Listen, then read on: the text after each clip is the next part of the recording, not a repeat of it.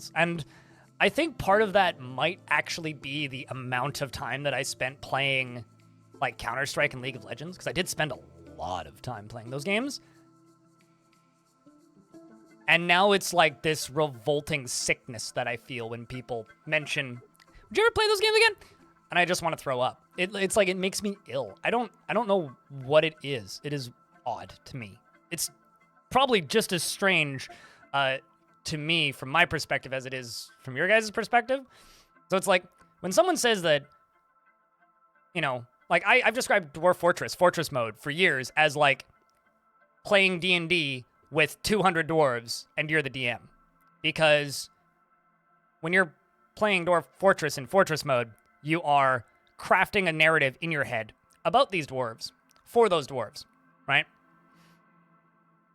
When you're playing adventure mode, it's kind of like the inverse of that, where the world is giving you a thing and then you kind of craft a narrative and go about it.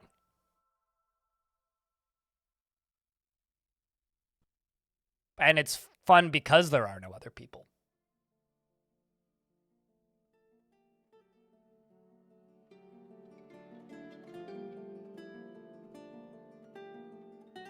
So, I don't know. I'm weird, I guess, but if Dwarf Fortress was multiplayer, I would never have gotten into it. So, if you guys want, just for the sake of the VOD, you can say hi, YouTube. I'm going to read a bunch of dwarven names.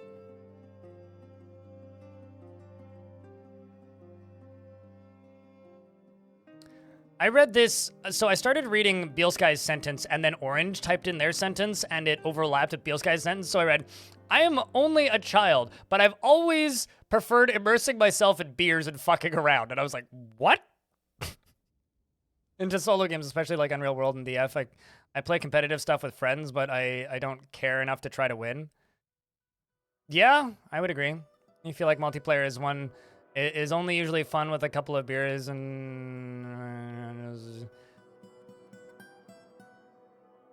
Yeah, I don't know if I agree with that. I think that actually kind of ruins multiplayer games for me. Because if I'm playing multiplayer games, I want to play the game. And if somebody is, like, drunk, then it gets harder to play the game.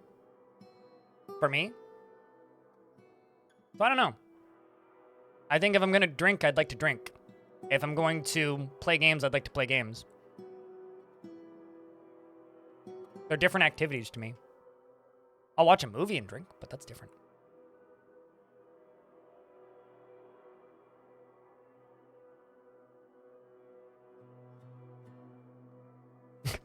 I don't know. Just reading that sentence was just funny. Like it's funny how sometimes Twitch chat moves, and I completely miss the fact that it moved.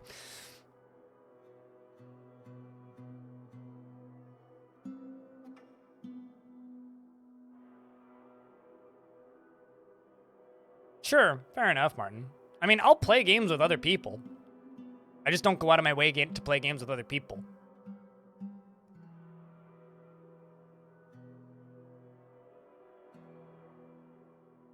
Go watch a stream and drink. That's fine. You're more than welcome to. I think this is the most mods I've had in my chat actively in weeks. We've got Elfie, Orange, and Clinodev. Although, does Clinodev count? I don't know. All right. Clinodev, the reluctant moderator. All right, so let's read these dwarves that are in the fort. We got Shake Break, 800M TV, Aced, Ader the Metal Outlaw, Aimless, Amethyst, Audrey... Arende, not Audrey. Arende the second, Argamemnon, Ash, Baby Blueford. Do I have dwarves missing right now? They're back. Okay, so I got to read what they did. Baka Glass, Bastet, Banich, as well as Venus Betty Groom, Big Bang A1, Black Rose Bronwyn, Bob, and Bobtron, Bubblehead, and Cadranos, and Captain Amazing, as well as Caramel Nuke, and Cat Dodger, and Cathode Raytube, Celastaris, and Chad Broski, as well as Chicola, and Chromoise, and Chucks Buck Snuck, Clairvior, and Cleo, aka Taylor, and Cosmic Surfer, Darius Cardron, Davin Hunt, and of course, if you hear your name called, you can ask me to check in on your dwarf after I'm done reading the list. Dasokan, Diamond Destruct, Dr. Special, 420, Draken Soul Drovin, Duckistoth, and Elfie, as well as Eric Shadowblade and Faulted Thrower, Fraga, and Gloves, as well as Gazoom, Gfin, Giant Blue Lizard, Glass Half Empty, Nullman JP, Haramisu, as well as Hot Rod Ricky. Hordringer? Kate Reynolds, thank you very much for the 9 months. Long time. Appreciate you. I always agree, and Idrovis, as well as Insulina Sama, and Jama Hazer, Jezza, Joker of Spades, Killer Spud, Cramp, and Crampton King, Lanix, and Lazy Man, as well as Lucky Steps, Lunreal, Manny, and Manticore Alpha. Martin II, Mighty Rhett, Moma K Plays, Montecore, Mr. Stronghog, Narc, Nalodron, and Naoma, as well as Notokasa, Pilot Guy, Popleop, and Pru, Psychotrop, as well as QN Green Tea, and Quendelf, and Raging Cave, and scrolling down a little bit. Rare Candy, Raw Meat, Rockwell, Rymoon, Salty Tempest, Salvadaddy, Satarob, Scriprio, Shadowstorm, Shaku, Shogun, Shutterbug, Skittle Silly, Sparky, Spider Megatheist, and Stealth CT, as well as Stonecoat, Sword Coast, Talonartho, a Suited Giraffe, Too Light, Spawnled, Uberike, Urist McTinkerer, Valleys, Vox Tubersome, Water Lyman, who's somehow still alive, Holy Spokes, and Zeophin.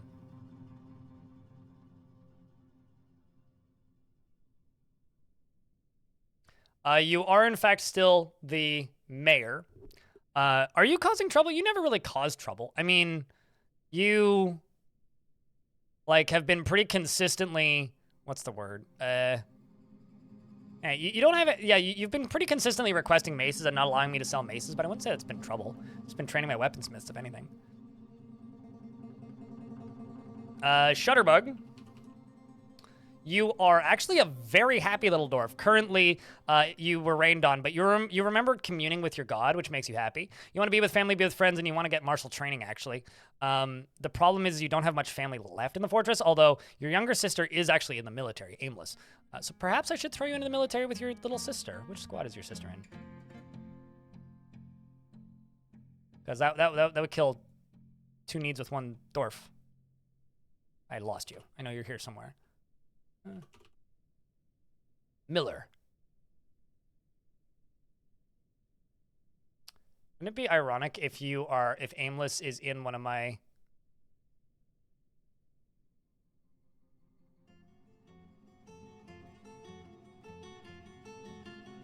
Marksdorf squads? Oh, also pissed.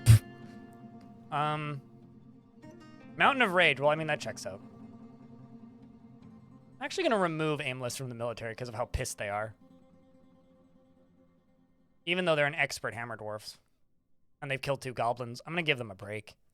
It really seems like they need it. You also just want to go be with family. Go be with family, dwarf. Your Lanix is, your laptop is slowly trying to combine a 125 image composite panorama. That seems like it's time consuming. Raw Meat is also not dead, and is also in the military, and feels pleasure near a completely sublime gem window. You still feel wondering, remember communing with your god. You're often sad and dejected, and you're a militia dwarf and a former member of the You left your religion too. It's interesting.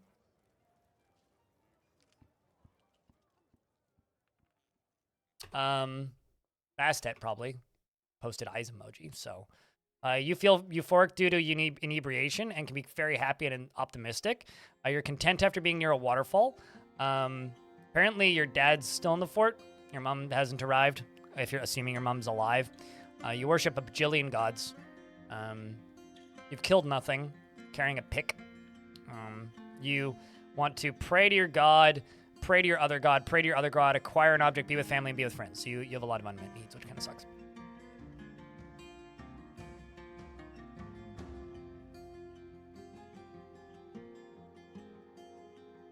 And this is something they asked me to do right before the end of last stream, but before I go do that, I'll show you what we're working on. This is a collection of chests full of coins. Okay. for the year 132, which I learned recently really confused Bike Man. This isn't 132 coins. This is a stack of 500 coins for the year 132. May you have a bearded dwarf. So we generally only name dwarves when there's a migrant wave, but I will give you a bearded dwarf. Just have to find one.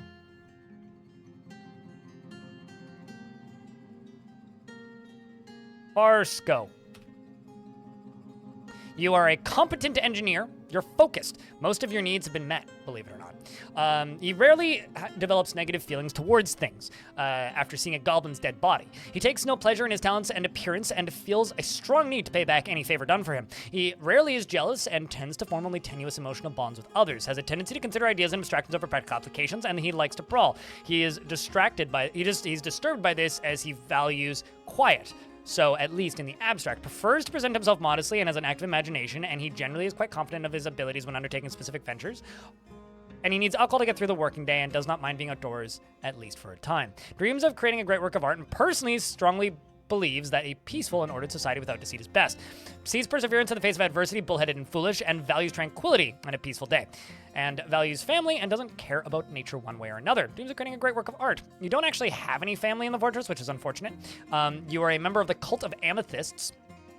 And you are a member of the Umbral Hall, which is the Metalsmiths Guild. And you are a competent weaponsmith. And it appears that most of my Mark's Dwarves are standing in one room watching a Mark's Dwarves demonstration. So I just did 2 pillages right at the end of the last stream, and I guess they finished.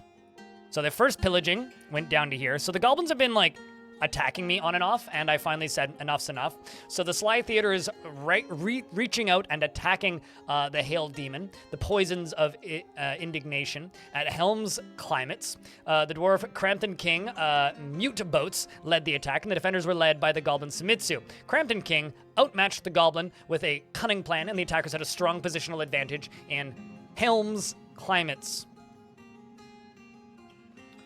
It appears that almost immediately, the goblin who led their attack was struck down by Crampton King, our leader. And then after that, we're more or less off to the races.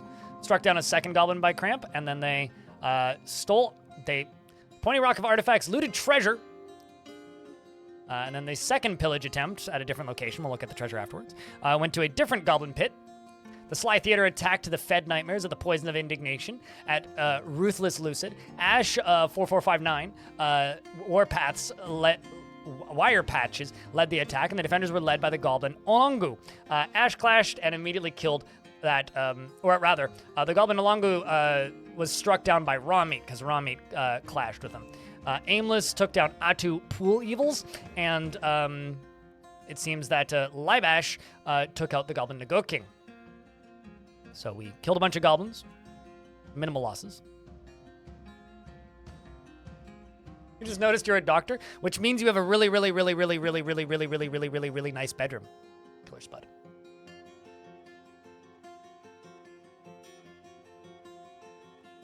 You know, it's kind of funny that you say that about Dota 2 over in YouTube chat, that you like to play with randoms more than people you know.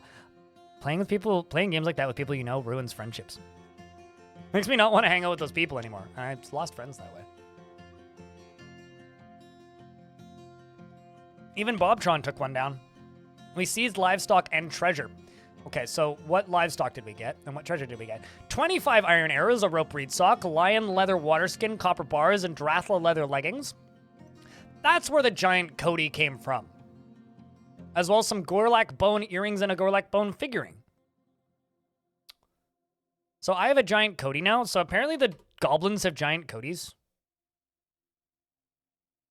I apparently have another giant rat who I'm going to start training. I can live with my giant mole. So I have this now.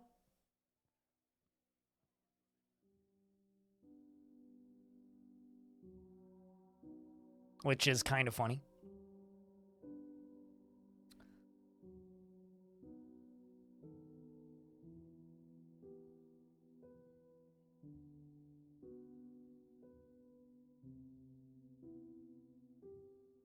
Seems like all my mill plant jobs are getting canceled, which makes sense. You know, I'm going to do a thing real quick. I'm going to go to stockpile and I'm going to type in minecart. And I'm going to do something that's going to seem silly for a second here. And I'm going to forbid every minecart. This is going to stop all of my minecart hauling jobs because I've got a bunch of artifacts that need to be put away. And all of my hauling jobs right now are currently taken up by all of these minecarts. So if I cancel all of if I forbid all the minecarts for a bit, maybe they'll get around to putting those artifacts away instead of pushing minecarts back and forth and loading minecarts. Because it's like so many jobs between all those minecarts. There's a bunny starving to death right here. Let's put this bunny right here.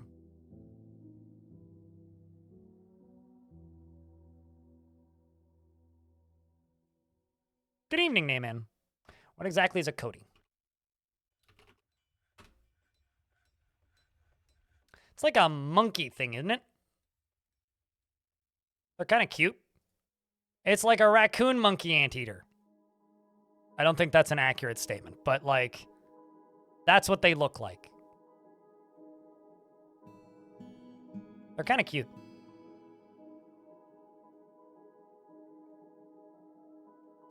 It's a thing. That.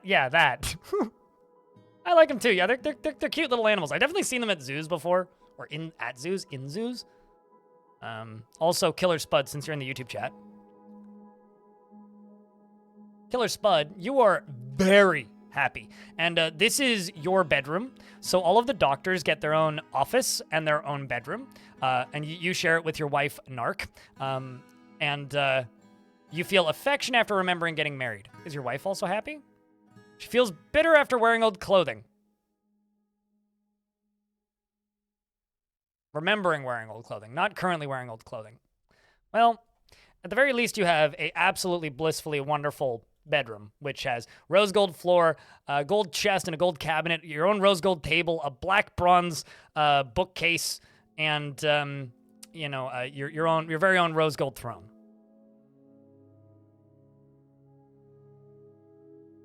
How about a plushie one? It can be like how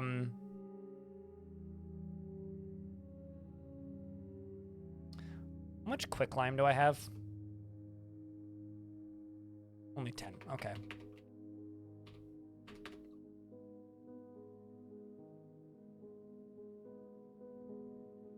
I've got quite a bit of gypsum plaster. A little bit of dimple dye. Means I can just dye cloth. Dye cloth! I mean, what?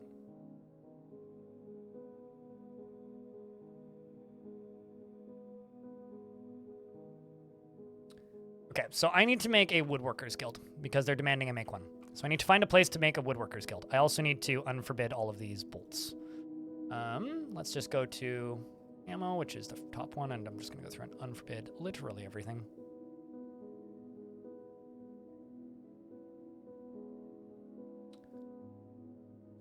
So woodworkers guild. Where is a convenient place to put a woodworkers guild? Maybe this layer? Although this layer is very unfinished. Also put it up by the entrance. I kind of don't want to do that, not there. Potatoes continue their march for world domination. There are dozens of you. Yeah, you know what? Let's go with this layer.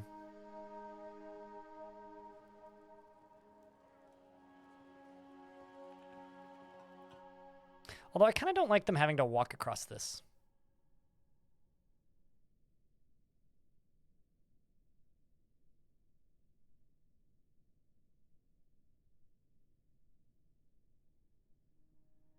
So I wasn't totally incorrect saying that they were a raccoon monkey. Anteater part I was very incorrect about. But raccoon monkey, not the most inaccurate thing I've said recently. That's good to know. Well, this can be the Woodworkers Guild.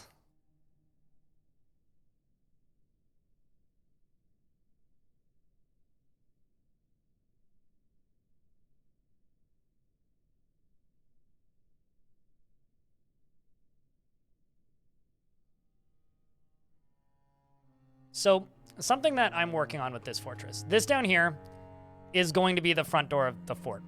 I need to put more walls around the edges and widen it slowly. And this right here in the center is going to have a fully repeating, well, not fully repeating, but a 1, 2, 3, 4, 5, 6, 7 shot line cart shotgun built in. And the way they get in and out is via this walkway, which goes all the way down here, all the way down beneath the cavern layer, which is taking way too long for me to scroll through for some reason. And the game decides to save, which goes all the way beneath this cavern layer and back up and into my fort. It's a very roundabout long walk. But unfortunately, that's the only way that I can connect the fortress to this directly without them having to run outside of the fortress, which is very inconvenient if, like, a siege is happening. So that's something that I'm working on. So down in the basement, maybe we could start putting, like, tombs on that layer, perhaps? Because I do have another tomb area outside of the fort, but I'm thinking if/when we start getting nobles, those lower layers down there, where this walkway connects once the game's done saving, could, in theory, be where I put, like, barons' tombs and stuff like that.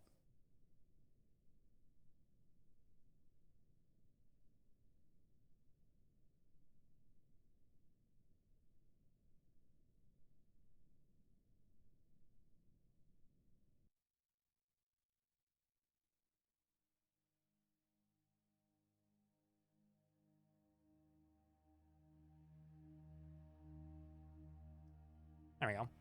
So now that we can see this, this is my underground walkway. So this is how we are accessing this area. So this dwarf is bringing gold coins to that area. Dream got stuck on images of Cody's until now. That sounds like your internet hiccuped or something. Because chat, I don't think it got stuck on images of Cody's for anyone else.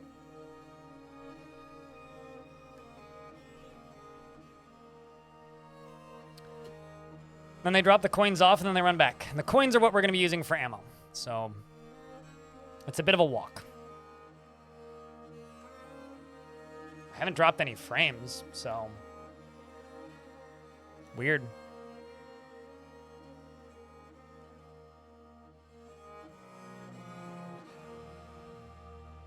That emote is perfection.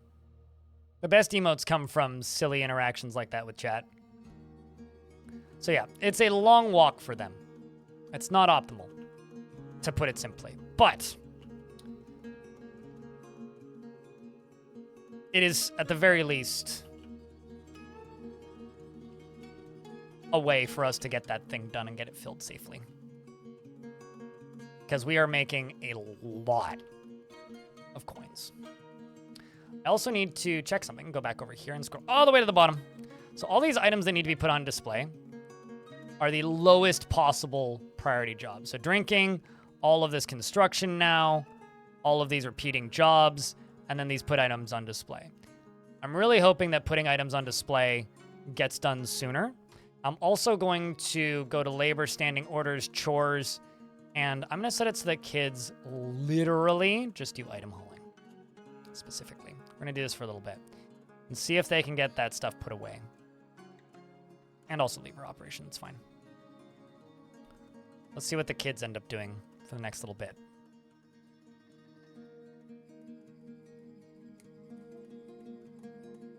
They should be storing items in bins, item hauling, and all that. But what I really want them to do is I want them to put those artifacts away. It turns out there's a lot of storing items in bins that needs to be done right here. It's all item hauling too. So what I think I'm going to do is I'm going to put literally all of my squads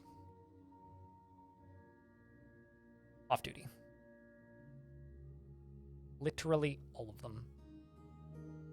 Come on, I can't scroll down. What? There we go. You are also off duty. Okay. All of the squads are going to go off duty. We're going to every single one of these. We're going to remove everybody from training. So everything can get put away. I also need my squads to assist with putting things away. Turns out, people keep training sometimes. Their squad is still assigned to the place. There's a lot of bolts down here as well that need to be put away. And in the background of all that, I'm working on that Woodworkers Guild.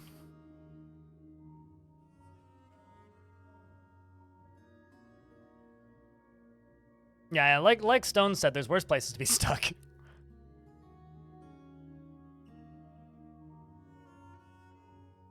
Okay, so let's check tasks.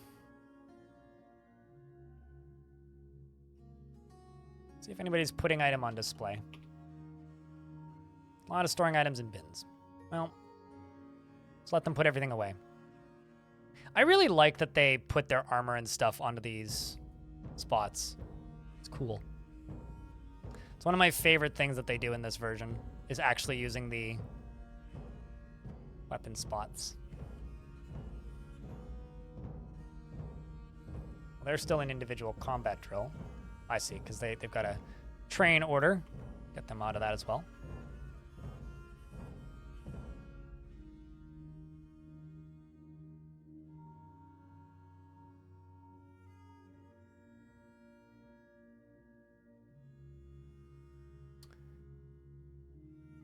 Okay.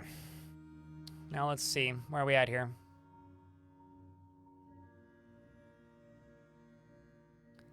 Still want all of those brew drinks jobs to go through. Pause this. Pause, pause, pause, pause, pause, pause, pause, pause, pause, pause. Pause, pause, pause, pause, pause. Pause, pause, pause, pause. Unpause all these.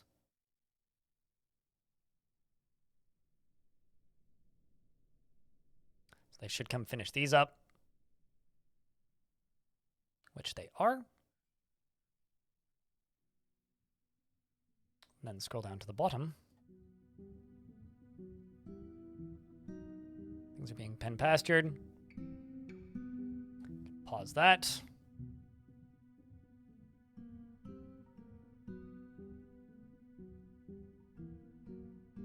And now we're about to get hit by an ad, so I will pause the game and wait. But yeah, it's just kind of a matter of trying to get these tasks done. I'm sure chat can assist with you.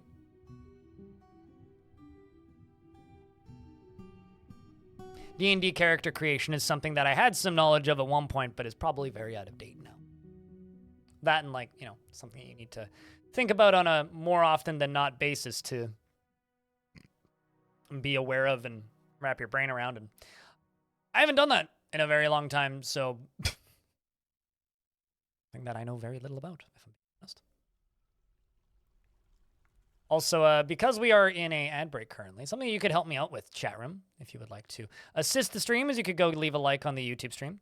And also, I haven't done this in ages, and partially because, you know, holidays are over and people do a lot of that stuff. But did you know we have a merch store? We have a various collection of mugs that you could purchase if you so desire. We also have stickers and Dwarfy themed shirts, as well as more stickers and more Dwarfy themed stickers and more shirts. So if you're interested in a shirt or something else, I recommend checking out our shirts. I don't know where I'm going with that. My shirts? Not our, my.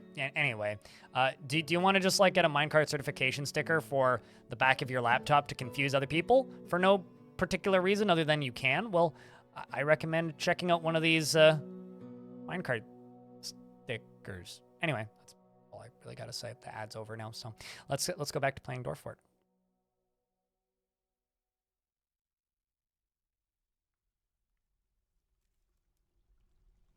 Let's see.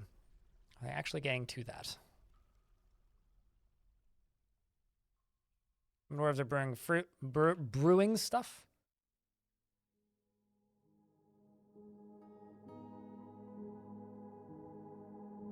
Majority of the tasks are probably pretty quickly become just chilling.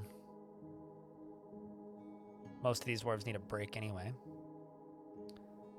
Storing items in bins.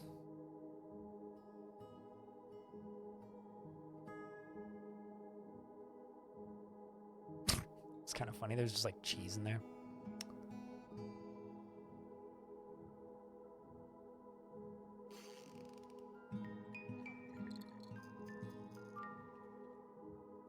I don't think that there is forklifts in this world, so yeah, who needs to be forklift certified when you can be minecart certified? And Onal the planter has been possessed. Where are you? There you are. Dwarf has gone into a strange mood. Uh-oh. And, has requested death, I suppose. They have claimed the one glassmaker spot here that exists because every now and again they ask me to make them. There's no glass in this world, or in this map. I have no sand, nor do I have raw green glass. And we are in early winter, meaning I would need to acquire raw green glass very soon. So because that is rather difficult, I think that dwarf is just dead. I'm also going to remove food from this. There shouldn't be food in that stockpile.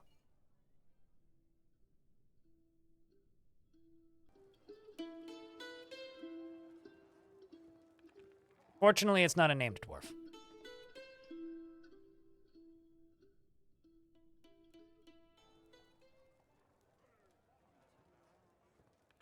They're not the first one, unfortunately.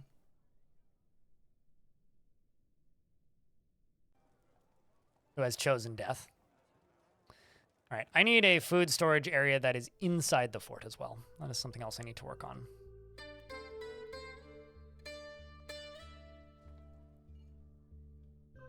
But first, let's get this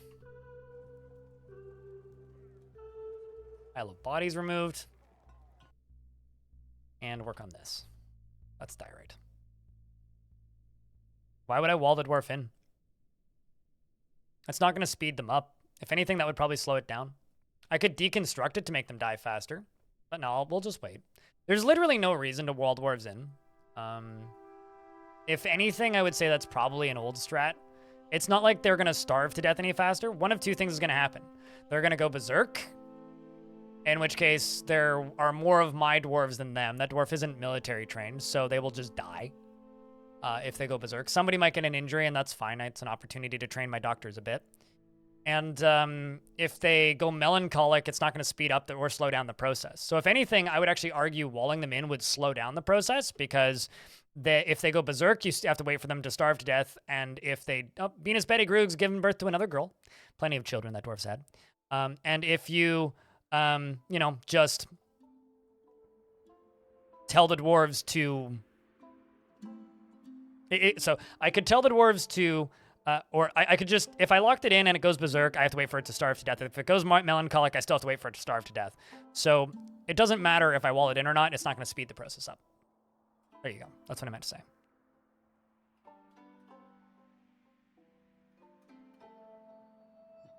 That's called cheating. I could also do this by pouring lava onto the cavern tiles, but that's, I think, a bug. Could it reveal some hidden sand tiles? Sure. Am I willing to do that? No. So, one, I would need a Forgotten Beast that breathes fire, which I haven't had yet. And two, I would need to dig down to lava layers, which I'm not willing to do. So, no. This map has no naturally occurring sand. There is no sand in this fortress. There was no sand layers upon embark. There's no sand layers now. We are in a rocky wasteland and a mountain.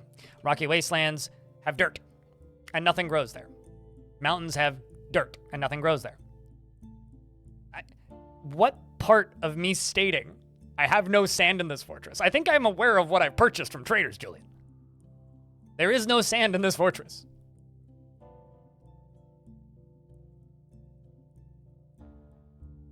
Not sure why this is such a confusing discussion for some people. I know what's in my fort. I know what I've bought. I haven't bought any sand. In fact, I went out of my way to not buy sand, because I do not want any sand industry going on in this fort.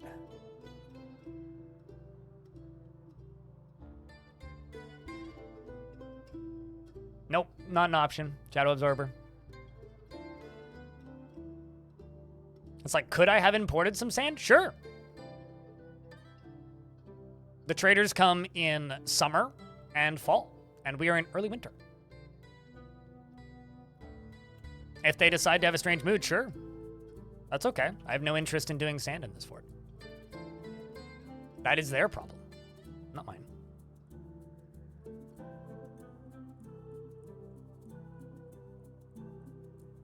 They should have, like, trained in masonry.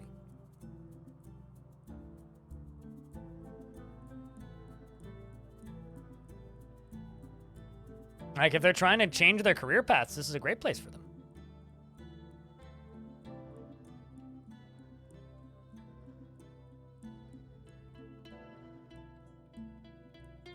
But yeah, if I were to burn the cavern layers or pour lava on the cavern layers, that could, in theory, expose some sand tiles. I think you can sometimes make that happen as well, using, like, constructions, like building a construction and then removing the construction. I'm not willing to do that for an industry I don't want to encourage in my fort. It's just like if somebody comes to this fort and asks for shells, yeah, they're dead. Because I'll get already prepared fish from traders. I'm not importing shells, so unless we happen to have killed a Forgotten Beast who had a shell or a Titan who had a shell and butchered them, there's no chance that there's shells in the fort.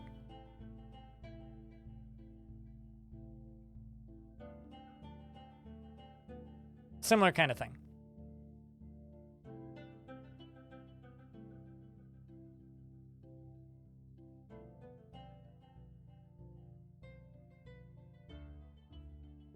Or of whatever type of biome supports any, or whatever type the biome supports anyway. Yeah, I don't know. I'll be, like, I am slowly digging down to the caverns with my moat, but, like, I haven't done too much exploring down in the caverns at all. So, I don't know. I certainly haven't seen any sand tiles down in the cavern layers. They're more plentiful than gems, but they're worthless. It's a terrible trade good.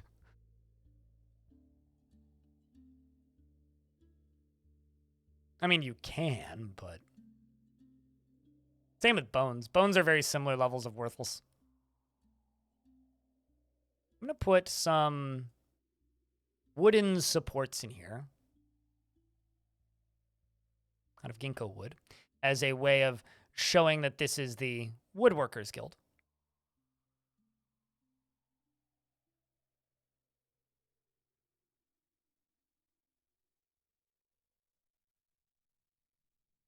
Do 4 birch logs for a wall there. Oops, I wanted 3. Okay. Lime. And lime.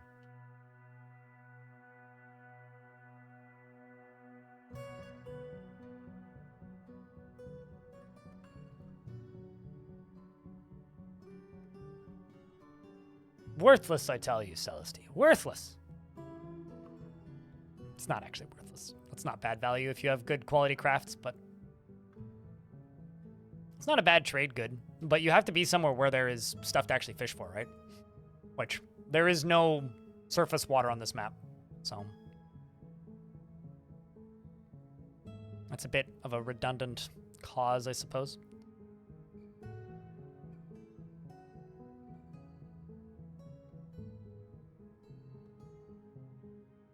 I'm thinking about making wooden table, the Woodworkers Guild, and making them out. Why are, like, the click and dragging of these aren't working today? That or my mouse is just screwing with me.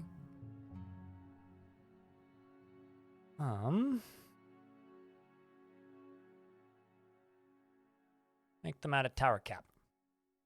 And tower cap table.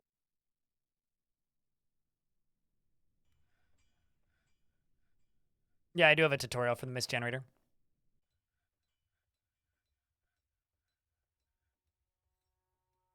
But this mist generator is exactly the same as all of the mist generators. And yeah, there are tutorials on how to make mist generators on my YouTube channel.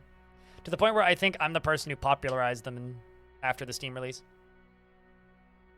Because I didn't see anybody using them. And now whenever I watch a streamer of somebody I don't recognize, 9 out of 10 times if I say hi in the chat, they point out the fact that they built a mist generator. Looks like we have a new pet to catch. The Forgotten Beast Edquek Sigilurdi has come. A huge humanoid composed of green glass. It has a pair of fan-like antennae, and it undulates rhythmically. Beware its webs. So we are catching these creatures. So hopefully we can simply catch this one.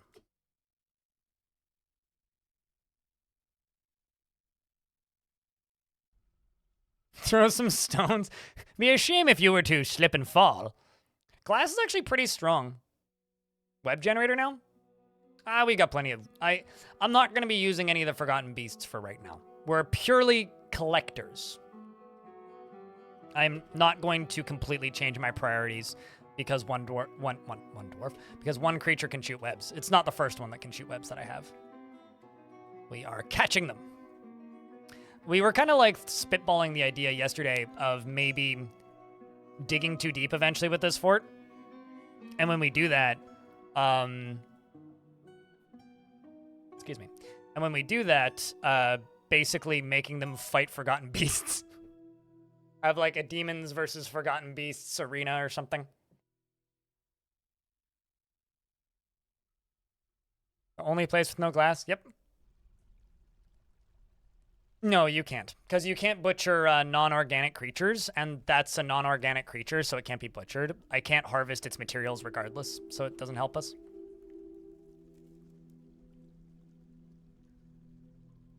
Or rather, it doesn't help that dwarf. Specifically.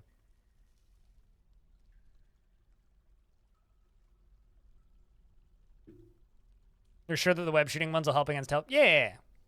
And also, I'd be doing this with pressure plates and drawbridges, with longer hallways if doors didn't work this way. If anybody's wondering. Oh, I would be doing this if I didn't have drawbridges. What's in this? Oh, there's my stray giant rat. Okay, so, I'm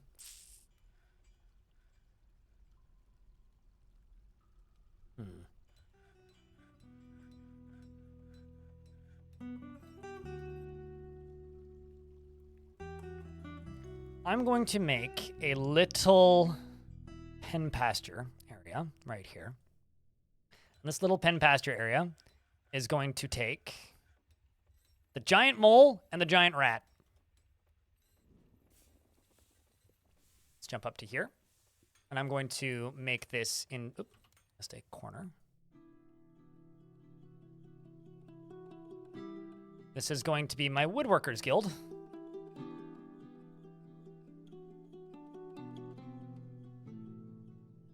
You know what I should do? I should put the one glassmaker shop on a platform with a quick release lever. And whenever a dwarf goes to make a glass artifact, I pull the lever and collapse them down into the caverns.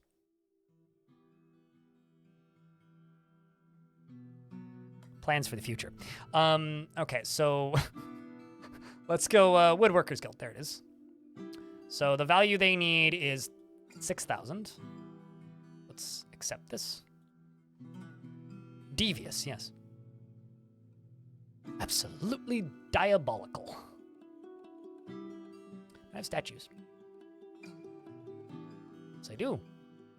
Throw 2 gold looks like the actually kind of popular Chinchilla God has a second statue. Need to make them a like Java's Palace with a Rancor waiting at the bottom. It would be tricky to have a Rancor at the bottom without just killing it. Because, like, if I were to, like, say, put a Forgotten Beast down there, right? And we set it up so that it would fall, there'd be a non-trivial chance that when I set it up to fall, it would just crush whatever was at the bottom. So, like, if there was a Rancor at the bottom, maybe, like, spikes. Spikes would be much more doable. This is the golden statue of Delum Boulder Point. Delum Boulder Point is, of course, the deity of gambling volcanoes and mountains, depicted as a male chinchilla in gold. And honestly, I think that's such a fitting way to depict that god. I mean, for those of you who missed it, I think, yeah, here, let me grab this. This is some art by Elfie Bean, which I think is a perfect depiction of that creature. Of that creature. Yeah. Wonderful piece, by the way.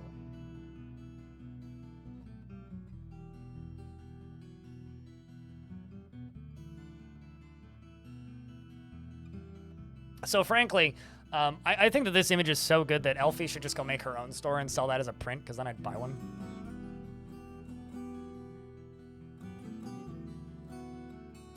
How's the value of this doing? Quite high enough. We've still agreed to build a guild hall.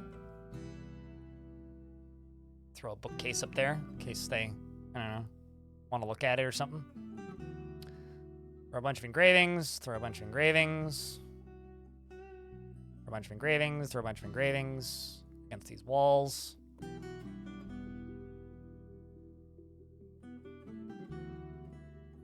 What's up, Bradbug? Tell Elfie it's amazing.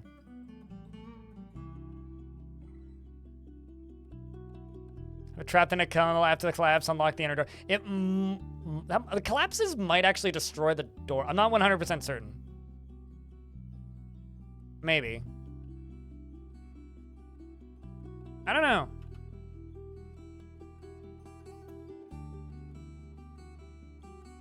I don't know if that would. Because, like, I've certainly had, like, constructions destroyed by cave-ins before.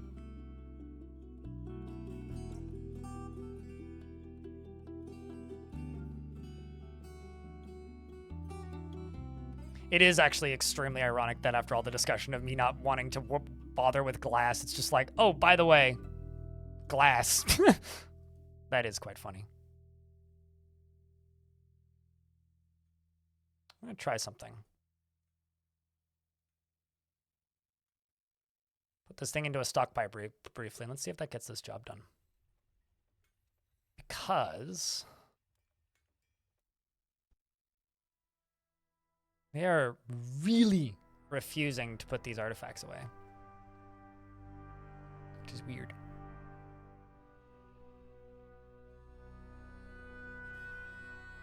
Oh yeah, I mean, I could probably do it. But I think the cave-in and of itself would probably be enough.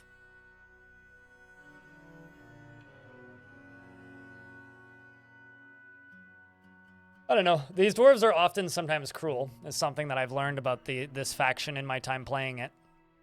Oopsies. Is that it? There we go. The Rough Guild has been satisfied. They're this silky dive. That sounds like a really weird dive bar. Of the Rough Guild has been satisfied.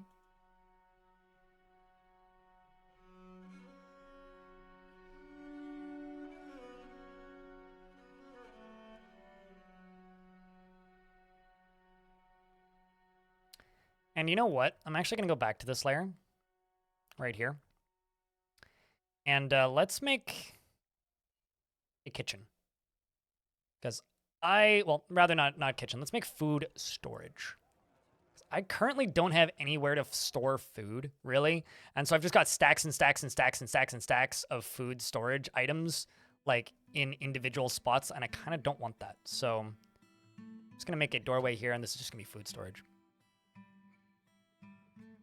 The Rancor is just the insurance policy. You are really making... I mentioned this yesterday when people talked about Rancor pits. I don't know how Rancor pits have come up twice in, like, one day. Or in, like, a 24-hour period. But, like, you guys are really making me miss the Star Wars mod. Because you could... like, there was wild Rancors just running around. They were, like... I can't remember what Mega Beast they were, but they were, like, giants or something.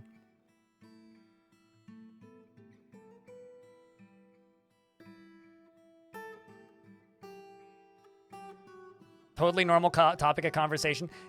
Yeah, not the most abnormal topic of conversation.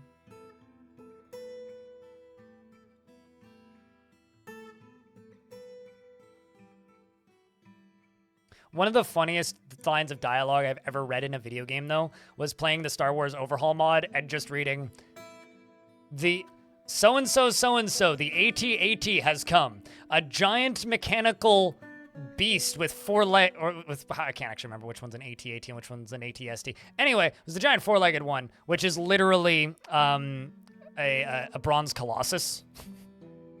And it was literally just like, the AT-AT has come, a creature bent on death and mayhem. It's just very funny to read out loud. That's the four-legged ones? Okay. There's a four-legged creature made of metals. It is bent on death and mayhem. You will know why you fear the night, or something. It's very funny. I had a pretty good laugh at that one. That mod basically replaced dwarves with Jawas, replaced humans with stormtroopers, goblins with stormtroopers and various other things, removed most of the weapons from the games and replaced them with, like, stun batons and, like, blasters.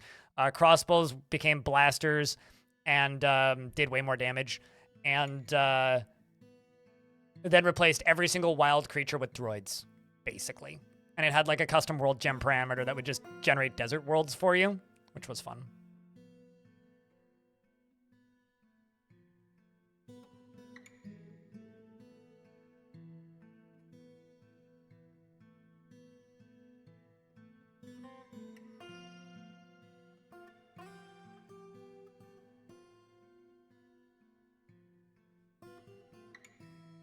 I did pigtails, right? Yes. And then, no paste. We're just not gonna put fat in this one.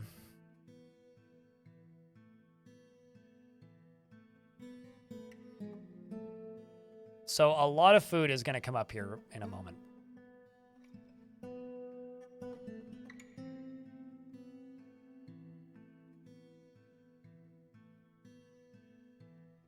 You know, I don't think I'm growing cave wheat, but let's just not put cave wheat seeds in this spot.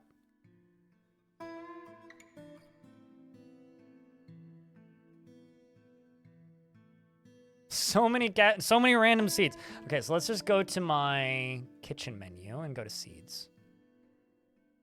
Okay, most of these are set to cook, so that's good.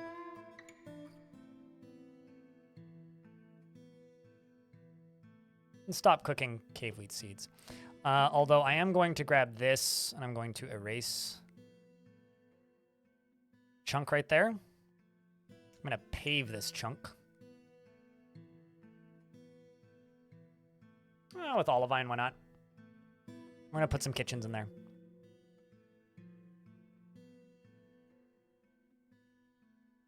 The thing is, I think it's already being updated for the new version.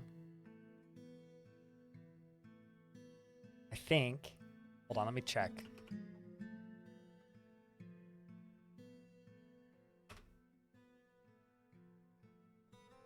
Nope. No, it is not. I know the Pokemon one is. Apparently somebody added a bunch of animals from Bravely Default. That's actually kind of rad. Depending on how well balanced they are. Sprites look nice too.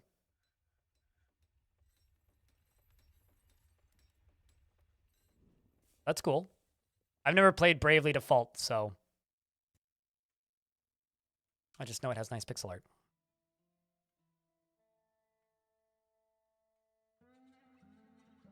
That was the best game on the 3DS. Yeah, I never played it, but I know people really liked it. Let's...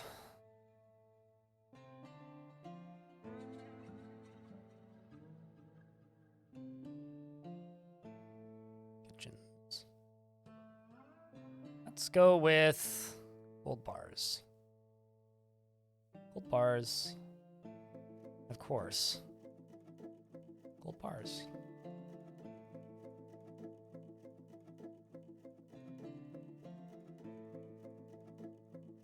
I seem to recall using headphones with my 3DS.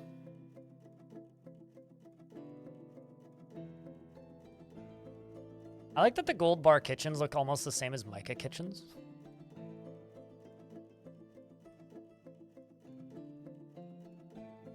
Let's just make, let's just make 100 how many doors do I? Okay, let's just do 250 lavish meals. And let's say make them when number of meals is less than 50. And repeat when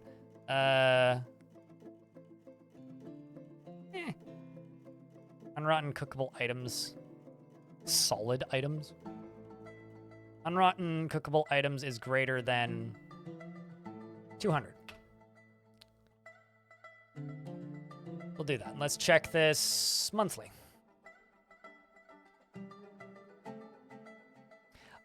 I can... That was weird. Something was sitting on my mouse cable and I moved my mouse and it made a thunk and it startled me. I think Pokemon is really stupid and don't particularly enjoy the franchise. So I kind of agree with you on like a base level there, Bone Doll. However,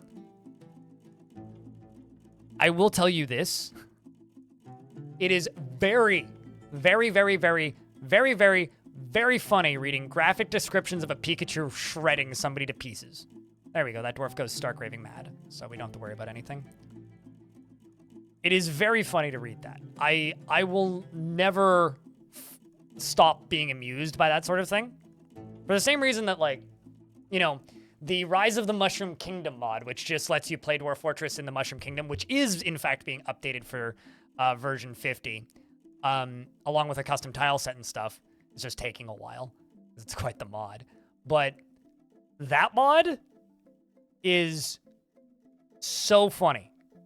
Like, okay, so imagine you're playing Dwarf Fortress, right? And then you look at some, I know, strange, nobody does that. And then you look at the like a combat log, except it's like the purple Yoshi gores the Shy Guy in the left hand with its tongue, ripping the tendon, and then the Yoshi headbutts the Shy Guy, which causes its chest to collapse, spilling its guts. And then you just see this Shy Guy running across the screen with like 15 feet of intestine dangling behind him. It's just like, mwah! It's just wonderful. There's something about that that's beautiful. Minecraft Fortress? Isn't that kind of just Dwarf Fortress normally? Or am I missing something? There's just something about that that is really funny, and it's never gonna stop being funny to me. Maybe I'm a bad person, but just like the hysterically violent descriptions of Dwarf Fortress combined with like franchises that I know is just a very funny combo. Yeah, they are having a hell of a time putting these items on display. That is bizarre. Okay, I'm gonna do a thing. Let's go up to here, and I'm going to make a weapons stockpile for just artifact quality.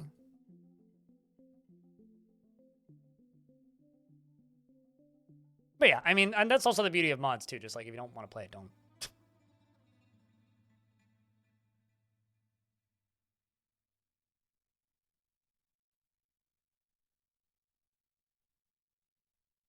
You know, every now and again, I bop somebody from my YouTube chat just for a name. And this is one of those days.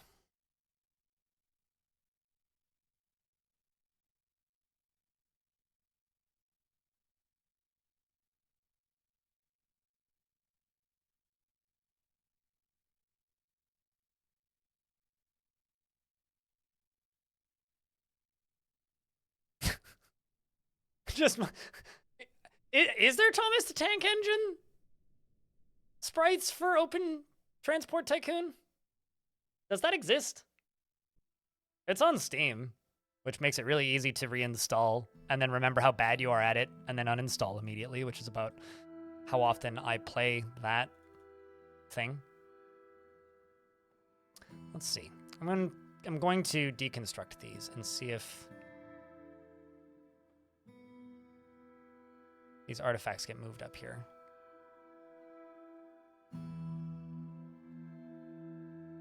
It's okay. I just sounded that name out in my head and was like, all right, you get to leave now.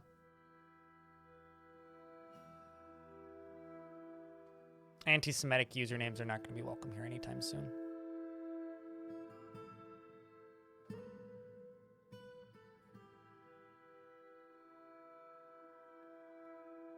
Rather, ever?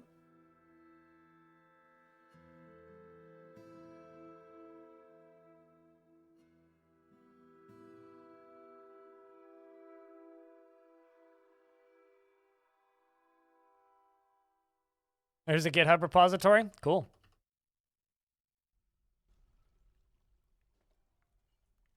It's okay to have one, just don't be one.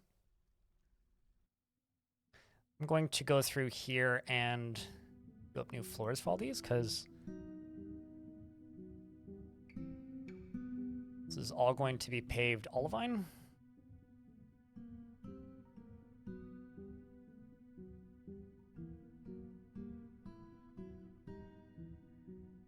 I was kind of half expecting to get a minor news update today. I don't know why. I don't know when we'll get to our next round of UI screenshots, but something that I really want to do and I might do over my weekend this weekend, is make a video covering my, or guesstimating how far through that adventure mode roadmap they are. Because they've been pretty clear about what they're currently working on and what they have finished. So if I can, like, I can also just, like, poke people and ask and just be like, hey, exactly how far along on this are you? And then I can make a video about it. I'm really curious to know exactly where they are at. And I've been kind of waiting for another blog post. Because, like, the last thing we saw was the inventory UI, which Tarn was saying would be one of the bigger ones. That alongside of the cabin building UI, which is big but low priority. And the combat UI. You know, also, oddly enough, now that I've been streaming more adventure mode, I think that they don't need to change the combat UI that much. Really, I think like a list of body parts is sufficient. Although it's not the most flashy looking thing, I guess. It's kind of the only real issue it's got. It doesn't look particularly fancy. Considering the evolution of DF. Here's the thing. Somebody else could have done it, so why not me?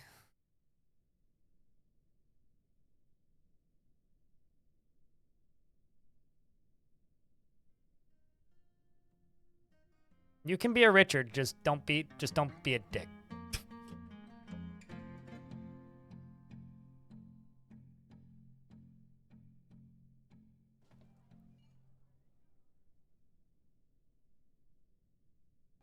Adventure mode is not out, no. I was stating that I would like to know, I wanted to make a video talking about how far along they are based on their roadmap that they released a couple months ago. Because every time Tarn's actually released a roadmap, they've been really consistent about keeping up with it. And they put out that roadmap when? Let me scroll down on Steam. I mean, we were streaming adventure mode earlier today, but before you ask, no, not version 50. We were playing version 47 adventure mode. Older version. The roadmap came out on October 4th.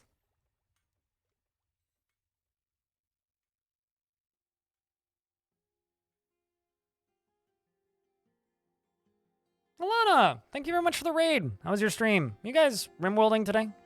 If I can ask. Hello, everybody. If you guys don't know Alana, she's a member of my stream team, Halcyon Frequency. We organize cool events sometimes. And plays a lot of RimWorld. And my mods beat me to it. I couldn't even type the thing in. We play too much Dwarf Fortress here, and sometimes chat lets me play other games. We were playing an older version of Adventure Mode earlier today, and now we're back into the fort. You missed stream, I'm sad. It happened.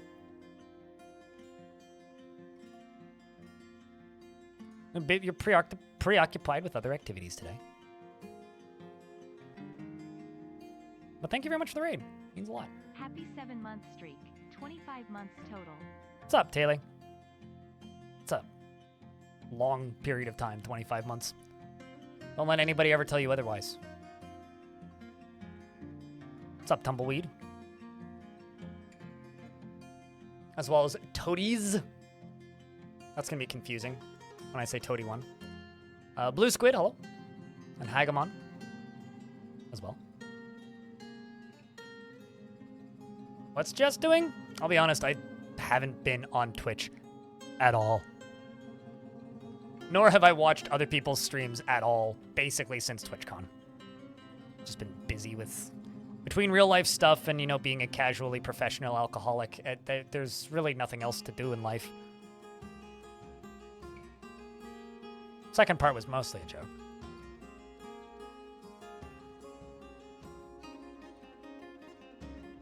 Have I played Liberal Crime Squad on stream already? No. Have I played it? Yes. Have I played much of it? No. Maybe 90 minutes of it once, ages ago. I watched a Let's Play of it like 10 quadrillion years ago. It's not that it's not my thing. It's just not something I've ever really put the time into. Since your little one started daycare, yeah, that'll do it. I mean, little germ producers, right?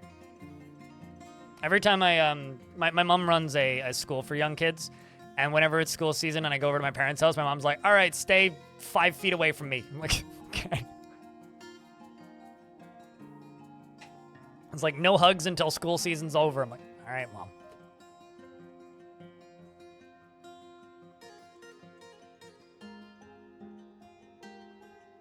Trying to fill the whole map up.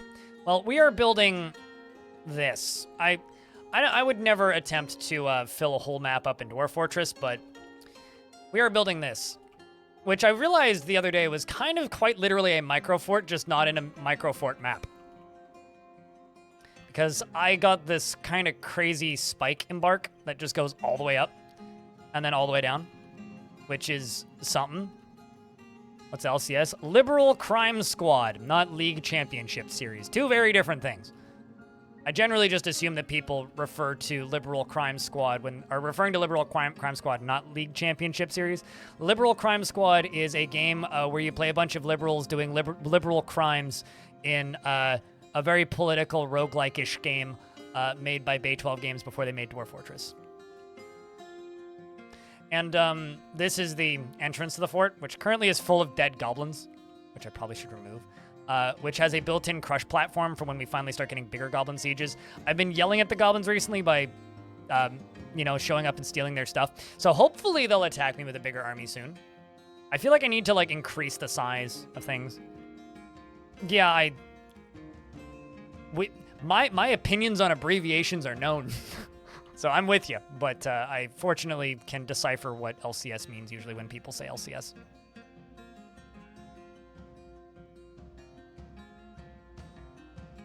You mean EA Sports? Big. Is that what you mean, Devilish Potato? I love EA Sports. Big. The best era of EA that we'll never get back. We'll never get another opportunity to have SSX Tricky. Man, I would spend a solid $30 EA games. $30 I would spend on a HD remaster of SSX Tricky.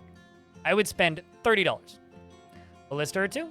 I could. I mean, I positioned my Marks Dwarves here, and they literally kill stuff down here. I had a couple goblins walk up, and one of them just get headshotted by one of my dwarves up on this bridge, which is all the way up here. So they're pretty far away, and that in and of itself is just kind of rad to watch. All right, I don't think those minecarts thing is working. There's something going on with those stolen artifacts where they are just not doing what I want them to do, which is fine, I guess.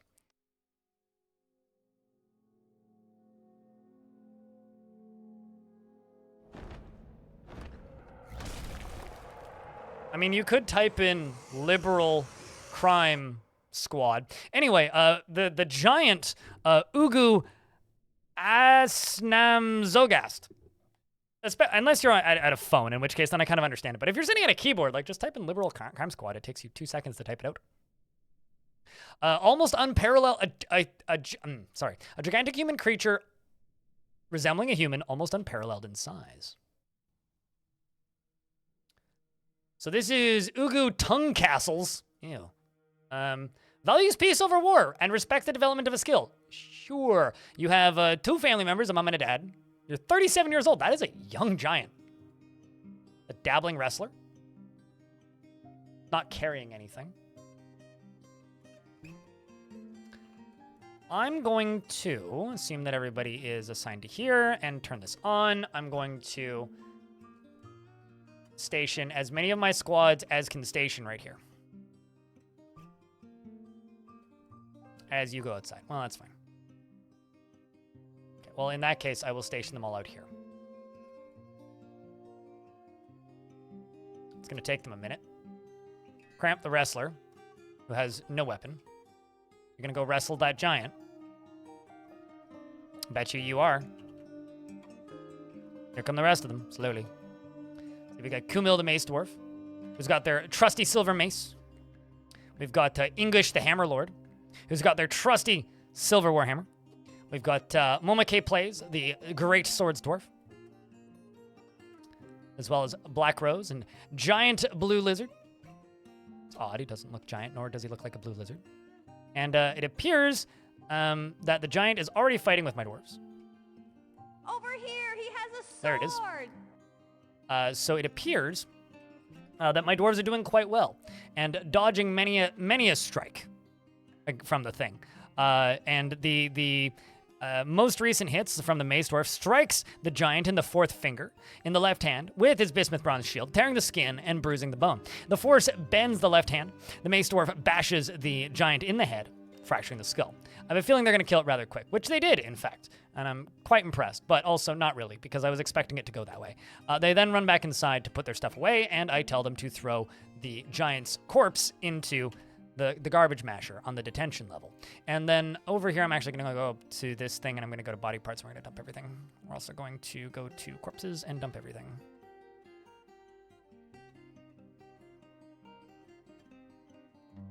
No, the giant did not stand a chance.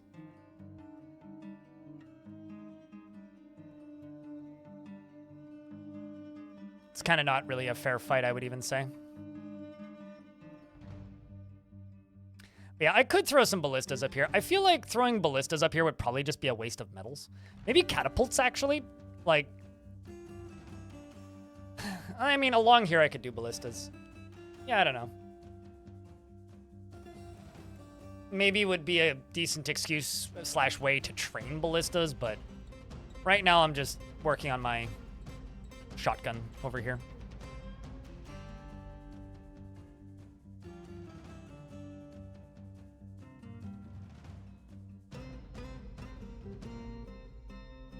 How come silver makes good mace weapons? Isn't it particularly isn't particularly dense and soft metal? It's heavy. Regardless of real-world physics, Dwarf Fortress bases its damage of items on weight. So, silver is heavy, which is why it works the way it does in Dwarf Fort.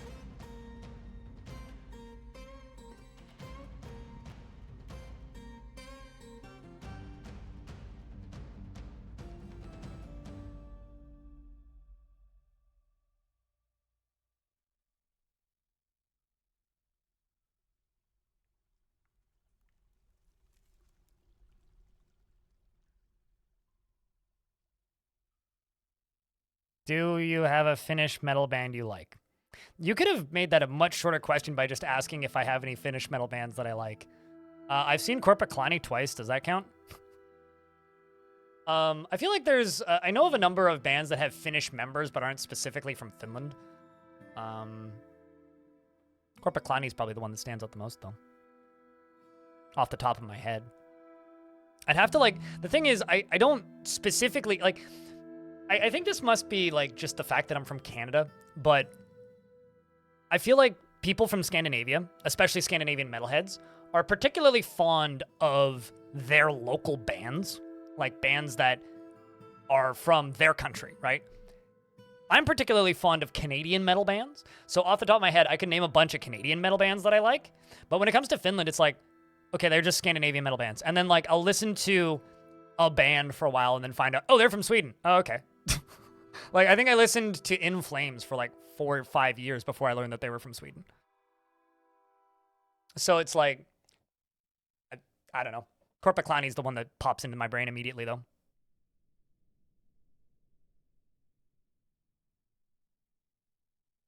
And since your name is Bonedal Finn, I assume that you're from Finland. And my Finnish friend that I'm referring to is Bellinair, is the friend of the channel from Finland, local Finnish hairball. But yeah, no, I mean, I like metal quite a bit. It's my favorite genre of music. Although I think a lot of like Scandinavian metal is, or a lot of the bigger bands that people always point to are a lot of like power metal and stuff. I don't particularly listen to a lot of power metal. Like, I don't have anything against it. I mean, like, I've seen, like, when it comes to Swedish stuff, I've seen, and I shouldn't be blanking on this. Oh no, let's go in the wrong direction. I thought I swapped all these, did I not? Tisk. Did not. But I've seen Sabaton like 6 times. Just off the top of my head. But I don't listen to Sabaton at all. I don't know. Aesthetics mostly. And I've never explained it, so... I like how you say you missed an explanation as if I've explained it. No, I literally haven't explained it. No, it's just so that it's staggered. That's literally it. So that if I decide to fire them all off at once, they'll go off in like a repeated pattern, like thump, thump, thump, thump, thump, all at once.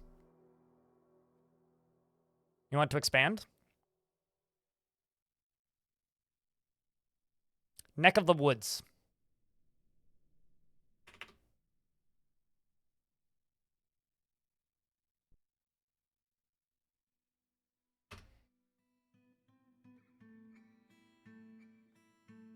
If you want a slightly bigger band, Neck of the Woods is fun because they do local shows pretty frequently, and if they're doing a show in Vancouver, which is where they're from, their shows are never more than $20, and we pay for our friends, which means you usually get like a $70 show for $20, which is, I like it. If you want a bigger band, probably Spirit Box. It's probably the big band right now from like my area specifically. They're a bigger band. Cheap shows at the rickshaw? Fuck yeah. What are the odds I've smashed into you at the rickshaw, young muff?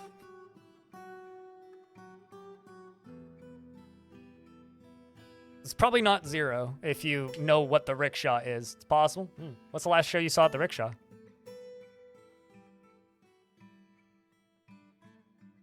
Because for me, I think it was actually the Neck of the Woods 10-year anniversary show.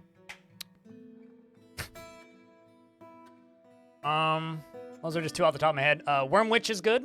Another local band, which is a funny band to see live here because they're like, "Hi, we're Worm Witch. You haven't heard of us, but it's okay. We're from here anyway." And then they proceed to blow the doors off the walls, which is great. They absolutely annihilate shows usually. Huge, massive sound for a 3-piece band. Oh no, I'm on the spot.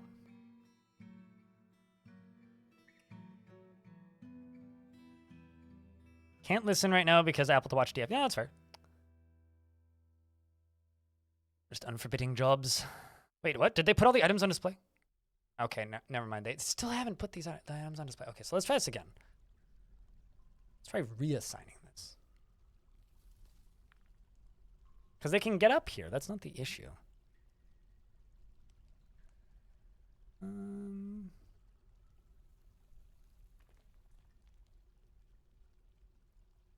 I mean, if you like power metal and don't listen to Devin Townsend, get out. Although he's not really power. I don't even know how to classify Devi these days. But Devi's fun. He's another local. Seen him 4 or so times now. Mace. Artifact mace. Let's try and put that adamantine one on there.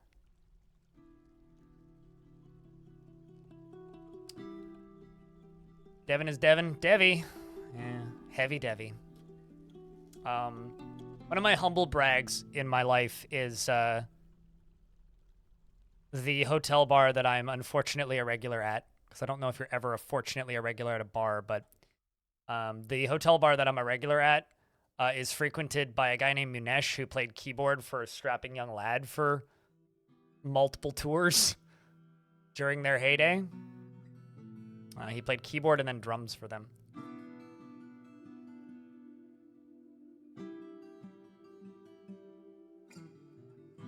Currently listening to Dark Synthwave. Just don't try to tell me that Dark Synthwave is metal. Whenever people are like, "Oh yeah, no, I listen to this metal band," it's like, what is that? The Master Boot record. I want to put my foot in your mouth when you say that, and not in a fun way. Quit trying to explain to me how Master Boot record is metal, because it's not. Good lord. Protest the Hero. I'm sorry for your loss. Fun fact. I used to really like Protest the Hero years ago. And possibly, I saw them, oh boy, a really long time ago now. This was at the Vogue, like not a really long time ago, like 2016 or something. I used to listen to them a ton back in those days.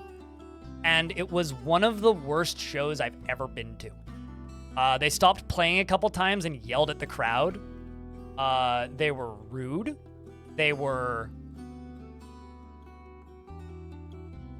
possibly the worst show I've ever seen.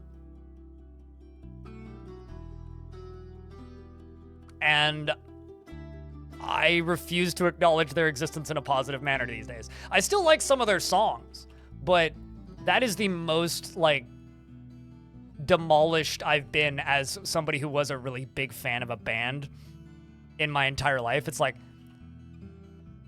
I listened to them for years, stole their music on LimeWire and everything. That's how big of a fan I was. And then, like, years later when I was old enough and they were touring, I went and saw them, and it was bizarre. It was okay. Ugh. There's only 2 shows that I've walked out before the headliner finished. Well, 3 actually. Five Finger Death Punch, Protest the Hero, and Suicidal Tendencies. Those are the 3 bands that I've walked out on early. Getting rid of a bottle of red wine here? Well, don't forget to drink water.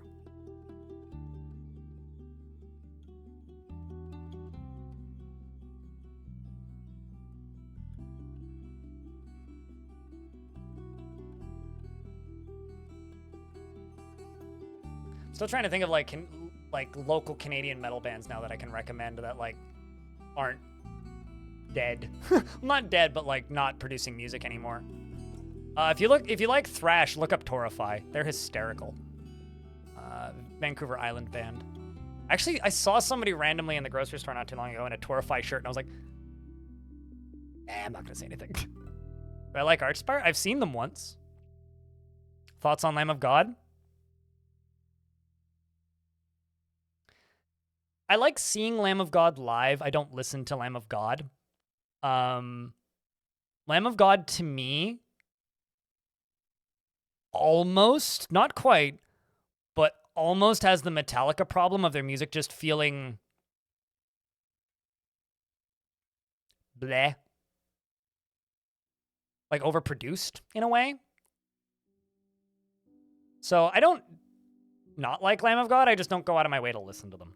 Is how I would describe Lamb of God. I don't hate them, but I'm also not a huge fan. I've seen them twice, and I'd see them again. They put on a great show.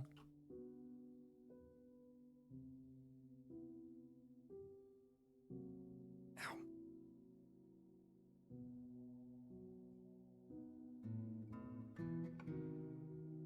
It's a bit too straight. So what you're saying is you'd like them to mix some Coke with that rum instead of just having that rum straight. Yeah, I don't know. I don't mind Lamb of God. Lamb of God's fine. Sushi place I go to, one of the employees there is always wearing a Lamb of God shirt, and it makes me chuckle a little bit. Okay, siege arrived. These guys do not stand a chance. I told you to send bigger armies. That's why I attacked you. Huh? Oh, maybe this is a bigger army. Hmm?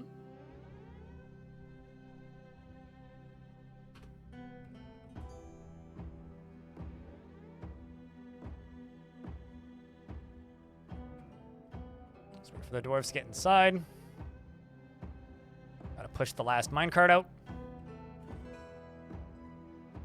Here comes the gobs. Do-do-do-do.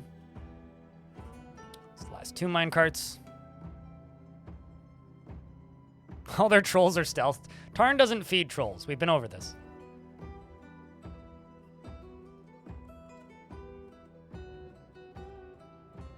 Let's put all of these soldiers to no orders so that they go get their gear.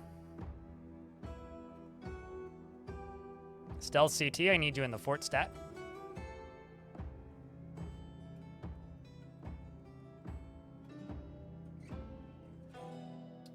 Lever hasn't been pulled yet. There you are. You are now in the fort.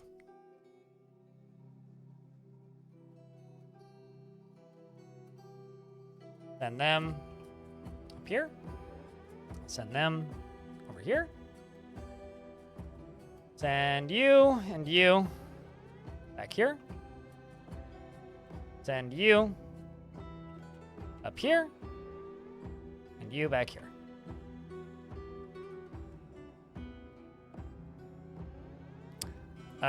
You just answered your question, Kyo. How you doing, dude? What's up, Pierre?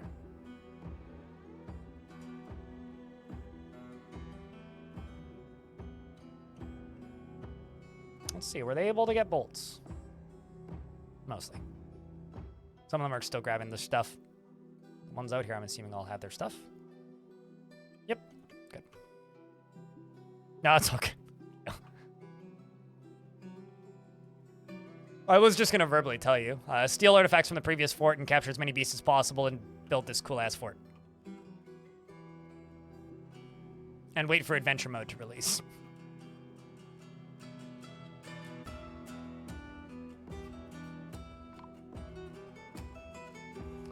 So a Snatcher has shown themselves. The goblins are all coming in pretty quick. Yep. Did you see that? This goblin slot here? Banich fired what looked to be a single steel bolt. Yeah, fires a steel bolt and it hits the goblin crossbowman in the head, tearing the skull. Bang! Dead. Incoming next one. Okay, this one sees the dead body and goes, oh god! Literally, yes. Also, we're stuck in an ad, so I'm just gonna wait. What a crack shot. Fantastic shot, frankly. Bring out your dead.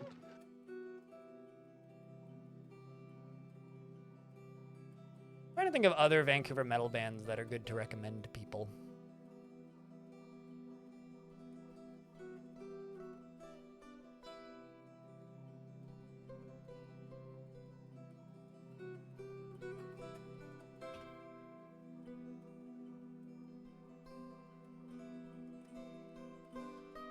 Oh, here's a good local Vancouver metal band.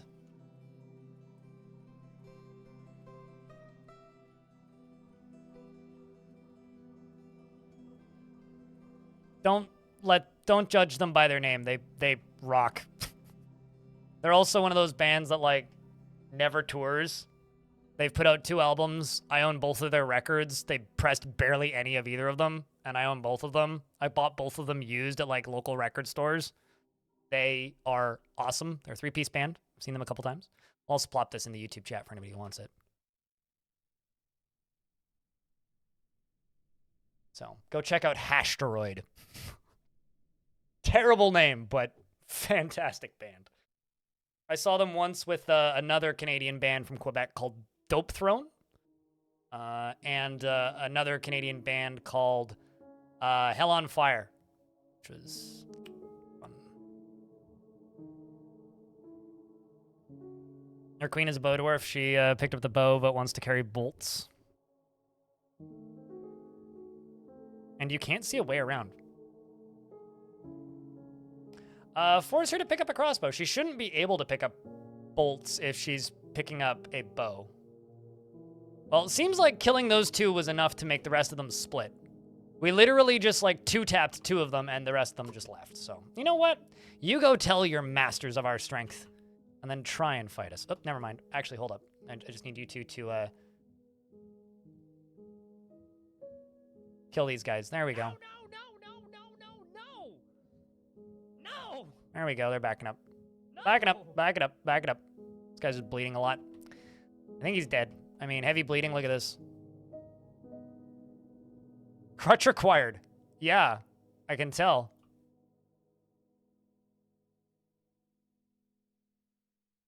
Faint, nauseous, bleeding. Retching, vomiting. How much blood do you have left in you?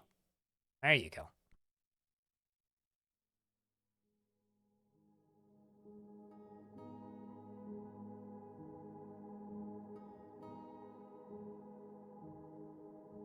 Asteroid album would be 420, wouldn't it? Yeah. Yeah.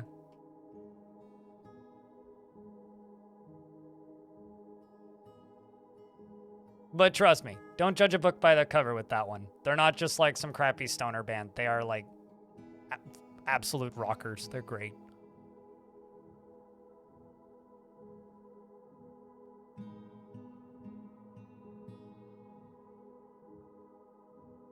All right, let's shut this off. Let the dwarves out. What the hell? Are you climbing up?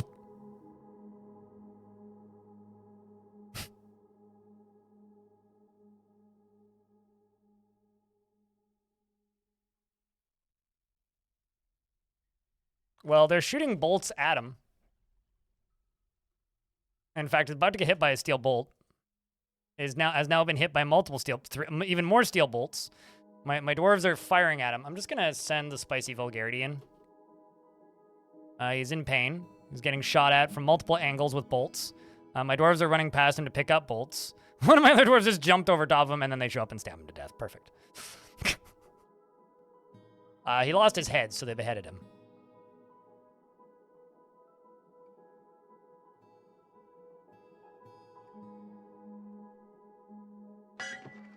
Bring out your dead!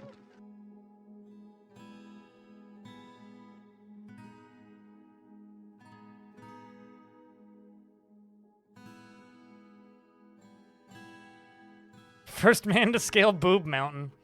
Probably not the first, but first that we've witnessed anyway.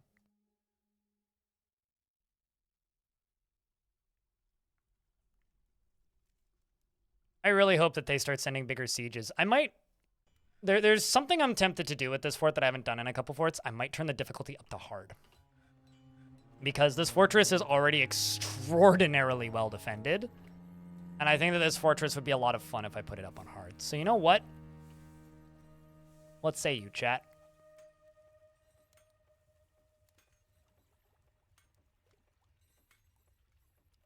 Set it to hard, but I'm gonna turn down the cavern. What? Oops. Nope, that's not what I wanted to do. Cancel that. Wanted to pop in and drop my sub Hard. before groceries.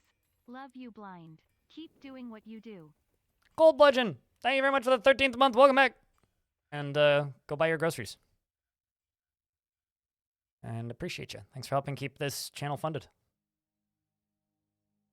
I know I'm not the smallest channel ever these days, but funding is still important. Okay, so caverns scale these.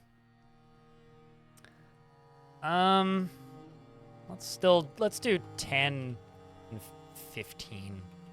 I still don't want just like some absurd number of them in the basement.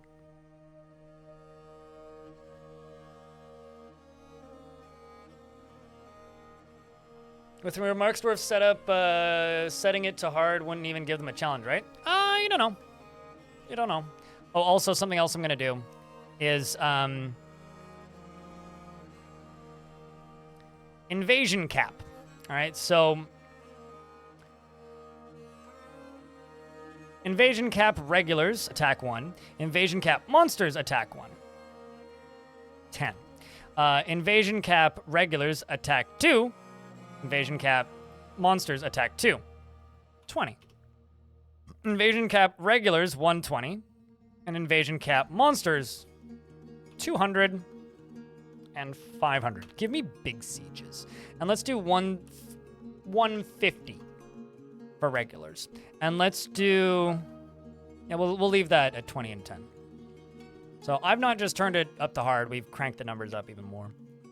The most enemies I ever had on one map at one time was 1,000, which was something.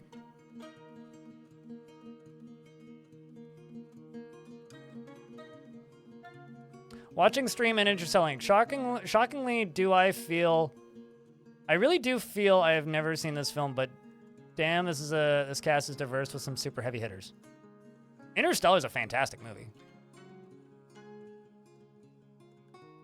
Like, are you suspecting you've seen it before or something? I'm confused.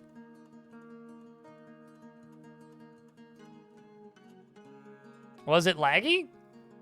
I mean, we were getting more than 5 frames a second generally. This was pre-SDL2 after version 50. I had one fort ages ago where I also cranked up the enemy invasions massively in version 47. So maybe about a year before Premium came out. And I was having about 1,000 enemy raiders per enemy attack, and let's just say that the game ran at maybe a frame per 10 seconds. Jess, thank you very much for the raid. What's up? Everybody's raiding me today. Jez Jam Jez Raid Dino Dance. Pandarific, Tongle, Flamethrower, Cell, what Jess, Commander Rudd, Voodoo, again, hi. And Alistair, hello. JSOC, what's up? If you guys don't know who Jess is, she streams a variety of video games over at twitch.tv/whatjess. How's the front page stuff been? Still rolling good? I don't know what you were doing today, because I'll be honest, I haven't looked at Twitch at all. /me doesn't work. It doesn't work in the resub. That should work.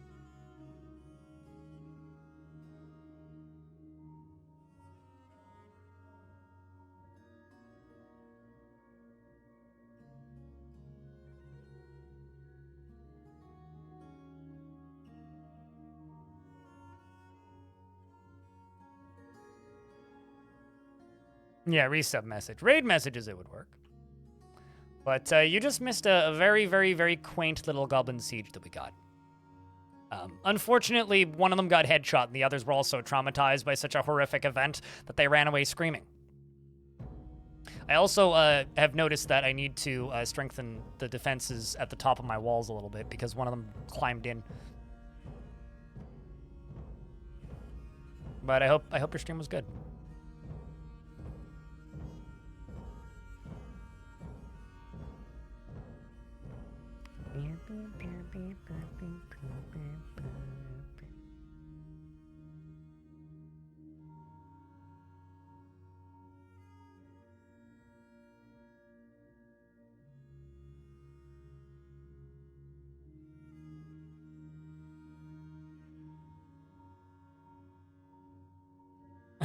That climbed the mountain late to only be decapitated after becoming a pincushion. We made him do a pincushion impression for a bit first.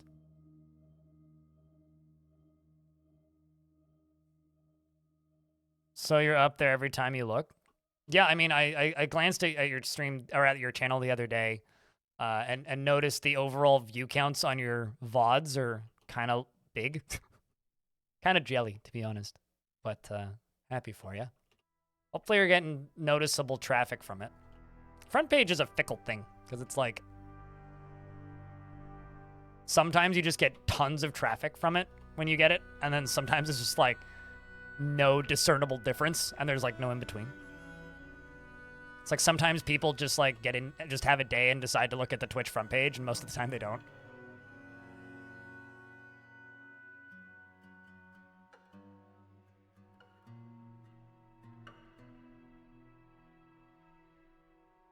Oopsies. I just tabbed out of the game somehow. There we go. But we've been playing some of the older version of the game's adventure mode.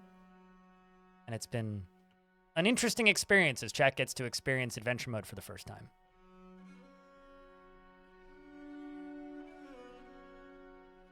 Not much click-through from the front page itself. Yeah, well, I mean, even just sitting higher in the directory is helpful. Unless you're like me in the Dwarf Fortress directory, where you're usually at the top, unless like Robaz is streaming or something.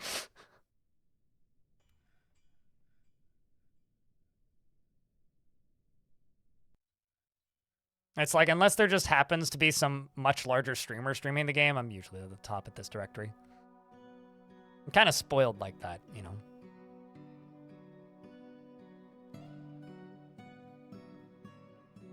Yeah, they're just like incapable of moving those artifacts. It's bizarre. She's bizarre.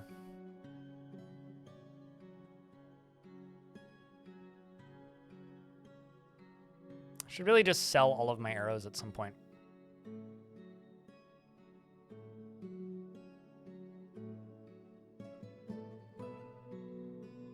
I think I'm going to go into these. And I'm going to say monthly orders. Which is mostly 3 months of training and then 3 months not. And this can be the ace bolts. This can be the diamond bolts. This can be... I want to say this is the other one. Oh, the stupid bolts. There they are. This can be all of the bolt squads. This can be you and you.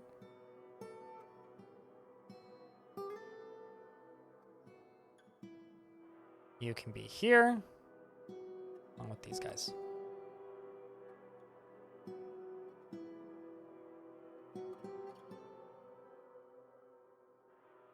It's kind of crummy to compete with one another.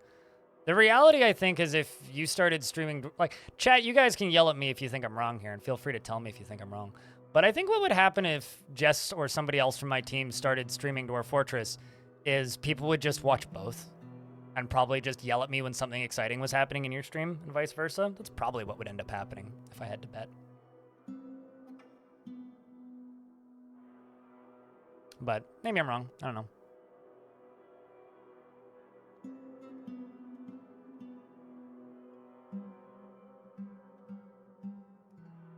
Because the neat thing about this game...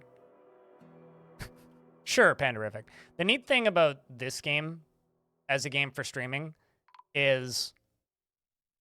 Okay, that dwarf finally died. Because we're not used to there being a lot of people streaming, if there is, everybody's just really excited that there's other people streaming. So everybody just kind of ends up watching everybody. At least that's how it's always worked in the past. I screwed this up.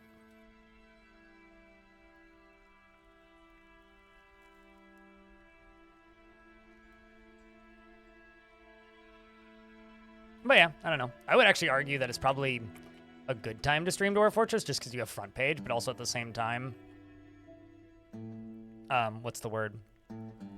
Just wait till April, if anything. Wait until the next influx, which is going to be April. Okay. Unless you're a crazy person like me and want to dive into adventure mode right now, which is, you know, what I've been doing. I'm just gonna make this multicolors. You know what? Let's just remove all of this.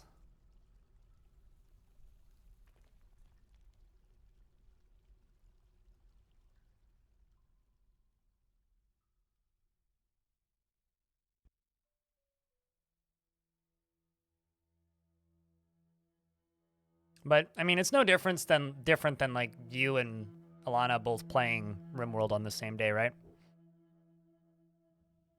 I don't think the competition on Twitch really is as heavy as some people think it is. Like, as long as you have your audience who watches, regardless of what you're playing, they'll watch you. And then all of the more loose people will just be like, ooh, something new. Which, it's not like that's going to hurt me. But anyway, I don't know. You do you. Stream what you want. Dwarf Fort ain't going anywhere. It would only be a competition if you could only watch one stream at a time. Yeah, God forbid you could only watch one stream at a time. I guess people on mobile can only watch one stream at a time.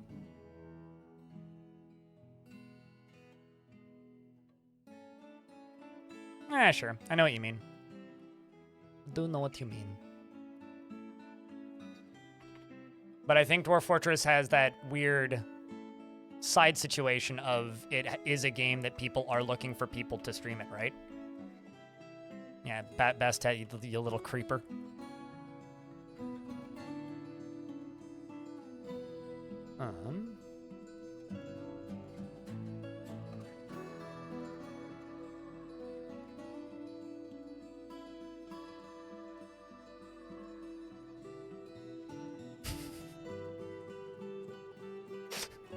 Then there's me, Crypt Stare.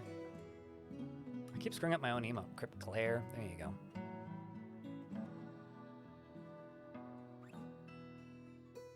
I don't know what to do with this entry area.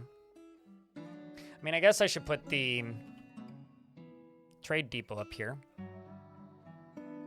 Maybe over on the side.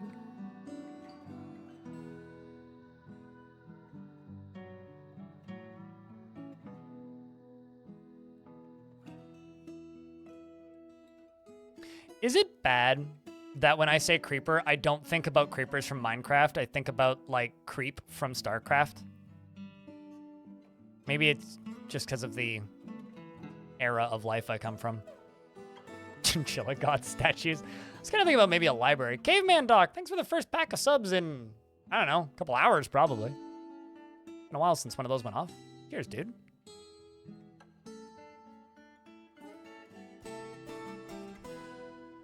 Obviously, I should make it quartzite so that it's purple. And go down here and deconstruct this.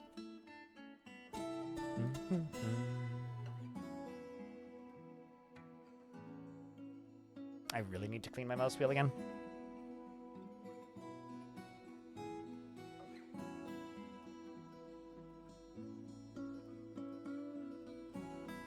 Got really frustrated with RimWorld's lack of furniture today, though, and there's what feels like hardly any furniture mods.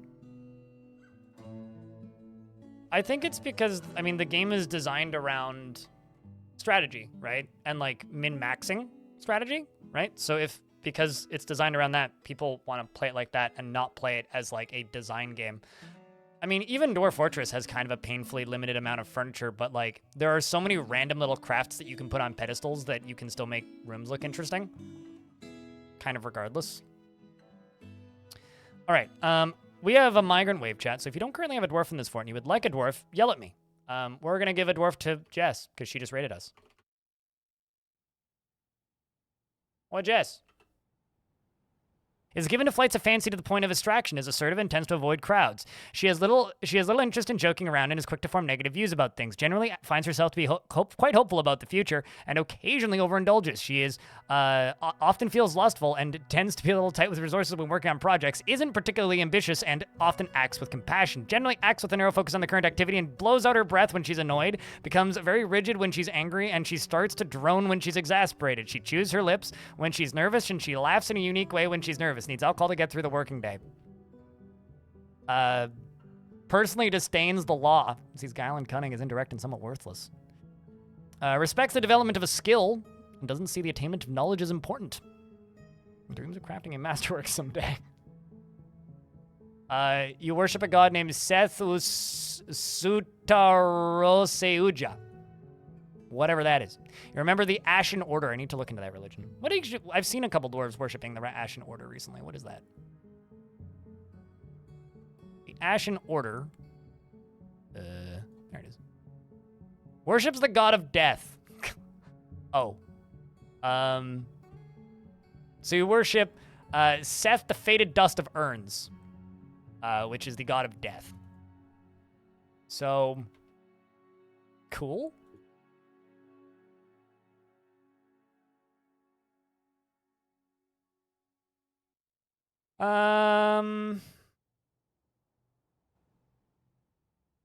Blazing.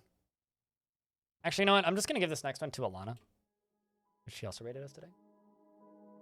And then we'll give the next one to Blazing Iceberg, and we'll work down the list from there. So this is Alana, who is dour as a rule and conflicted by this, as she values parties and merrymaking in the abstract. She is generally moved by art and natural beauty, and she is troubled by this, and she dislikes the natural world. She dislikes obligations and will try to avoid being bound by them. And though she values the concept of loyalty and is troubled by her natural tendencies. That's correct. She tends to ask others for help with difficult decisions, and she tends to be swayed by the emotions of others. She does not often feel envious of others, and generally is quite confident in her abilities when undertaking specific ventures. She doesn't handle stress well, and she often feels discouraged. She prefers to present herself modestly and takes offered help and gifts without feeling particularly grateful.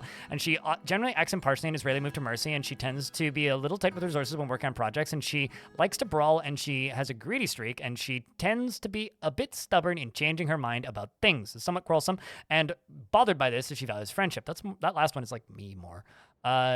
When greeting others, she always smiles nervously. She often talks to an inanimate object when she's nervous, and she needs alcohol to get through the working day, and dreams of crafting a masterwork, and personally finds the idea of fair dealing foolish and cheats whenever she finds it profitable, does not respect the law, believes it is important to conceal emotions and refrain from complaining, sees guile and cunning as indirect and somewhat worthless, and does not really value skills related to fighting.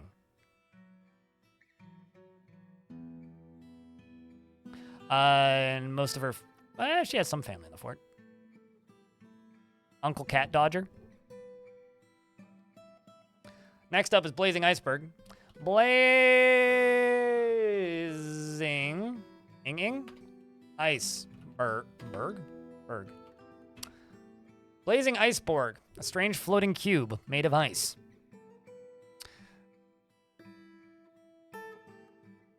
She rarely looks on others with lust and desires little for herself in the way of possessions, can sometimes act without determination and is often nervous, is quick to form negative views about things and enjoys the company of others, often feels envious of others and isn't given to flights of fancy, often feels,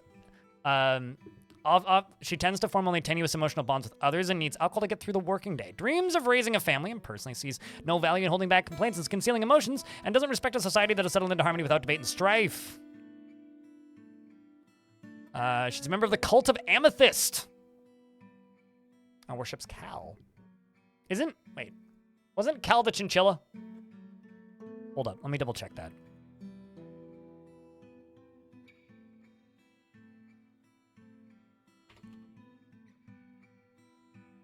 No. No, it wasn't. The Cult of Amethyst is the god of wisdom, scholarship, writing, poetry, inspiration, and painting. Next up, we have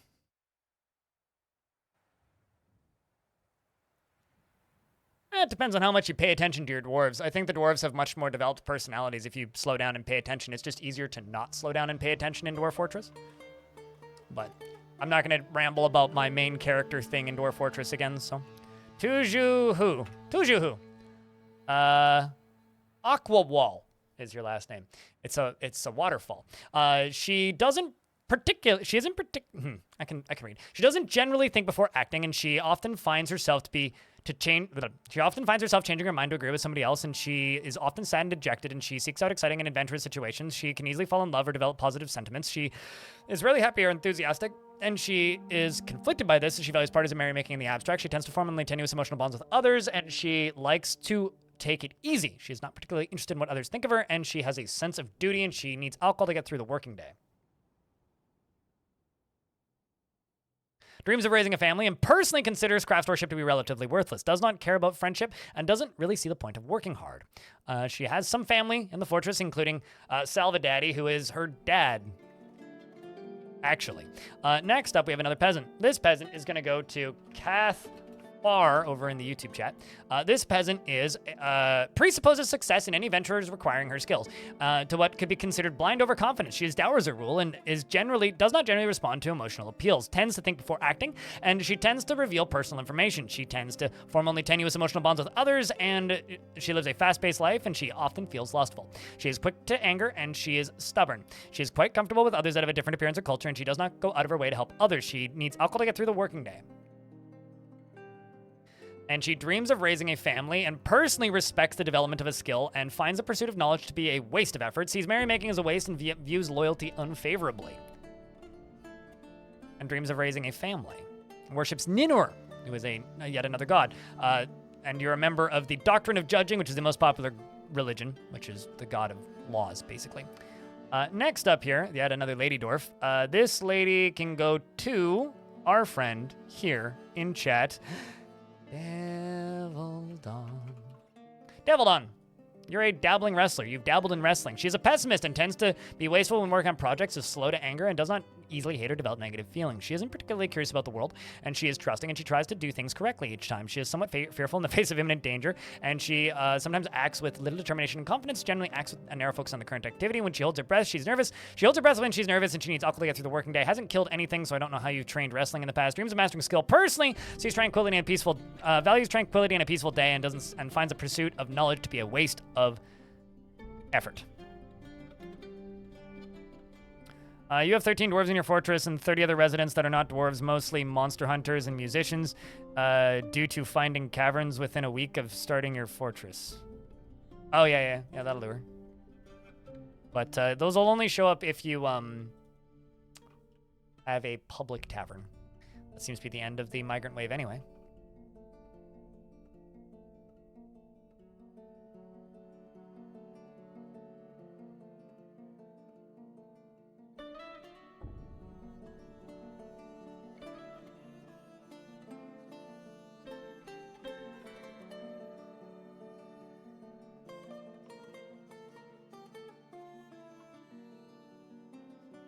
You're thrilled? Yay!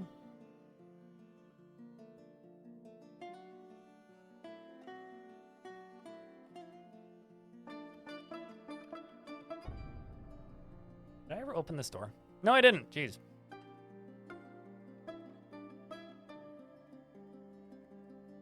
That's oopsies. Problem sorted. Means they can go back to doing this. What's with all that blood?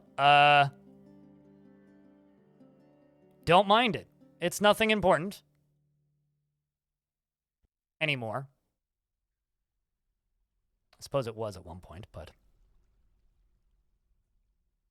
Okay, so I need all of these. I don't know how to do this. I could either put them all on one lever. Because I built both of these levers. Let's do this one, and this one on the first lever.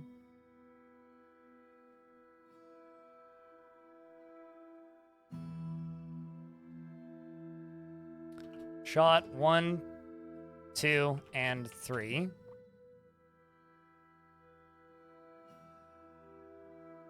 And I'm going to wait until those ads are done, because we're currently in an ad break. Fire put your wrist in the brace of shame. Does that mean that your arm hurt too much? Please stop doodling on my behalf.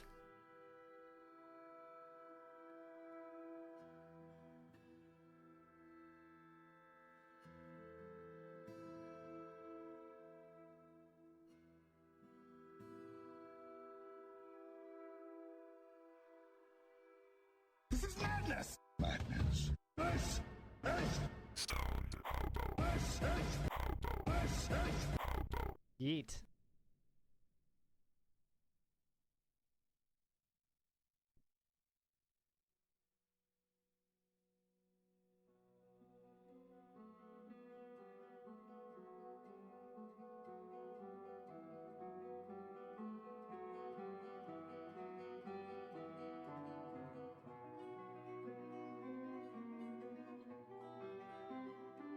And Hobo, hello. How's keeping of creatures?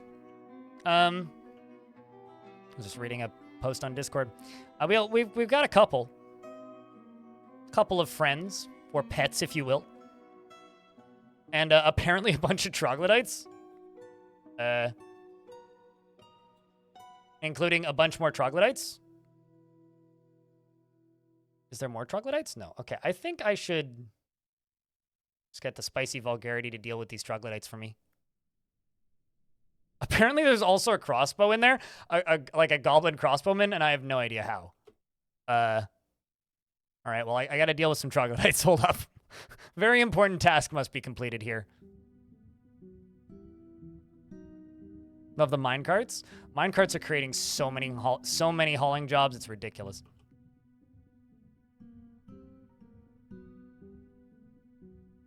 Cramp is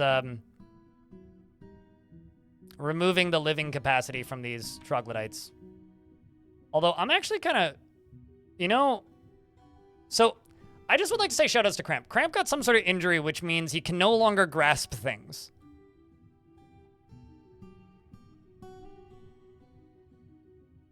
Which means he's just biting and shaking them. And kicking them. Should I remove this dwarf from the military? Because this is way too funny. Like, yeah, no, he's literally biting, kicking, and kicking them to death. And, like, quite successful at it, too.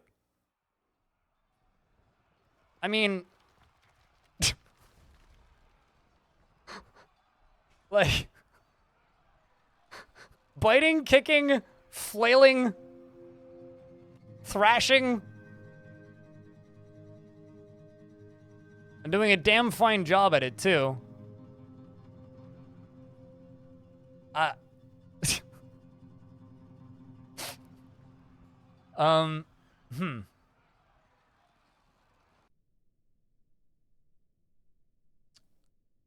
am impressed.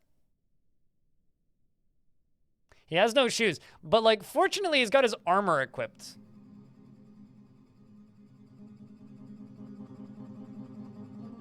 What's your biting skill? He's a legendary fighter. Okay, he's only dabbling in biting. So this is like a recent change. And only a novice kicker.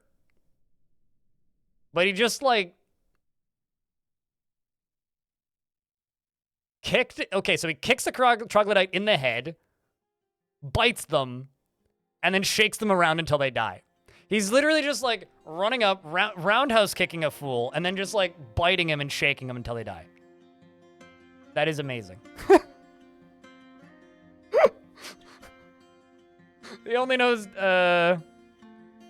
seems like a good captain of the guard. I don't know. He might still kill my dwarves. I don't know what to do with this dwarf. Like, should be able to strap spikes on this guy. I mean, he can't equip things. He also can't unequip things.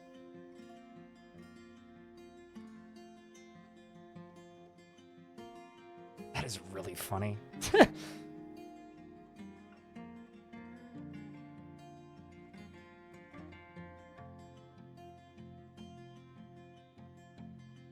That is very funny. All right, well, I need to get rid of all these troglodyte bodies.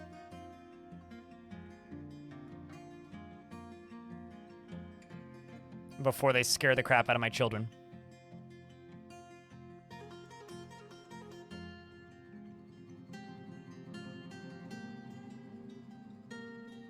Don't punish him for being badass? I never said punish him. I mean, like, extend his life. Yeah, let's grab this. Need available magnums, so that's a problem.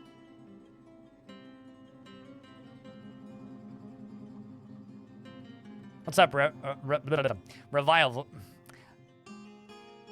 I used to be able to say your name, like, very easily.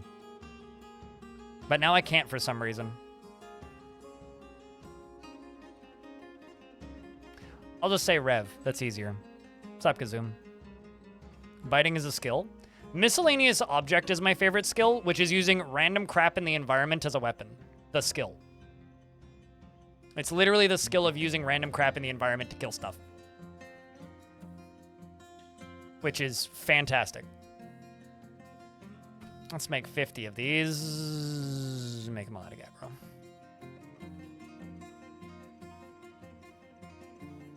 Which is how you end up with, like, you know, dwarf throws lion at lion to kill the lion by throwing a lion at a lion.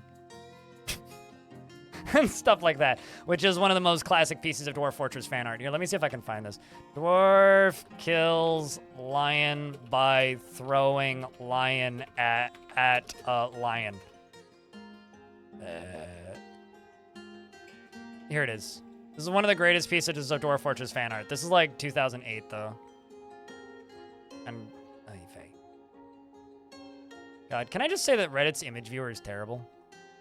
I'm gonna screenshot this because screw you, Reddit. I understand that, like, crediting sources is important, but The spinning lion corpse strikes the lion in the upper body, bruising the muscle and jamming the left false rib through the left lung, tearing apart the left lung. The lion is having trouble breathing. The lion is firm. The lion corpse is firmly lodged in the wound. So he killed a lion and threw the dead lion at the lion, which killed the lion.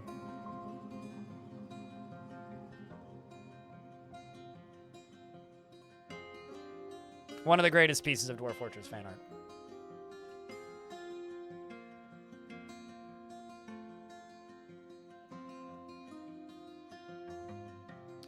I don't know if it's that easy in these days. I don't think throwing dead... So that screenshot specifically is from the olden days. And by the olden days, I mean like 2007. I was playing adventure mode in that build recording for side project, and I had an adventurer that had 2 companions in our party, and we went out and both of my companions died to a pack of wolves, and I killed the wolves by throwing my companion's arm at them, and then equipped my companion's arm as a weapon, and then killed a lion with that arm, and then picked up that lion and threw that lion at another lion and killed the lion with the lion, but I don't actually have a screenshot of it. I do have the footage, but... And then from there, was heading back home and got ambushed by a cougar and died in 2 hits. So, like, it's a little bit harder now because now the miscellaneous object skill exists instead of just thrown weapon, and everything was considered a thrown weapon and equal. So it's a bit different now in the way that throwable weapons work. But you can still train miscellaneous object, and not too many versions ago, I had a dwarf throw a dead hamster at a forgotten beast, which destroyed its eye, because it was a single eye beast, destroyed its eye and smashed its brain, destroying the brain, which is pretty close to that. I mean, throwing a dead hamster is pretty close to throwing a lion.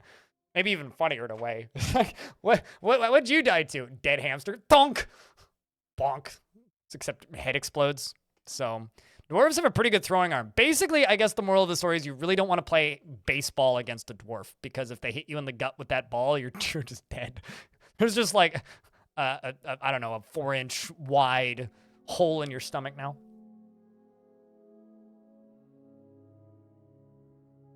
There's a cockatiel out here. There's cockatiels everywhere on this map. That looks pretty cool. Cabochons.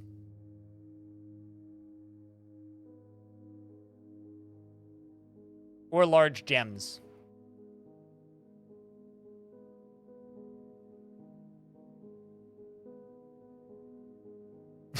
Kung Pao. I'd find myself trying to forget that Kung Pao exists for some reason, and I don't know why. And then people keep bringing it up for some reason. That movie is exceptionally stupid.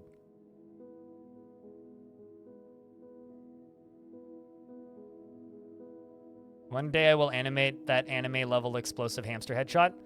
What about the funniest Titan death I ever had, which was a fire-breathing one-eyed chicken, that giant chicken, that breathed fire on a elf, and the fire breathing caused the elf to boil, okay? And the explosion of the elf's body, because if a body catches fire in Dwarf Fortress, if it's still full of blood and hasn't bled out yet, which is a weird asterisk, if they're still full of blood, they explode. Like, explode. Okay? Now, the explosion of boiling blood got into this creature's eye, and its brain melted. That's pretty good. Another particularly noteworthy one that I had happen once was I had a human poet throw a book at a giant, which didn't kill it, but it did dent it, which was pretty funny.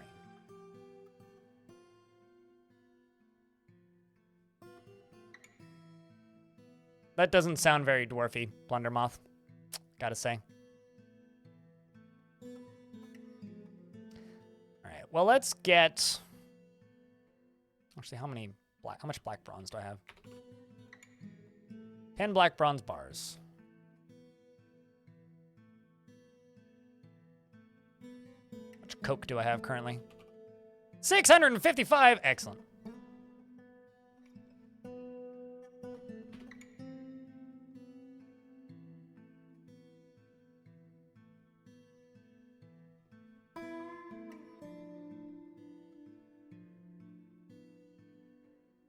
That's so much stuff.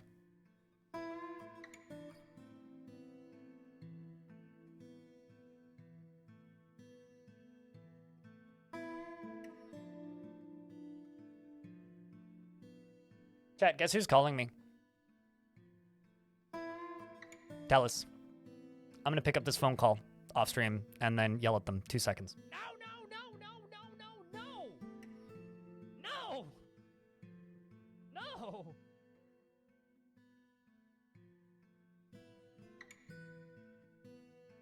You fucking donkey!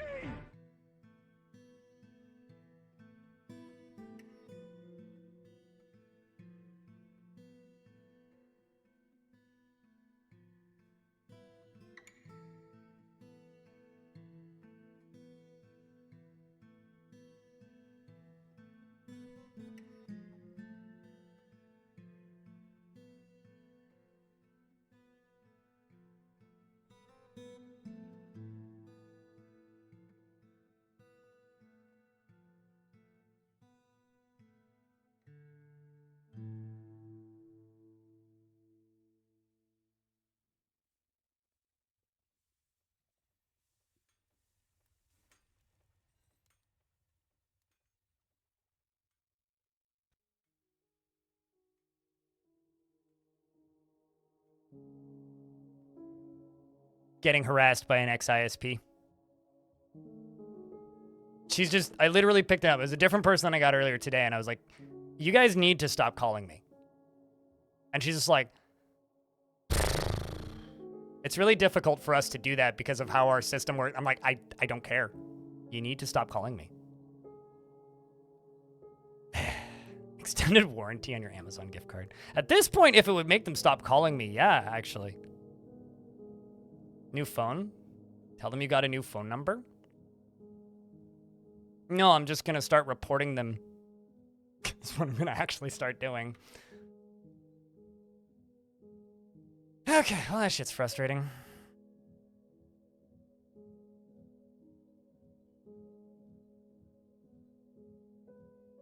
Yeah, we'll do that. It's in my notes. Because that is concerning.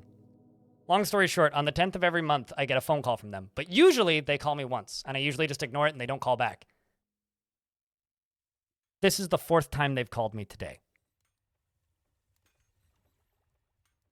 Apparently not. And if there are, they ain't good. And if they are, they ain't good. I know that much.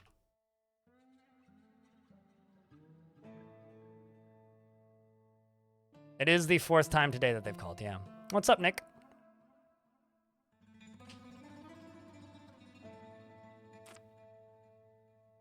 And also, you know, you joke.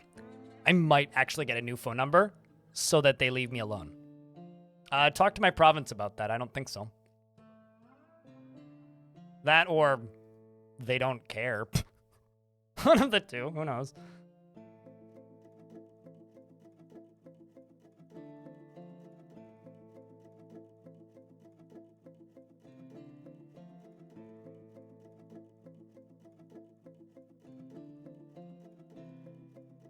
Fun fact, I do have them blocked.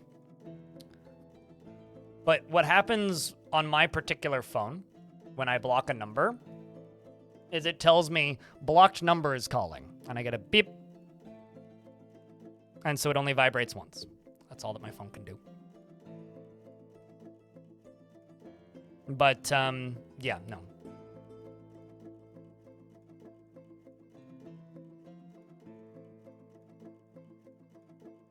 Unfortunately, EU is spoiled, or fortunately, I guess, EU is spoiled with your guys' plethora of options to make people delete your number. We just don't have that here. I use DFhack? No, I don't know what you're talking about. Never used DFhack in my life. Never hacked a D, nor an F.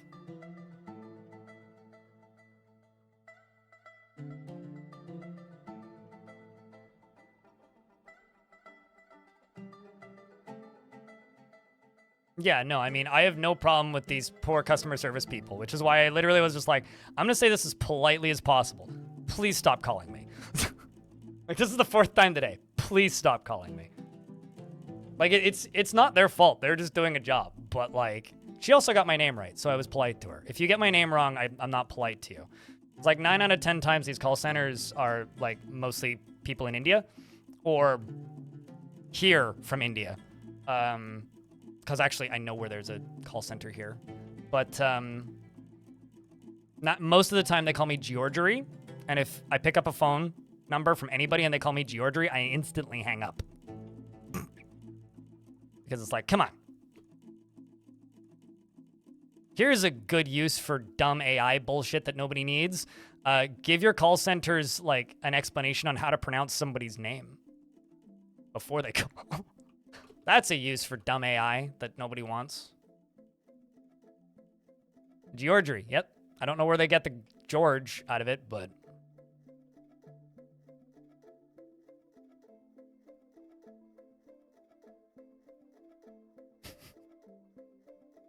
To be fair, when most people hack their test scores, they set themselves at an A or a B. Why don't you give yourself a low score? I'm confused. What? Isn't harassment to call, text, and email up to 6 times and leave 1 voice message in a day? Oh my Christ. Yeah, that's fucked.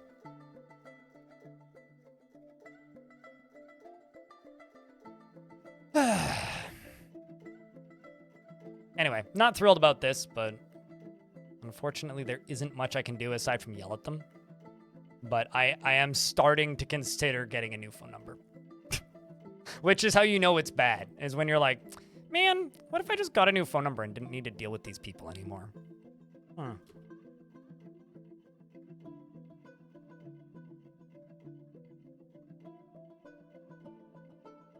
Just train, you could, I hate this shit, so I hate that I'm saying this, Panderific, but you could train it using Kitboga's videos. Sometimes new numbers are worse. True, yeah, it depends on who had the number before you, right? But at least TELUS wouldn't know to call me anymore. I wonder if I could sign into my TELUS account on their website and change my phone number. Should try that. Just got a big brain this.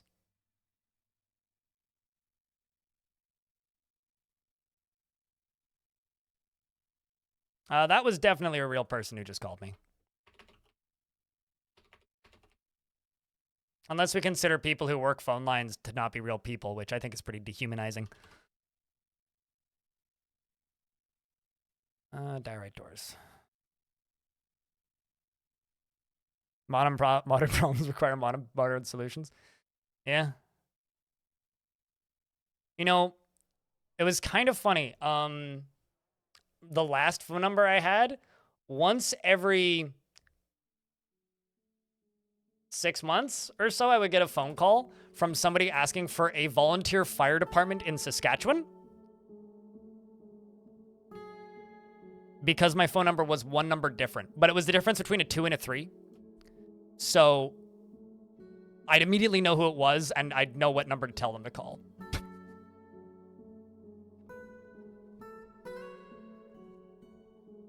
Yeah, it's one of those horrible jobs that I wouldn't force on anybody. Working in a call center. Okay, so I need to make a bunch of statues here.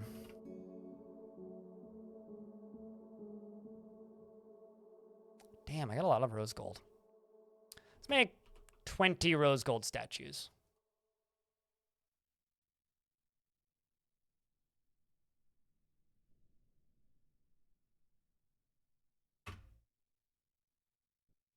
Those are going to go up here. Could also throw pillars into here. That's something else I could do in here.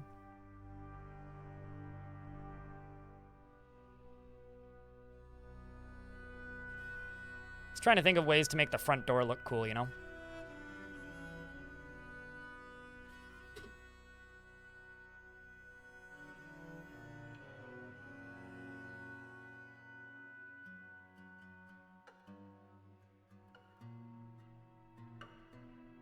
Nick.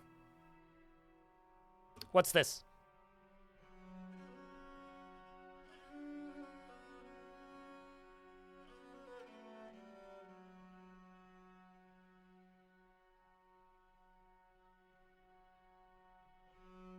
I know what DF hack is, dude. I was being sarcastic the first time. And also, I popped it up when I stated I have no idea what that is and then made it go away. So am I using DF hack? I have a question. Why do you care? If you watched my gameplay for like 90 seconds, you would notice that every time I open up a screen, there's this, which is a DF hack function.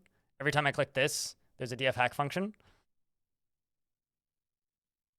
Why do you care so much about what tools I use for my gameplay? It's strange to me. I used to get a bunch of calls and texts from people as if I were a real estate agent. Oh, that's weird. Yeah, no, the thing is, I used Telus Internet for like almost a decade. It was like 8 years or something. And then I switched to Shaw in 2020. And since switching to Shaw, every once a month on the 10th, they call me once. But for some reason, today they've called me 4 times. And honestly, I can ignore a monthly call. That's fine. Like, I can just click that to voicemail and ignore it, which is usually what I do. But for some reason, today they called me, I kicked it to voicemail. They called me a second time and I kicked it to voicemail. They called me a third time like 90 seconds later and I picked it up. I was like, what the fuck? And then they called me again like 3 hours later and now I'm just pissed. So like, if you work for Telus, please DM me on some social media and we can talk because I really want you to stop calling me. Because God, your shit's annoying. It's like, this is how you, 1, make people not want to use your service because I'm just sitting here talking smack about you. And 2, your cutesy ads ain't fooling anybody. And 3, it's not going to make me go back. Anything, it's going to make me deal with Rogers and Shaw being not as good. Or not great. It's maybe a better way of putting it. Let's shrink this stockpile now that there's bins in it. And I'm going to make another gem stockpile. That is for uncut gems.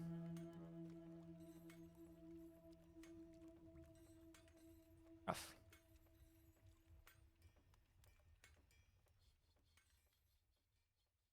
You know, I've been saying this for years that, like, no country should have mandatory military time, but every country should have mandatory customer service time.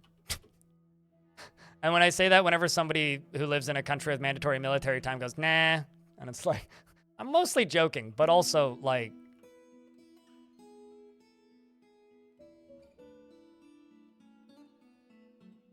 hopefully my point's been made. Okay, so this area getting worked on. Bring these statues in, maybe? Yeah, there we go. The statues of dwarves.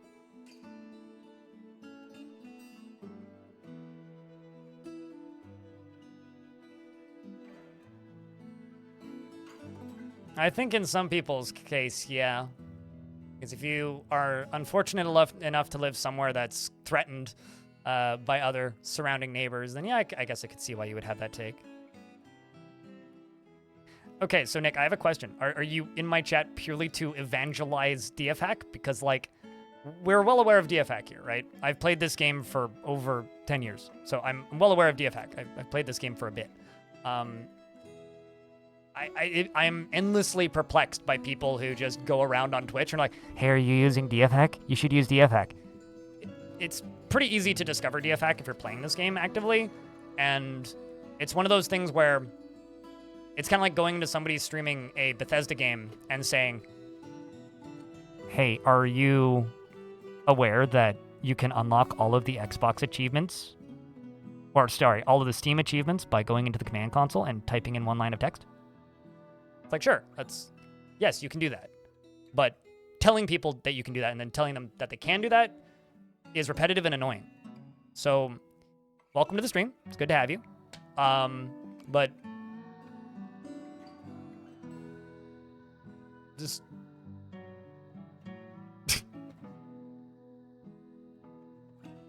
why? Who cares? If you don't use it, even more so. Why do you care if I use it? And if you're interested on the subject of DF hack, I actually have multiple videos on my YouTube channel about it, if you want to just watch those. And if you have questions about it, feel free to ask questions about it. But it's just weird that, like, the first subject that you bring up is, hey, do you use DF hack? At which point I say, no, I don't. What is that? Out of sarcasm. Because I get asked that question so often.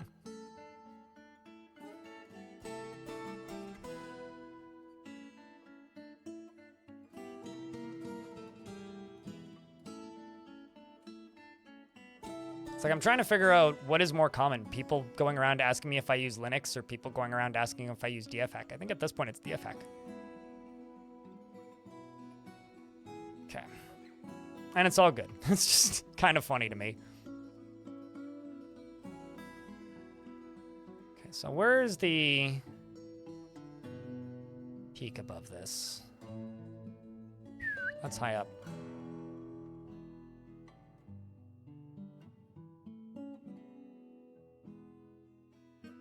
Is the free space, and it should be the the free space on DF stream bingo, yeah. But I mean, there is a blind IRL bingo, but I don't think it mentions DF hack. Do I use Linux? Sigh. I don't really want to do that because that's ugly.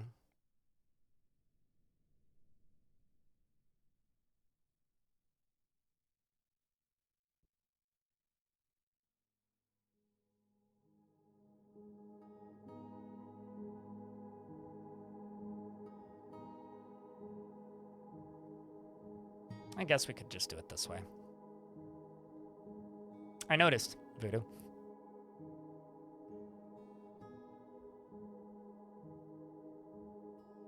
Emotional damage, much.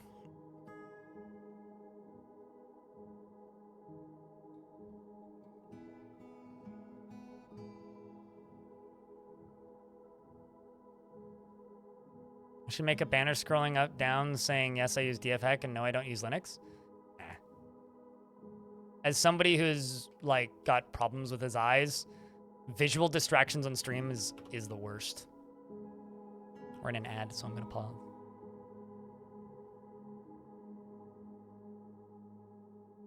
Yeah, also that. I mean, like, I literally have multiple easy to spot DF hack tools that I use regularly on my streams, and people still ask if I'm using DF hack. A couple times a stream. So, like, 20 moving elements to my OBS thing. I like the technical terminology Holy spokes of OBS thing. The OBS thing. It stands for obstruction. And also, like, you know, I should be using a 3D anime lady avatar with massive knockers. That's 90% of the stream, right? That's how I get the views. Right, got it. Gotta get in on those metas. But, yeah, I don't know. We joke, but it's mostly just me being silly. Because, like, let's be honest. It is, to anybody who's around this stream frequently, it is very funny how often people ask me if I use DF hack while I'm very clearly using DF hack. Or even better, if they ask me if I've heard of DF hack. Because people just ask if you've heard of it or if you're using it. And it's like, I literally used a command in DF hack like 90 seconds ago. More than once a stream, generally. Although, yeah, actually, I guess more recently it's been about once a stream, but I don't know. Sometimes like 5 times. I think on average it's more than once a stream, but I because sometimes it happens more often.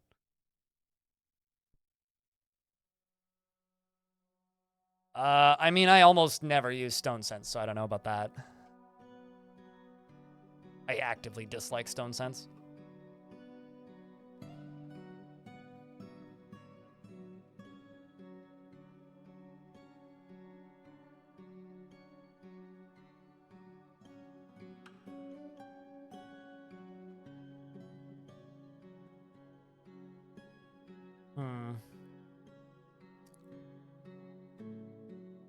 Use Stone's senses. I would hope so. If stone was using anybody else's senses, I'd be concerned for the other people's senses. Like, how are you stealing someone else's sense? But if you stole like half a dozen of them, would that mean that you're using stone's sixth senses?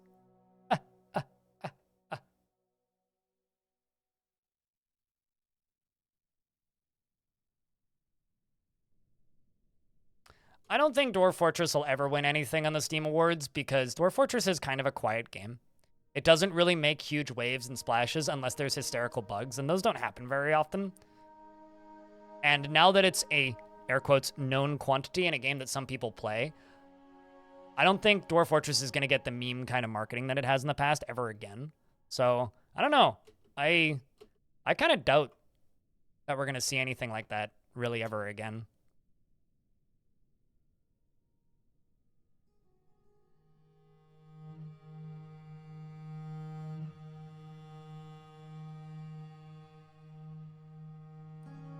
Stone cunning?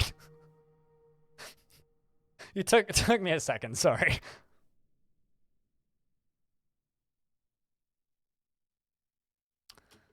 Kid Fox will try to buff that with the Hippo Man. True. True.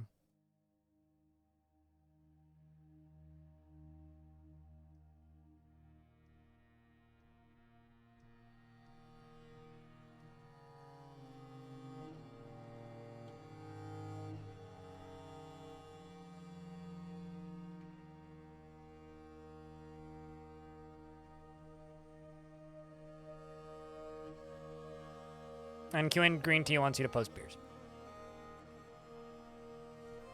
Also, for reference, Nick, I'm not attacking you. This is just something that I think is really funny. That's all. And I kind of have a mean sense of humor sometimes. What's up, Cormacher? How's things, dude?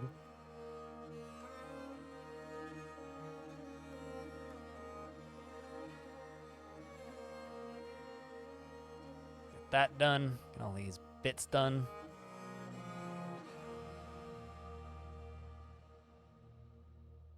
We joke and rib here.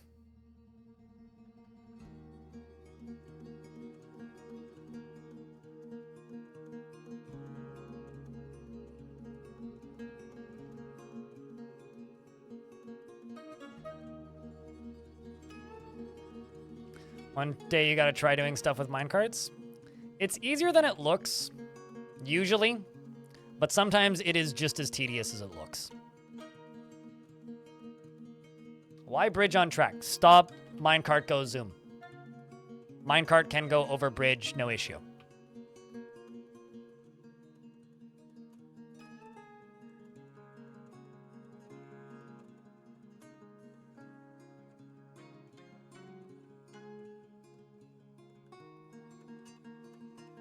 You clicked on a video and it turned out to be yours. Yeah, that'll happen.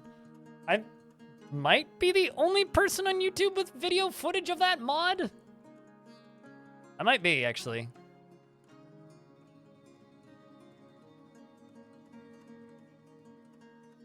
See, proof I do mod the game sometimes. Contrary to some people's questions. Speaking of questions I get all the time. What mods are you using?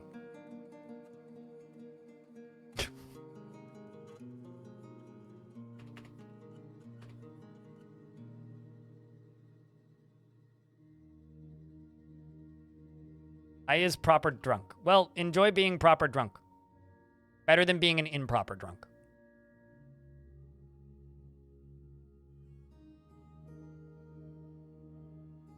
Drink water. Kind of want to play it now. It's one of those things that requires you going back to earlier versions of the game. But yeah, it's pretty cool if you do.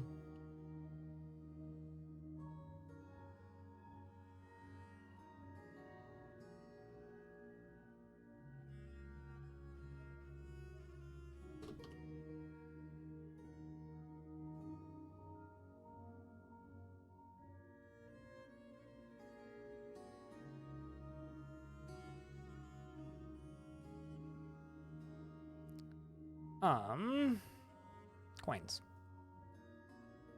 And you're going to load coins from here. I don't Chat room, if anybody knows, please tell me. If I tell them to load this stockpile, will they remove the coins from the bins? Or will they put the bins into the thing? Because I think they might put the bins, and I don't want them putting the bins. I just want them putting the coins.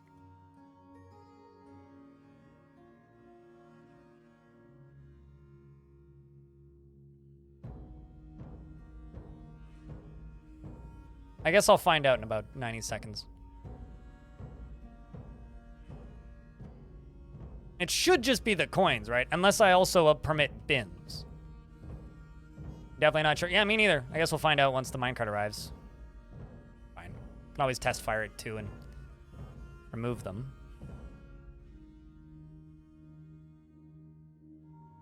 I'm kind of expecting them to put the bins in there.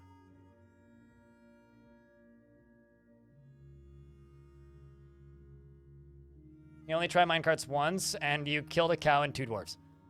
Powered minecarts are really tricky. Over in the YouTube chat. Non-powered minecarts, very safe. But powered minecarts, if you are not super aware of what you're doing, can be sudden death for a lot of dwarves if you're not paying attention.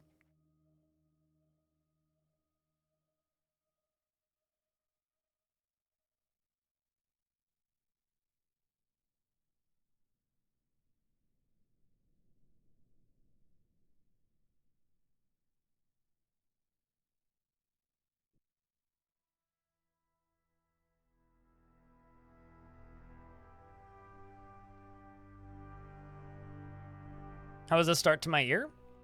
I started my year off by sitting on top of a mountain and doing the last camping trip of last year, immediately followed by the first camping trip of this year. It's also the most like reposted Mastodon post I've ever made, which is kind of fun. Like it's still getting reposted like days later. But here, just let me pop this up. As I scroll down a little bit. Hey, that was the start to my year. Literally the first day of my year. That was the view from my tent. That's the peak of a mountain, and there's somebody standing on it, and somebody else walking up it. That was the first day of my year, and that's my friend's tent. And about 10 seconds before I took this photo, I shouted at him, "Kevin, sun's coming up," and he goes, "Shut up!" I'm like, okay. Let's see what else I got. This. After I climbed down in my tent, my stuff's a little icy. That was about, I don't know, 20 minutes later. My mom is somewhere over there. Well, in that general vicinity. And I phoned her and I'm like, "So I can see the sun coming up. Check the computer. I sent you photos." And she's like, "Well, we're in fog, so yeah." That was the start to my year. How was the start to your year, Core? Oh, also I got one more. There's another one.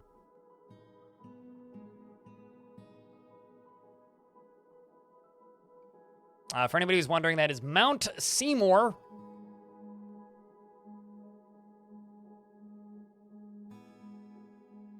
Yeah, I don't mess around with powered minecarts super often because of how dangerous they are, but I do mess around with unpowered minecarts quite frequently because they're not super dangerous.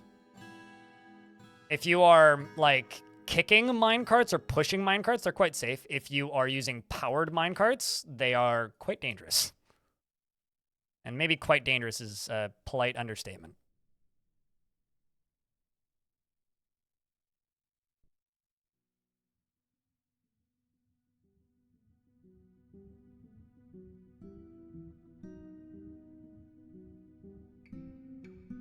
And playing actively until 5 a.m. with a very nice group of people. Your face was hurting already from laughter? Well, that's good.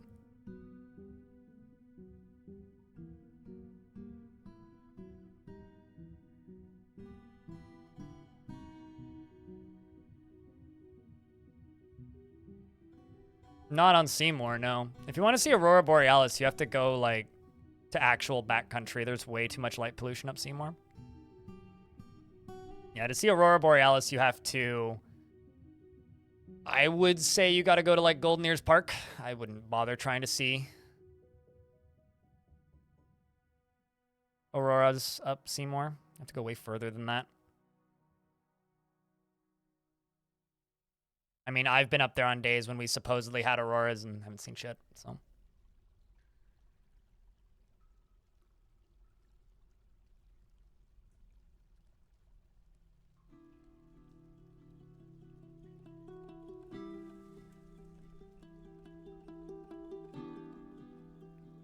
And you lost your voice. Yeah, I've certainly had bad holiday seasons. What did you do there, Dwarf? Chucks, you're a smart dwarf. Clap. A+.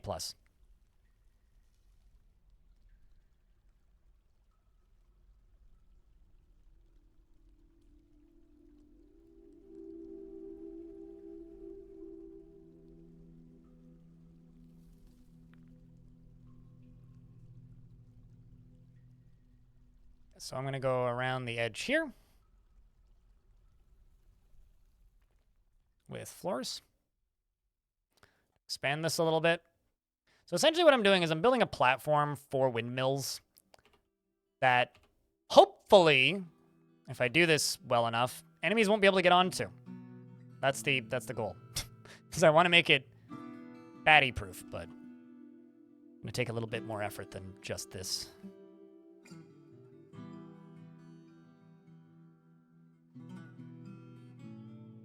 Also, the game's paused. I'm like, why is nothing happening? Well, it's clear the game paused. One's probably bringing that minecart. It's probably en route somewhere. Windmills are for elves. Elves don't chop down trees. Building windmills requires chopping down trees. So that is not a very knowledgeable thing to say, I guess. I don't know. You're drunk, so you can say whatever you want. Within reason, obviously. But I guess I have to ask. Because elves don't chop down trees, how would elf make windmill?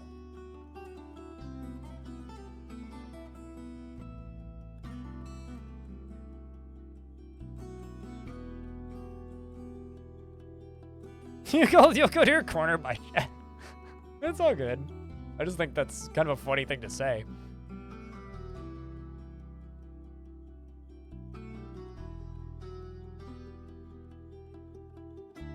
There we go. You built. Now you can come down, Chuck. Out of timeout now.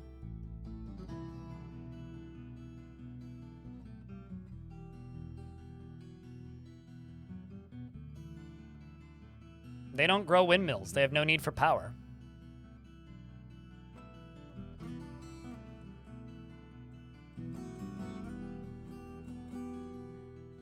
But also, no, they don't. Windmills are a dwarven invention.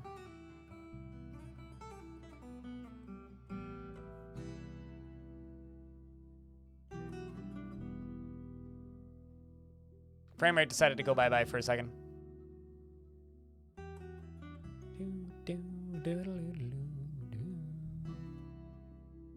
I feel like I need to play a lot more adventure mode and wander around Elven's fortresses to show you what they look like, because their fortresses literally are just a bunch of trees with platforms in them and farms around the bases of the trees.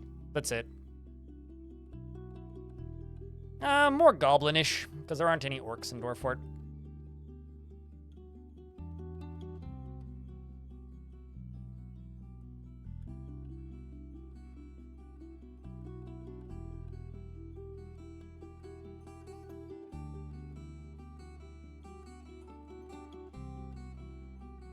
What would they even need power for?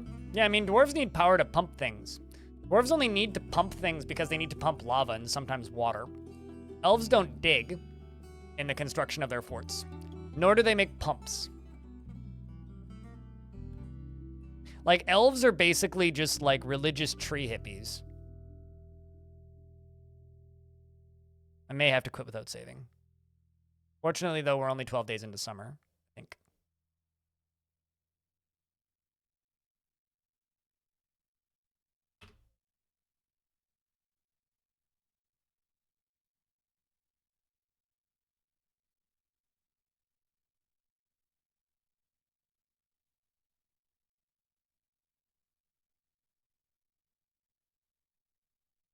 I can hear my computer thinking. Yeah, we're only a few days into summer. I might just Alt F4.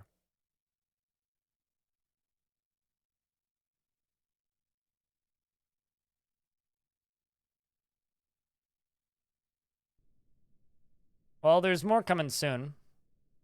So, we started a new adventure this morning.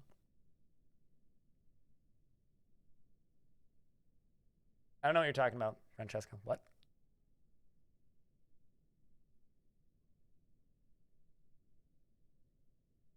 I don't know what a TV update is, unless you like somehow very massively typoed the ADV update.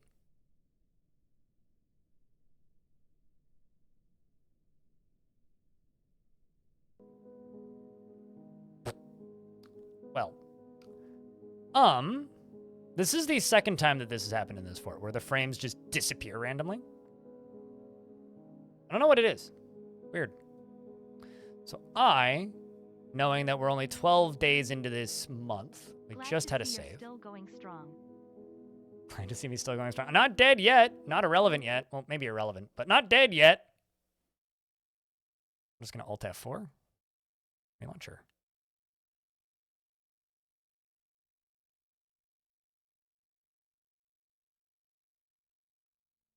But chat room, can I get a round of beers for Brahms? Good to see you, man.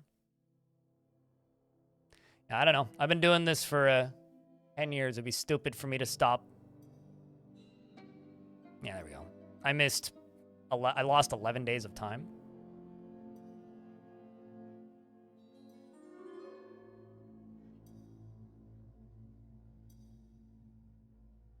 So what I think I'm going to do.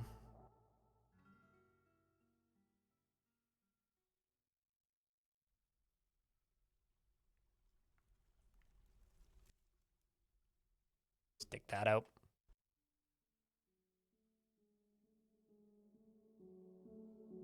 Yeah, barely lost anything.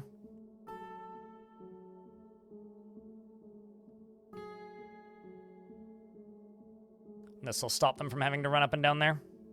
I can just fill this up with walls later.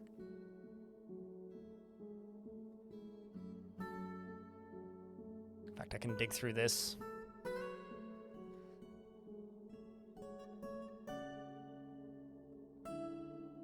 And you want me to make maces, so let's make 2 silver maces.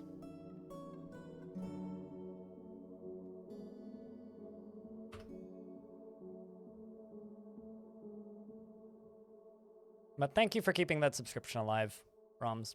Means a lot, dude. I'm gonna go take a real quick toilet break. Be back in a sec.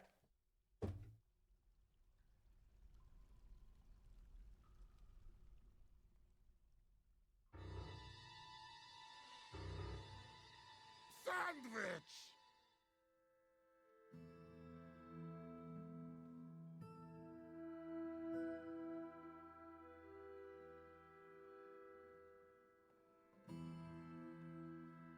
Cheese for everyone!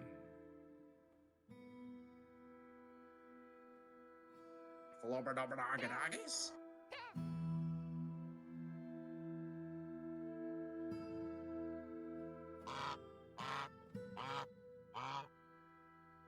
Gonna be a weird sentence to say out loud.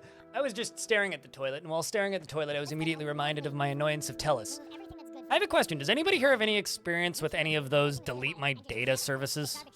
I wonder if that would work. I know there's a bunch of those things that exist where it's just like, we'll call everybody on your behalf and make sure everything is deleted. Does that shit actually work? I might try that. Because I've seen a couple of those being advertised recently.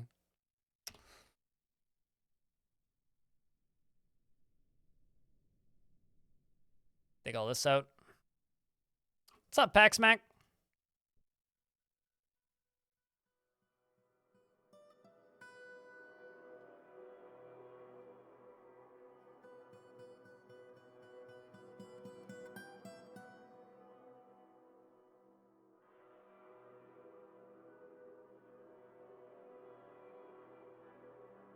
Let's go to machines.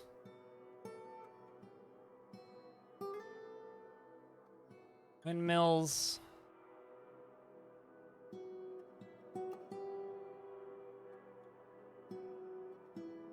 Let's just use fungi wood because they're a fun color. Or fungi color, I guess.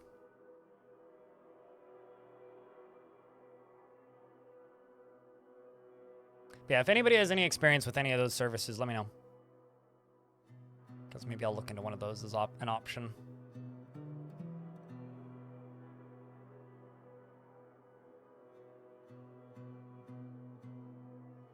Yeah, that's the one that I've heard of, and I know that there's others because I heard about it and I looked it in and I was like,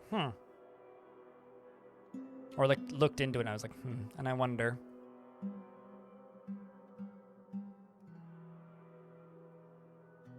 Clicking on something and it explodes.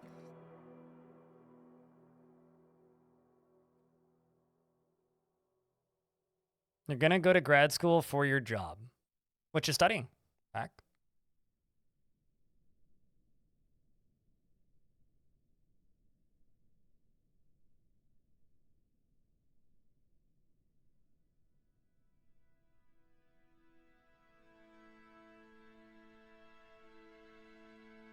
But congratulations.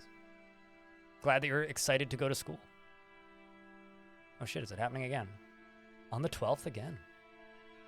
Whoa, whoa, whoa, whoa, whoa, whoa, whoa, whoa, whoa.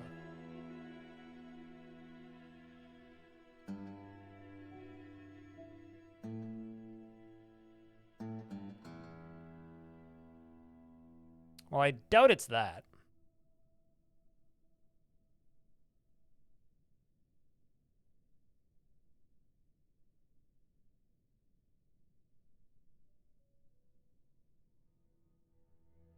Eat miscellaneous object demonstration. Mint gold coins, storing items in bins.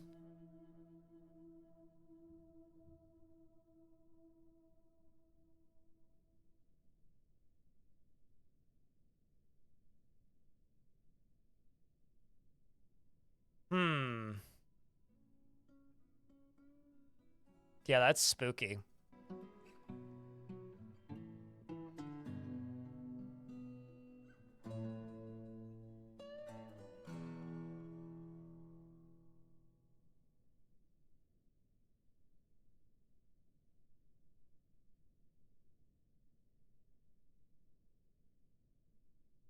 There's no corrupt jobs. That could be demolishing my frames like that. Yeah, it just immediately goes down to 1 FPS on the 12th.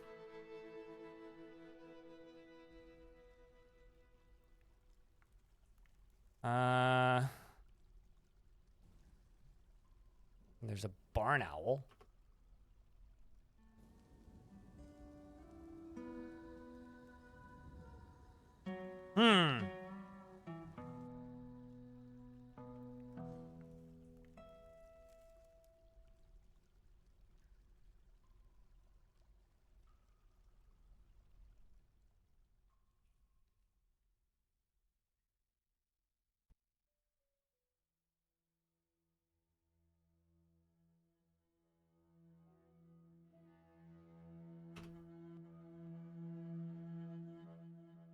I mean, it's scary when it's a consistent thing.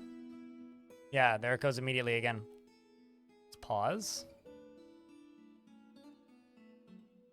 Mill plants needs empty bag. It's not mill plants, is it?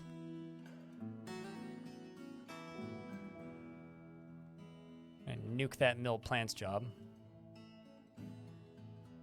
Yep, there it goes again.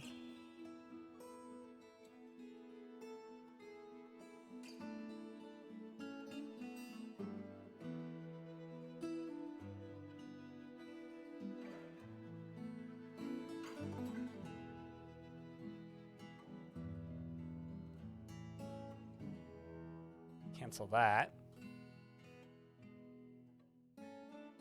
Crashes again. Okay, time to go into here and remove literally every job again.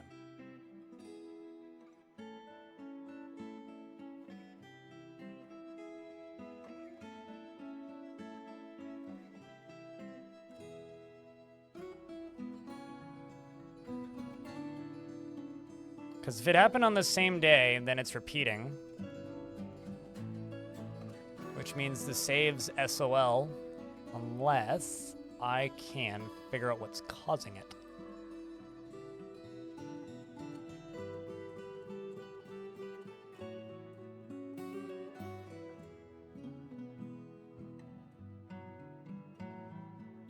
was gonna say, this is one of those things too where you're in Canada, Bastet, so if you know, there are services and things that you can reach out to if you want to try and get a diagnosis.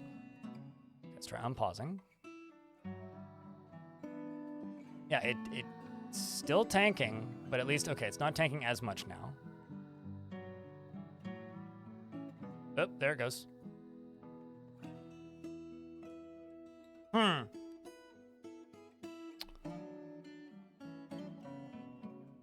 Is there something walking onto the map?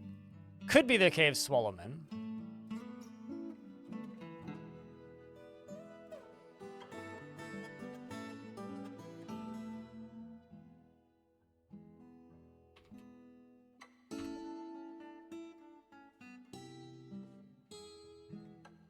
Huh.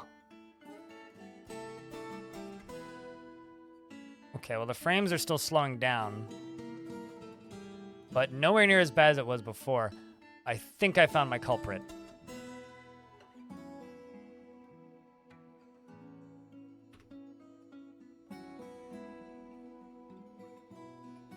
Yeah, that must have been it. No one is telling you how? Well, I don't know for your region, but I could tell you how here. Be a matter of seeing the right kind of specialist. Unfortunately, there are many things in life that nobody tells you how to do. Just kind of have to go do it, or look it up. And because I don't live where you live, I can't tell you exactly how. And also because it's not something that I've had to deal with. I haven't gone through that process because I don't have any form of autism. It's difficult for me to just point at and be like, you gotta do that. So what I would recommend doing is asking other people who've gotten diagnoses in similar areas, ask them for assistance.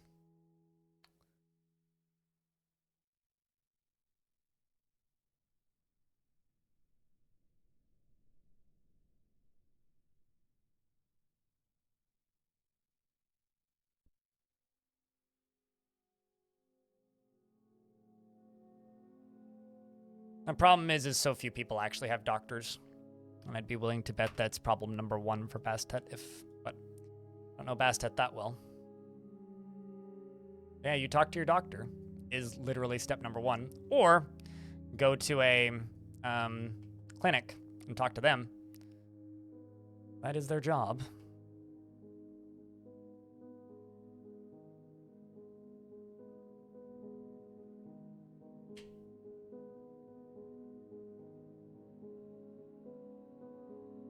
All right, so we're in an ad break right now, so I'm kind of waiting. But what I think I'm going to do is tell these dwarves to go patrol the basement. I have a feeling something got stuck somewhere. I was trying to path into the fort.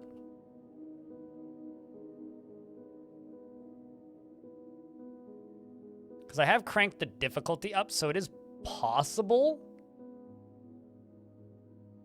that there's something stealthing onto the map and trying to kill me, but I don't think it would drop the frame rate that much. That is a bit intense. Like, if it went down to 30, okay, that's fine. That makes sense. But going down from, like, 80 flat down to null is bad.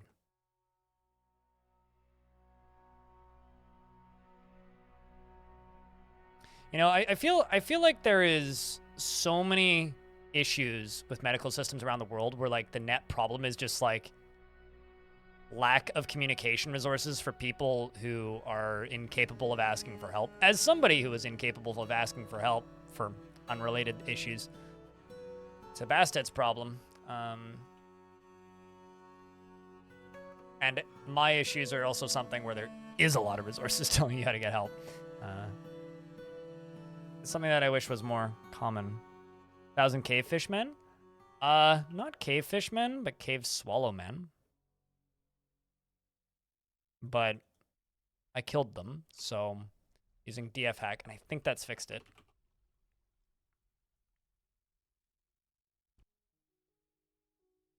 Let's just go to, not body parts, corpses. See where they were.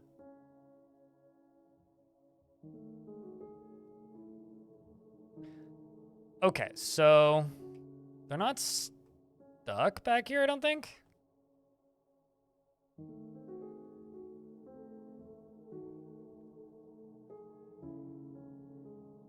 So they should be able to get there. Scroll down until I can see them.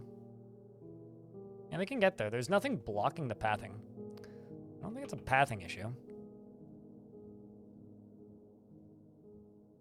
But I've got dwarves booking it around the caverns now. Yeah, now frame rate's fine. So, yeah, I don't know. Odd. Weird. I increased them a bit, but they're still below the default. I usually decrease them manually. If you're asking, like, you can go to customs. Like, I have it set to hard right now. But you can go to custom settings and then just go to cavern attackers. Maximum attackers is 15 for a cavern. And their scale is 10. Let's just maybe cut that in half to 5 so that they come in 5 at a time. The maximum of 15. By default, I think it's a maximum of 50. And then you can have, and then on hard, the default is 75. So you can have, in theory, this was taking a nap. In theory, you can have a maximum of like 250 if you have all 3 cavern layers open.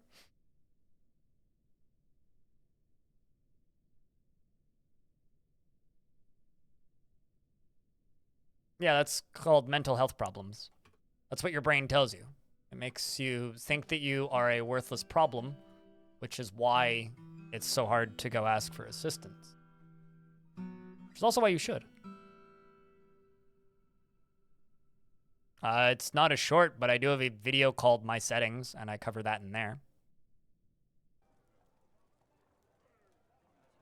But, I mean, I literally just showed it.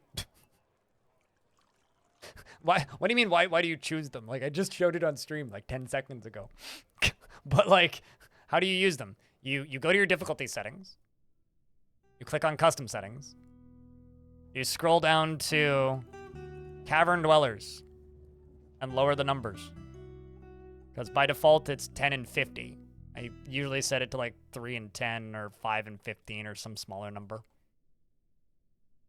Because that's per cavern, right? So theoretically, you could have like thousands if you crank that number up, which I wouldn't recommend.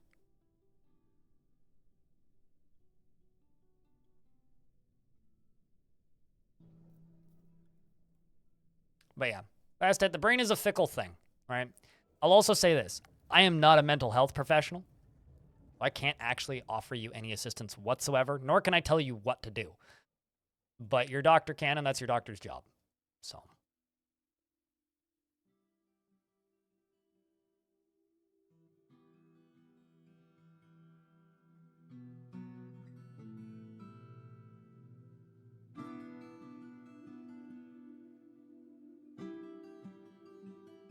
Oopsies.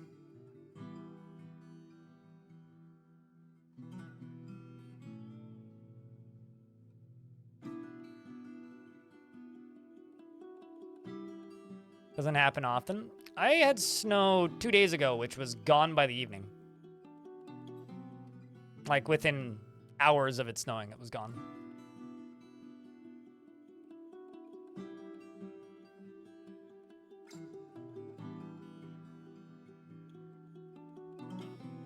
Okay, so since the frame rate is back, yeah, I'm gonna go into tasks and I'm gonna unforbid all those jobs again.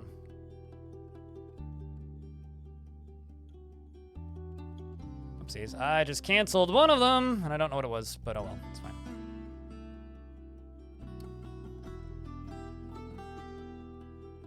I could actually just cancel most of these except for the repeating ones like these.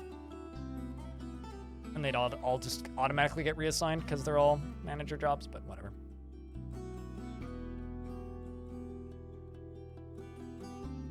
Yeah, we fortunately haven't had any freezing rain this year. Oh, also, I want to give them arrows.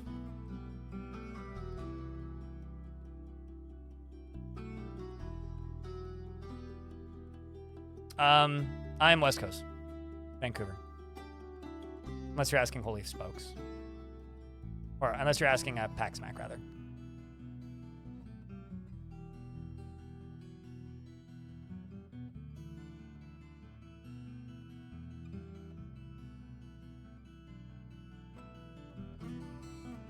So I'm waiting for these human traders slowly on their way in.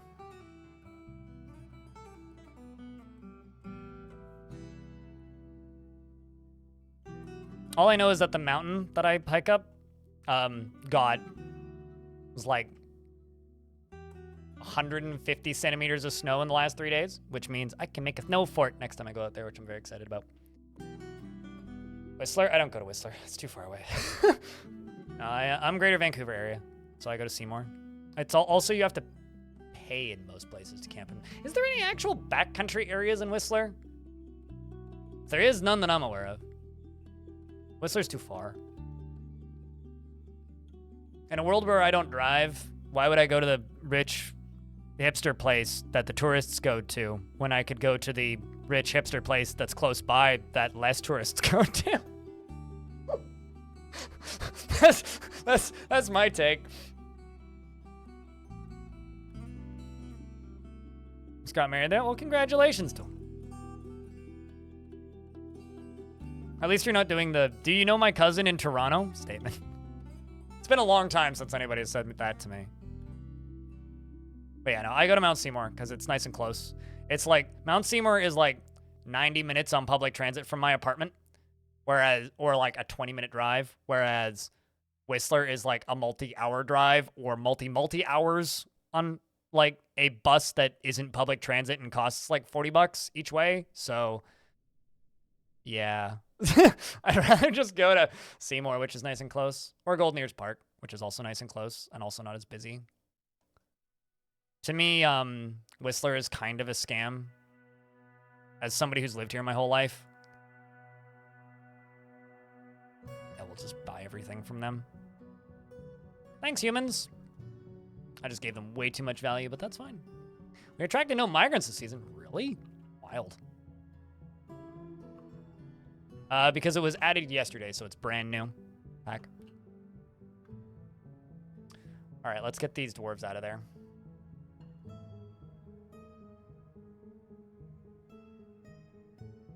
It was created by a camera malfunction, so yeah, pretty good.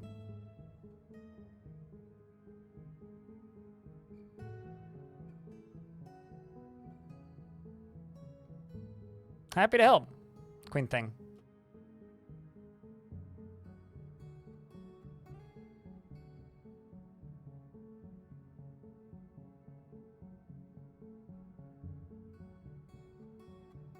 I'm happy that because most of those tutorials were made like a year ago, I'm happy most of them are still relevant.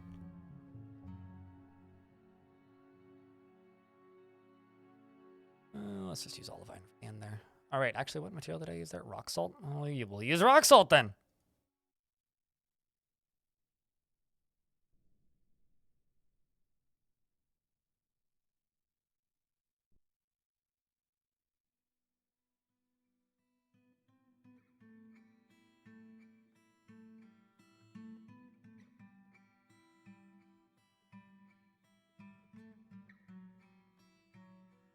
Let's see, is this filling up at all? Yeah, it is. Okay.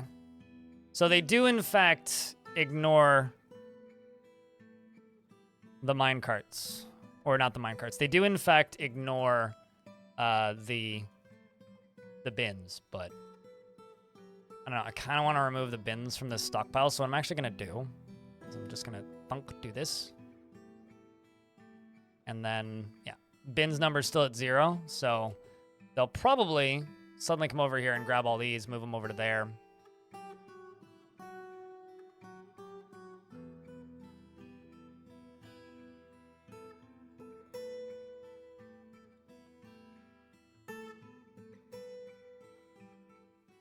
Needs empty cage.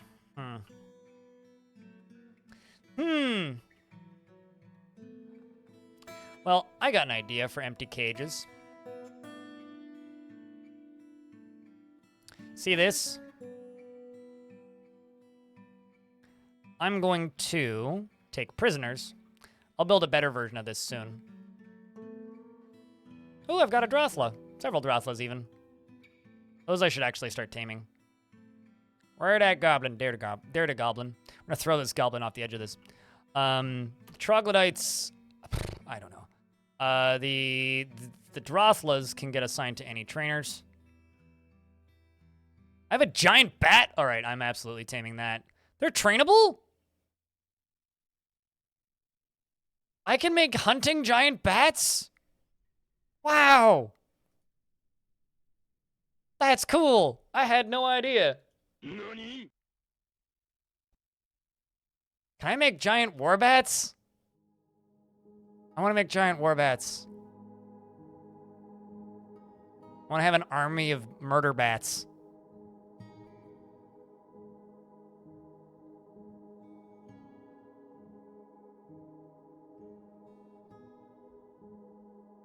Are coins useful? I'm using them as shotgun ammunition, so not useful in the way most money is useful in video games, I would say.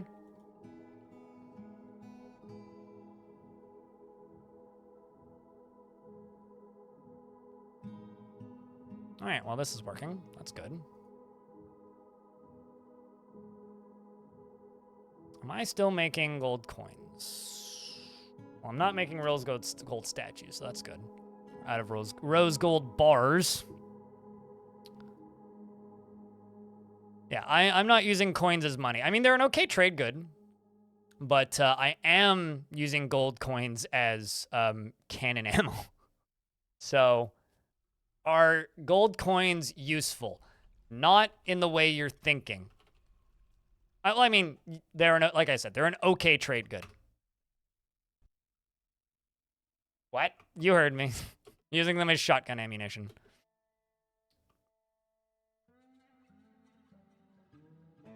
Hopefully I can test off this minecart shotgun ones today. Actually, I can test it right now. I just need to get these dwarves out of the way.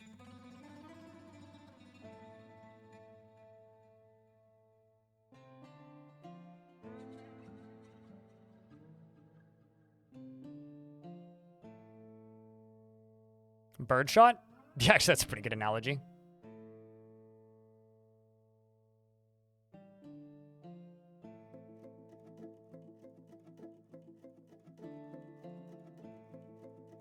Only if they request to join. However, if you have any crimes in your fortress and if you have the criminal justice system set up, I would interrogate the priest because he may also be a spy. Never trust a priest. Or a prophet. Most of them are false prophets, after all.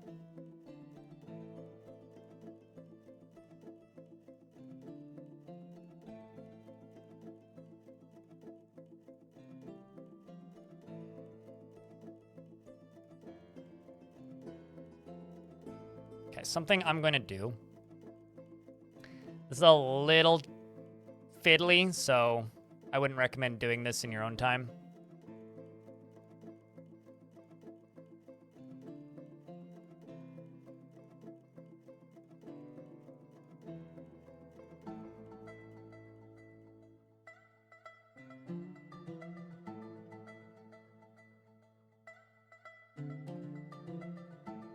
Cool, it's working.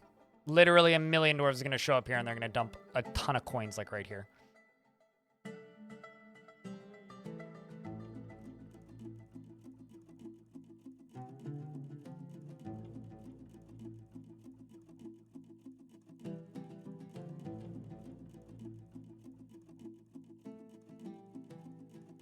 That's the wrong thing. I wanted to make walls, not floors.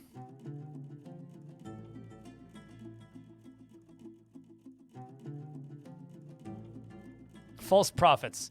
False profits is called, money laundering? I don't know, actually. Trying to come up with, like, an alternative definition for false profits in quick succession, and it didn't work. Also, hey, Moose Moose. Hope you're doing well.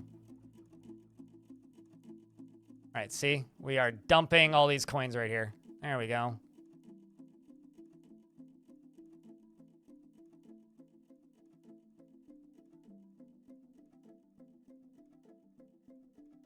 Easy, it's working. Cool. Then we can, from there, we can move these to over here.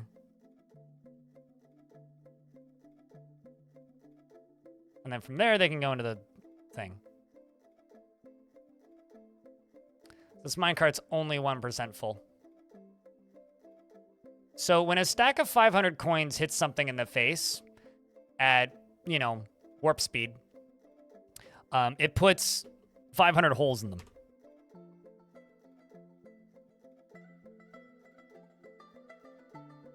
Turns out that makes it pretty effective ammunition.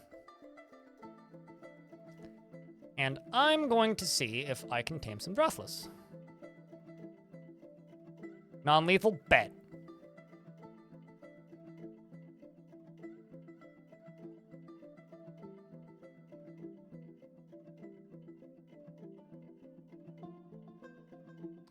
So I'm going to move all of these Drothlas to here. And the giant bat as well.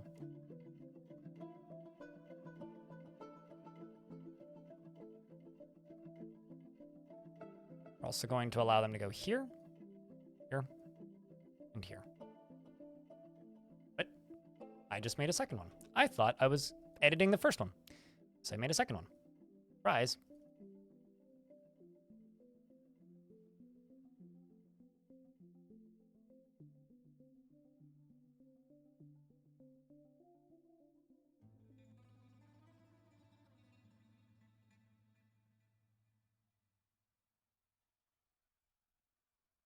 There's so many coins in there. Hey, amateur. What's the weapon of choice? Swords, technically, but also crossbows. And, coins?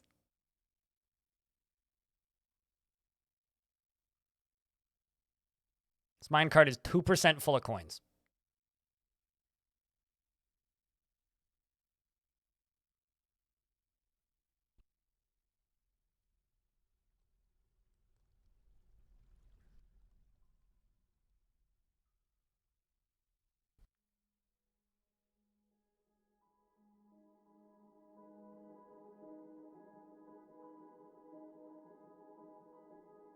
Minecart death gun.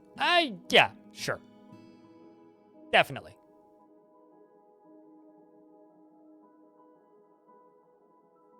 Okay, you know what? Let's just do it that way, and then unforbid these. The way I should actually do that is using a, infinite stockpile, but eh.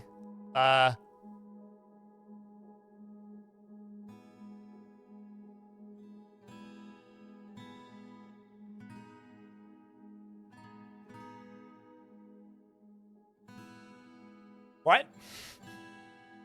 Why is there... I mean, What?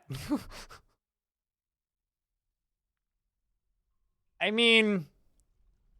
Bring out your dead! How? I thought... I'm very confused. I mean, I get it. There's a bunch of dead troglodytes in my foyer, but like... I didn't unassign them from the cages. Unless these are different troglodytes.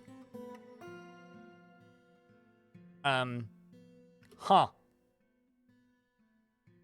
You get them? Do you get them? Nope. Huh. Okay. I hope it is. I mean, does it really matter? They're all just troglodytes, but... It's more like awkward than anything.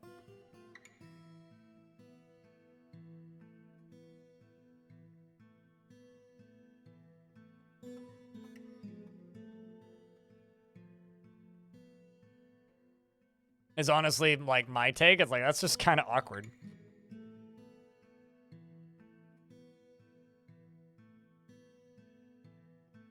Check if they're still in the cages. Yep. Yeah, so completely unrelated troglodytes. I just had a bunch of troglodytes just, like, pile drive themselves, or try to pile drive themselves into my fortress, and it didn't work out too well for their foreheads.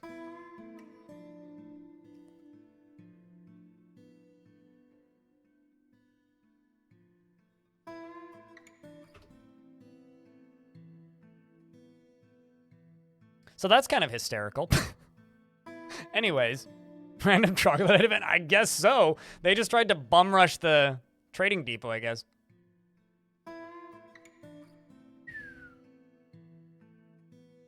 You know, I didn't realize how many coins were in these bins.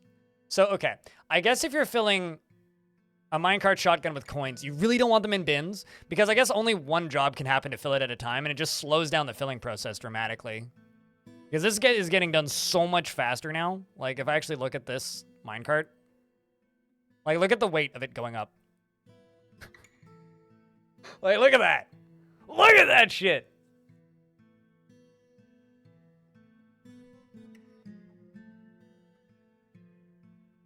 Thing is unreasonably scary. Uh-huh. I should test fire it, shouldn't I? We're gonna test fire this in a couple of minutes here, I think. Oh, man. Well, that...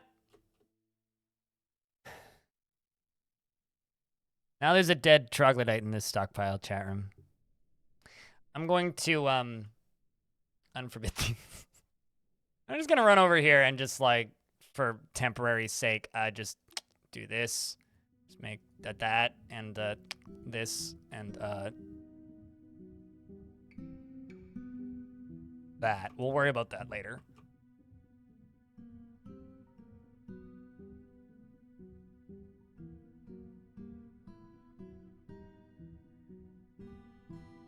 Wake up, chat room. New phobia just dropped. Minecart full of coins.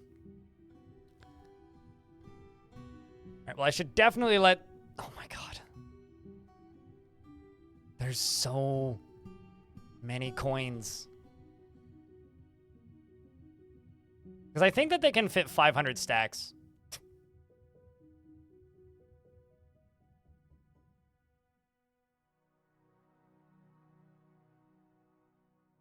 To shake down his practice targets? Nothing I could easily put there. I mean, like, I could put a couple chickens there, but I don't really need practice targets per se.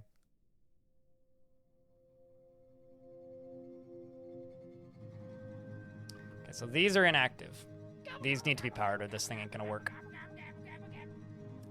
What I have to do is I have to put a gear assembly here.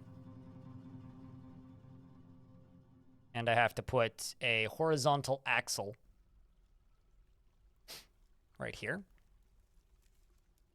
Horizontal axle right there.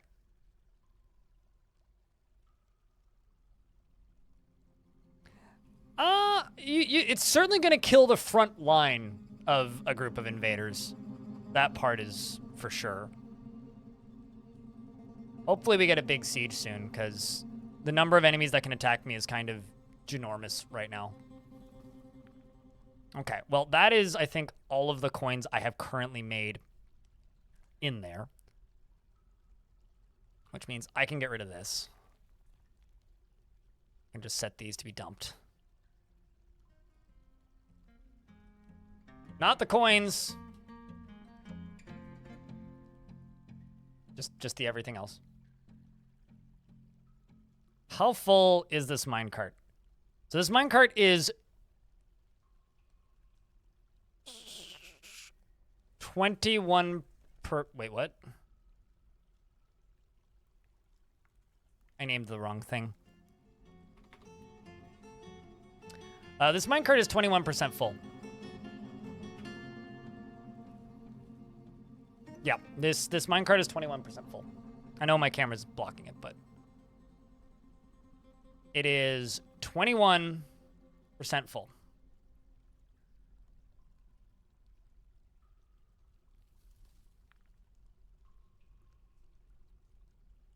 Does it accumulate speed? I don't know if it's it might. I don't know. It's blocked by the bridge just so that it doesn't, like, you know, break itself. Also, now I need more power than I'm generating, so I actually have to make more windmills. Don't know if windmills are going to work right here, but I'm going to try it. If they do, then we'll use them. They might not.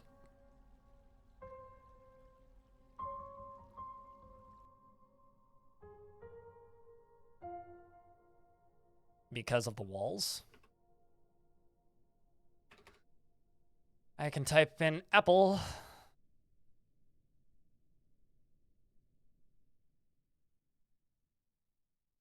I'm confused, but okay.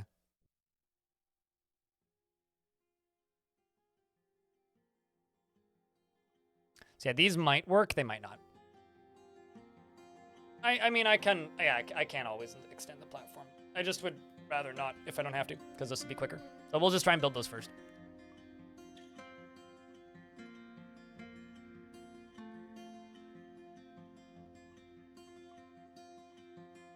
Besides, they're still adding more. Although, realistically, what I should do is just forbid this minecart so that they stop loading it. Cheese for everyone! Oopsies. And wait for the dwarves to get up here and do the constructing.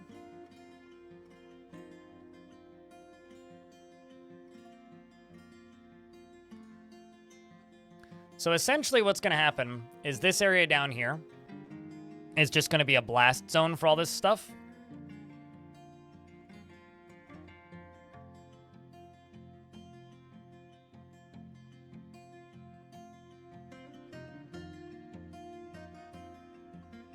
So the idea is when it fires off, it comes out here and then just fills this entire area with shrapnel.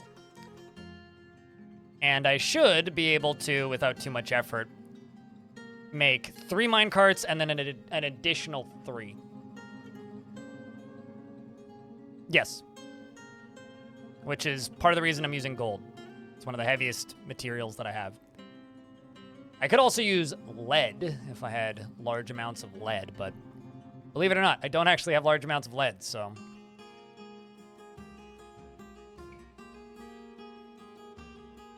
I think I have copper. Let's see. Yep, 169 copper bars. Plenty of copper. Platinum is the densest metal, yeah.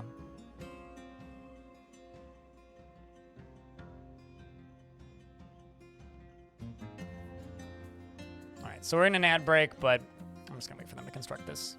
If anything crazy happens, I'll pause.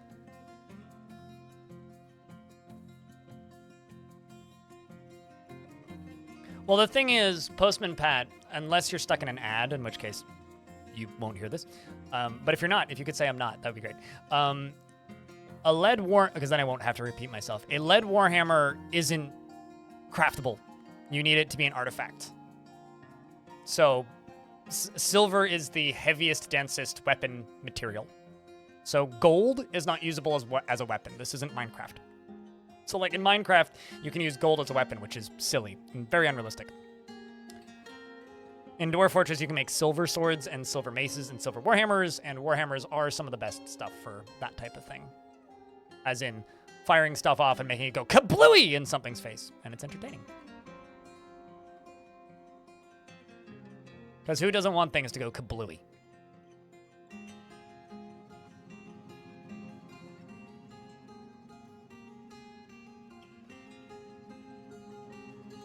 Lead jewelry will make your dwarves super strong. It was kind of funny. In Long Death for a while there, I had this weird week where I just made tons of. I'll just start expanding this just in case. Where I just made tons of what's the word? Where I just made tons and tons and tons and tons and tons of lead jewelry because I had so much lead. I had thousands of lead in that fort. And so I was like, well, I will do the perfectly normal thing, which is, obviously, make lead jewelry. And then I realized that one of my dwarves was really slow.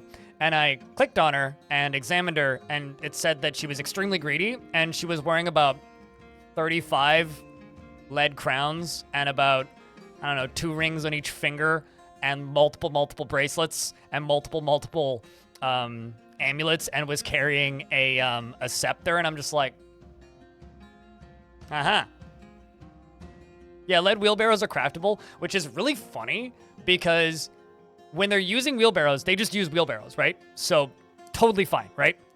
They all act exactly the same regardless of material. However, when they're taking the wheelbarrow to the stockpile to start using it from that stockpile, they carry it, lift it up and carry it.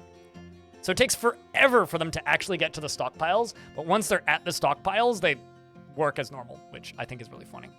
And before anybody comments on this, lead poisoning isn't a thing in this game, so you don't have to worry about your dwarves getting, sick from using lead mugs or anything. Or lead goblets would be the technical term. I guess you could theoretically get a crafted lead mud.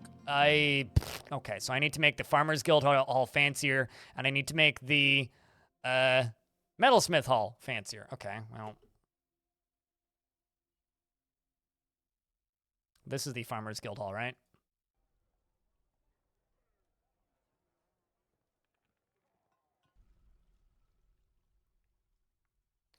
What bars do I have right now? Got quite a bit of bronze. 58 black bronze, 86 rose gold. Okay, so let's make... I don't know what I just clicked on. I'm assuming adamantine ballista arrows. Rose gold statue. Black bronze statue. Yep. Adamantine ballista arrows. Okay, so let's do, I don't know, 40 and 40.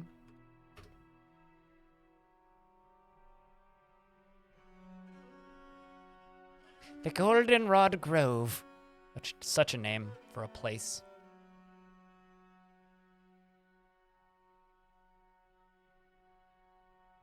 Oh, hey, I actually have some raw glass now. I have no idea how I got those. These. Oh, I see. I made this for raw glass, or rough glass, not rough gems. There we go. I was like, why is that an empty stockpile? The hell? You still avoid lead. It's really funny when I comment that I'm making stuff out of cinnabar. It's like, isn't that toxic? Okay, so these do work. Sweet. I do not need to expand this. All right. Who's ready for a test run of this nightmare machine?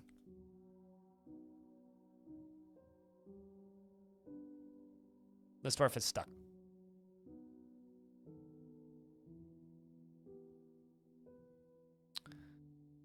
All right.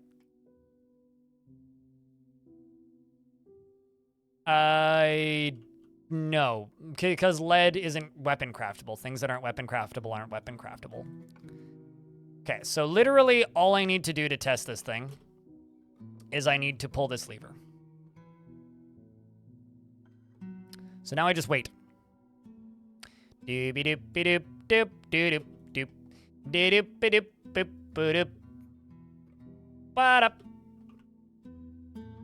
so now game is paused. I'm gonna go over to you, click on you. We're gonna do this. Fire in the hole! We have to wait a few turns, don't worry.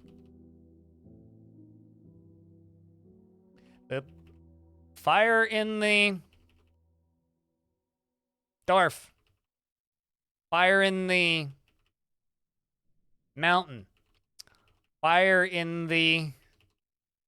There you go, okay. So, step 1, complete. Step 2. Step 3. Ha! See this? This is the coin coming out of here. Ha ha ha, look at that. Why am I half expecting there to just be a dwarf in here? There isn't? Okay, good. Okay, so now I can click, tick, tick, tick, tap, tap. So that's our shotgun blast. So the idea, and if I move down a layer, you can see that there's also ones on this lower layer. So if you get hit by that, you, surprise, have 5, 10, 15, 20, 25, 30, 35, 40, 45, 50, 55, 60, 70, 7,500 holes in you? And then that just fills this whole thing up. Yeah. So now we get to haul all of these back in. But that's just one minecart. And the idea is that I'll have 3 of those. And another 4. Whoa, dude, fuck yeah, dude. This is fucking sick. Hell yeah. Woo! So that's kind of cool. Although, I'm going to change how this thing works just slightly. I'm going to put a track stop right here. And I'm going to put an additional coin storage spot right here.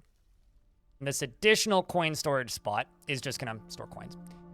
Have no bins. And I'm going to get this instead of loading from where it's currently loading from, which is this stockpile, to not load from this stockpile and instead load from this stockpile. And this stockpile is going to be its own little infinite stockpile, so it's not going to take as many trips to fill stuff up, basically. Am I making dwarven contraptions? Absolutely. Yes. And hopefully we get attacked today so I can test it for realsies. We're going to call this Route 10 right now. Route 10 is going to be ammo stockpile. And this is going to load from here. It's going to dump to this way. And ammo stockpile is going to fill with coins. And I do nothing with it. Nothing, I tell you. That's it. And then we're also going to put, I don't know, maybe a tower cap minecart here.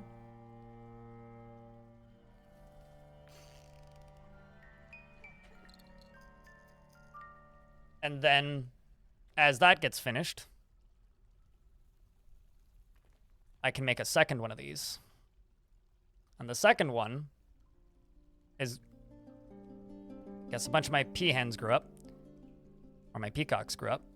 Okay, so this new one, which is now Route 11 down here, is going to be called Gun 2. And Gun 2 is going to start right here. It's going to have a gold minecart, obviously. We got to attack them with maximum bling. It's going to load from here. It's only going to load coins. And they're not going to do anything with it. Oh, also, so that these don't automatically get fired off again, let's just do this. And I'm also going to do a thing real quick because I'm a little worried that a dwarf is going to turn into a Find Red Mist by standing on one of these. So let's just do this for safety's sake, you know, in case something misfires. Uh-oh, it's just going to fire off immediately. Watch this. See what I mean? Anyway, now this will close hopefully in a moment.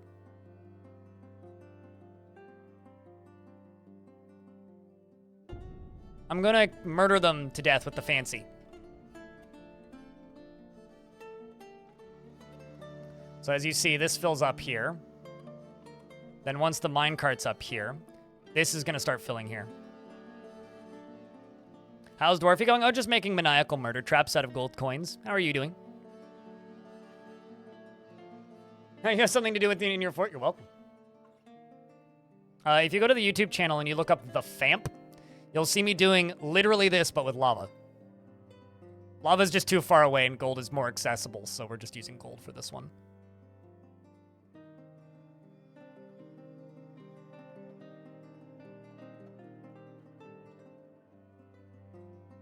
They want to steal our gold. Yeah, no. You're here to steal our golden riches? Take it! Is literally what we're saying when they show up to attack us. You want to steal my gold? I'll give you some gold to steal. I should also put... Chat, I have a question. Should I also add some gold statues in this of goblins screaming just for dramatic effect?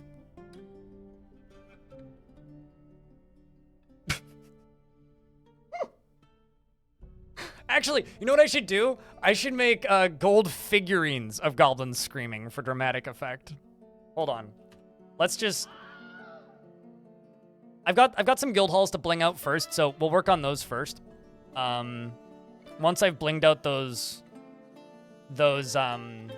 guild halls, I will then throw some statues in there because I'm actually using rose gold specific statues, but a giant Cody's hysterical just running around. Okay, so if it's an item in Dwarf Fortress, and if it's an item that you can load into a minecart, you can shoot it out of a cannon. So, absolutely.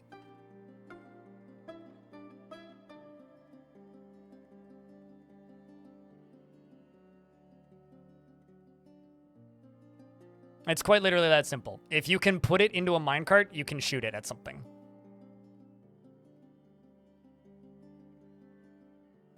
Yeah, you can only fit like one. Yeah, but that's why I have the extra bullets, right? Which is also probably why I think I should use figurines. So that I can fit more than one, you know?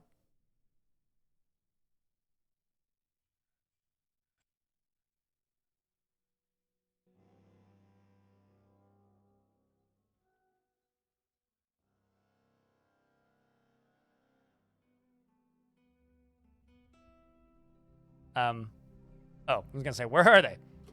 Hold on. This is a pretty small siege, once again. So I've got this one problem, and that's my area is still kind of covered in coins. Which means all of the dwarves are currently hauling coins. How full is this? 4% full.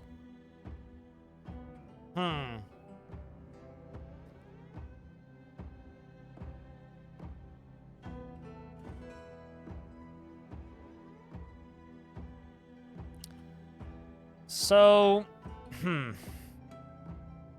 most of the coins are still in the splash zone, but I think that's okay. Bob does need a sub, but, you know, no pressure, right? But, Bastet, you have a good night. Sleep good. We'll see you when we see you. So the dwarves have been locked into the burrow now.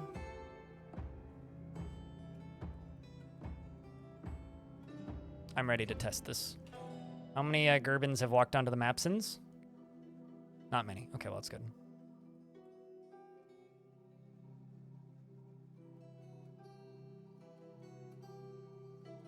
So I go over here and wait for all the dwarves to get inside. Where are you going?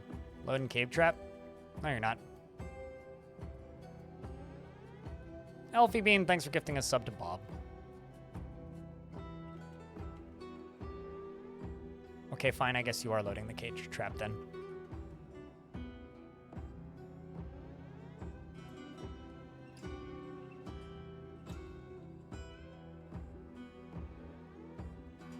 Fortunately, it's not far for you to go. Kind of just want to... Okay, this is just getting ridiculous. Let's just get rid of this cage trap. I'll worry about this later.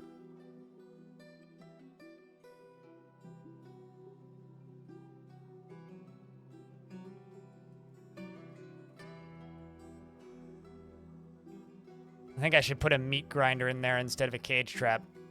But I don't really want to hurt the cute animals. I mean, forgotten beasts. I got a dwarf that's gone into a strange mood, which is Dakistroth. Who is my hammerer, of all people? Ooh. Name's the Mechanics Workshop. Well, here's hoping you make something cool. Where am the goblins at? Okay, pretty far away still. That's okay. Let's watch them as they get close.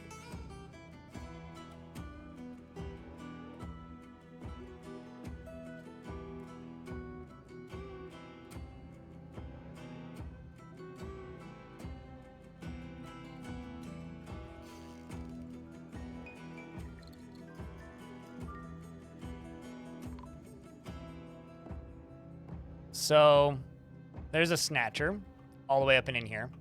Which means I'm just going to send the Spicy Vulgarity up here and they can stab them to death. That's fine.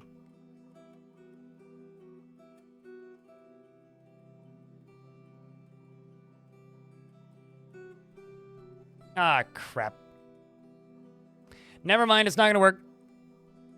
Well, at least this is a good opportunity for me to see flaws in my design.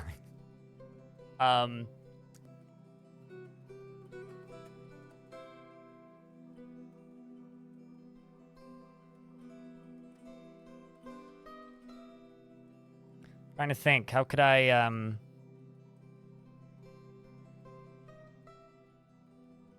no, no, no, no, no, no! No! More walls? I mean, like, it's pretty simple. Like, build flooring across, or build flooring across here and then a wall across there. Like, that, it's not a difficult fix, but it's not going to work this time, is the short version. But nothing I can do now, so...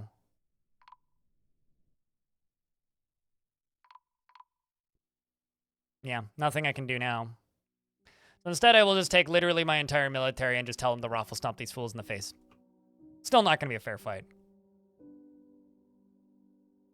And because I've got the difficulty set to hard, there will be other opportunities. Looks like Momoke Plays is already on it. That's 4, 5. Okay, how many did you just kill? A lot.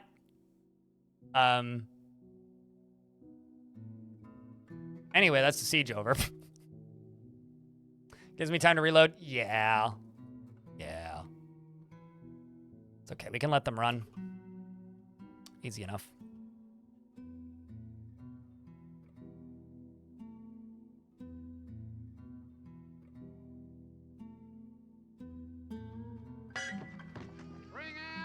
Actually, what this gives me time to do is it gives me time to go attack more of them.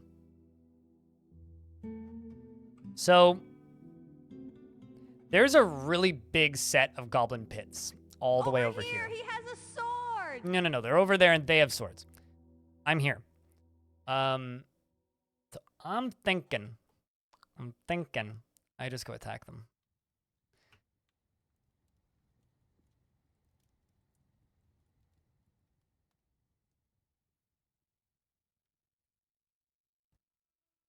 Those are Dark Dwarven Pits.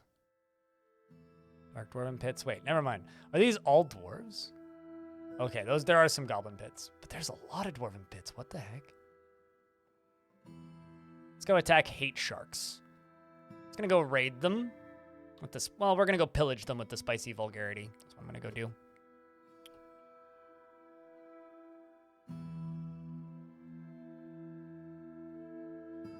There you go, Bob.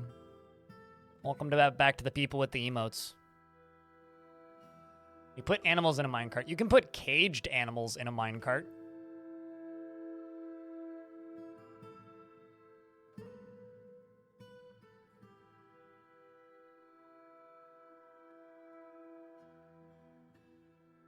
So there is a lot of store item and stockpile jobs.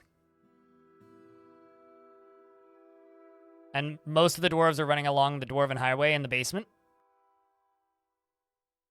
Which I feel like I should widen, because, like, this is a bit claustrophobic. Like, my goal isn't to make, like, a Mexican drug cartel tunnel. My goal is to make a tunnel. Magos, thanks for 24 pennies. Appreciate you.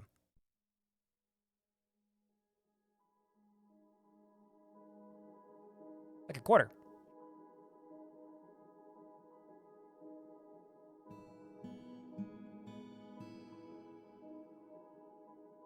I'll load those into the minecart cannons.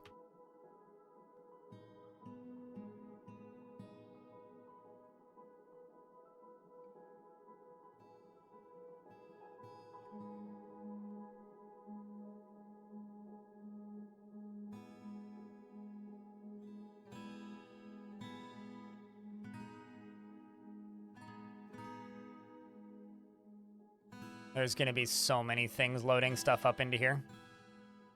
Here they all come. Well, actually, those are mostly bodies. Well, those should be dumped.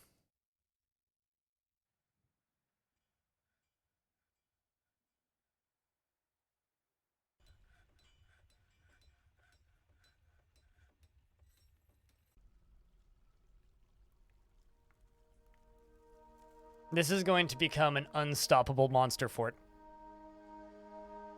I agree, Monty. It's terrifying. Also, part of this is because we got a bunch of raids today, but guys, we're like almost 10 hours into the stream and we have 220 people watching. Thank you much. Thanks to everybody who's hanging out and lurking. Appreciate you. If I can get a round of beers to that, means a lot. It's like every time I look at like current things that Twitch streamers are doing that's dumb, it's always like the most recent way that people are being mean or calling out lurkers. It's like, don't call out lurkers. But like, at the end of the day, just know that if you're lurking, I know. And you are keeping this stream running. Because the average concurrent view count is what keeps streams popular. What keeps people coming back. If nobody's watching, then it snowballs and then nobody watches. Like any kind of business. Well, thank you.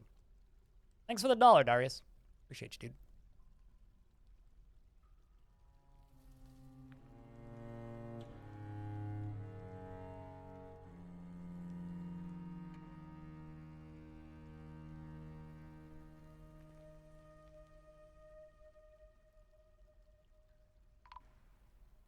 Caravans arrived. No, we are not selling the coins, but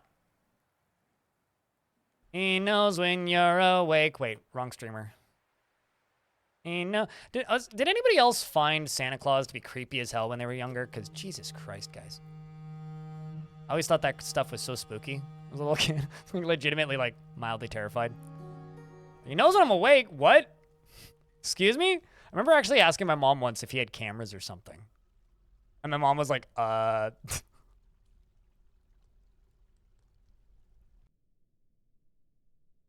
Statue of Bronze Colossus. Oh, that's pretty badass.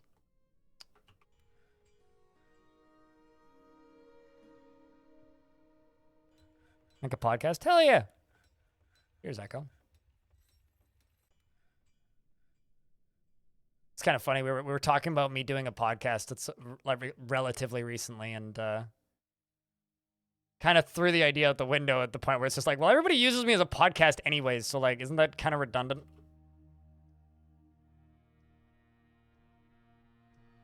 It's just to scare kids or some stuff. I don't know, man. It's to scare kids into behaving, maybe. Used against the initial opening hell. I mean, that's what Archcrystal used to defend itself against hell, was coins. The problem is reloading. But yeah. I mean, because of how this fortress is set up, I could work towards that.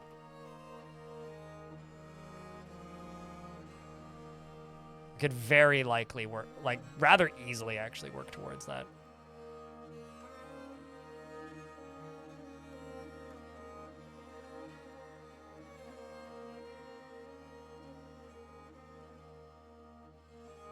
I'll have to pull the artifacts out of there, but I can do that.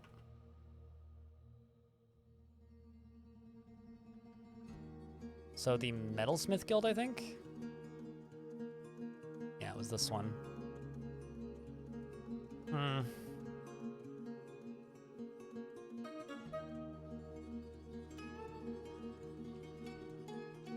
Don't know what I can do with this currently. Maybe just throw these in.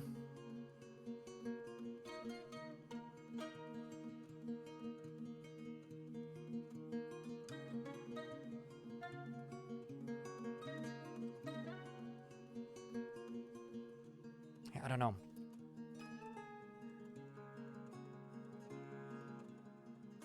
I have been various podcast hosts over the years. I'm gonna kind of cheat a little bit. I'm going to expand it. I don't know if this is cheating, but I'm going to expand the distance of this thing into here, into here, covering all of these gems. And allowing the lessons to take part around this area.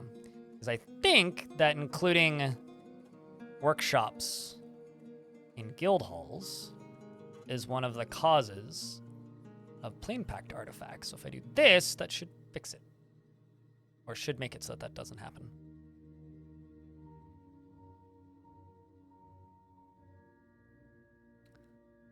Gotta give it a bit for the value to get updated, but working on it.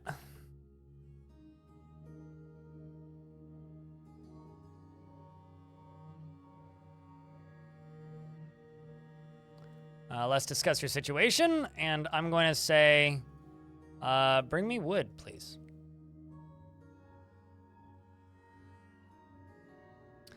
And you know what?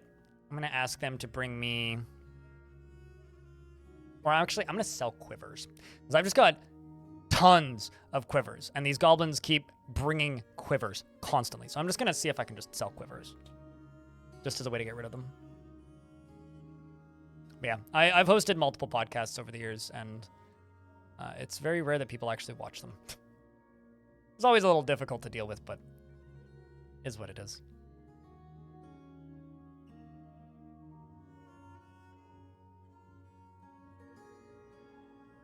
I'm not going to worry about the ones in bins, just the ones out in the open.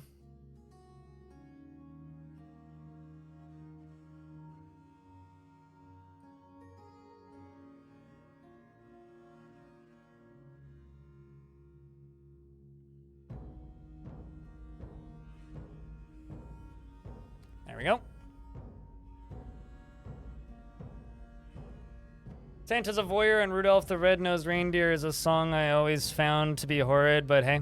You know, a random factoid that I learned about like Santa's reindeer recently is that all of Santa's reindeer are ladies because male reindeer shed their antlers in the winter, whereas female reindeer don't.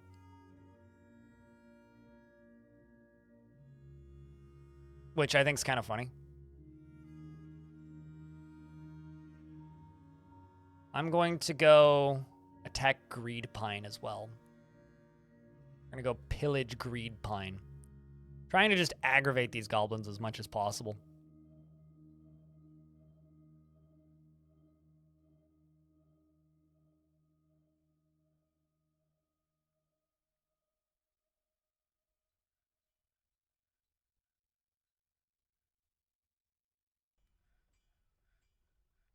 Yeah, I guess at the best of times, the best way to deal with those songs is just pretend they don't exist. Yeah, I know there's a scepter artifact in that bin. I'll click around it.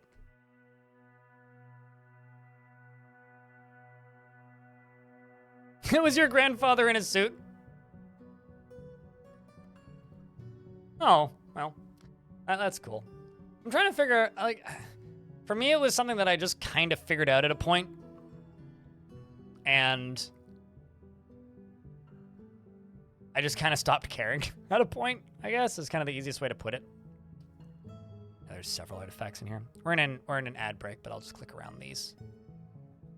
Gorlak Bone Earring, take that friggin' monstrosity away from me, please.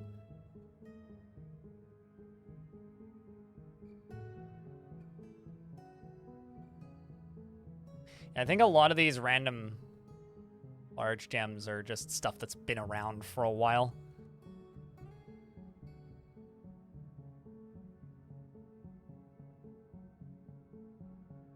I mean, my Oma used to tell stories back when she was alive about...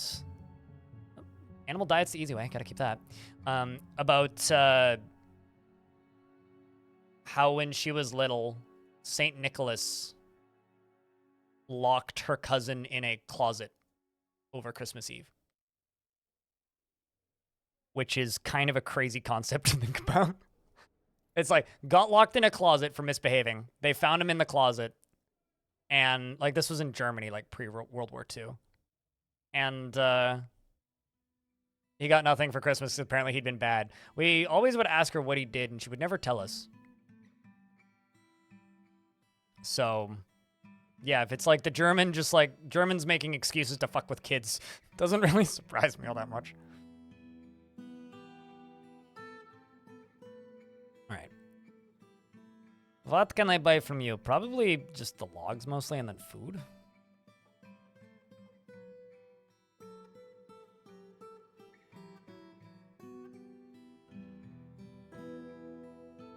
Also buy... Okay. Well, cloth is too valuable, turns out. Let's buy the meats. Let's buy the fish. Let's buy... I don't need those. We'll buy those. We'll buy the berries. I'm just buying food variety right now. Because food variety is a real good thing to have a lot of. Did they bring any books? Nope, but they did bring parchment. Buy the parchment.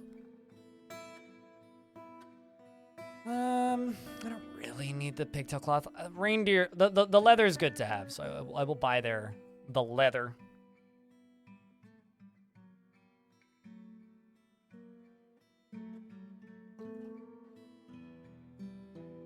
Which, okay. Damn, they brought a lot of cloth. Why did they bring so much cloth? Didn't even request them to bring cloth.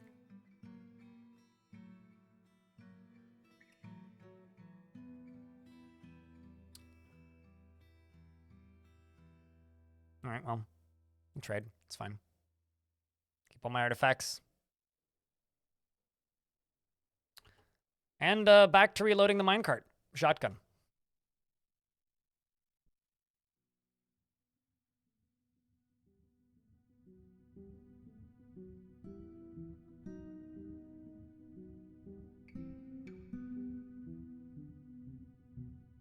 So how full is that?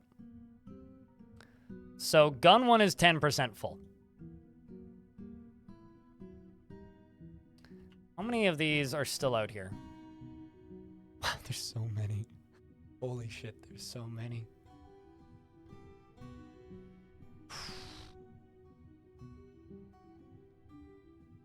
And literally everybody is just helping store items in stockpiles right now.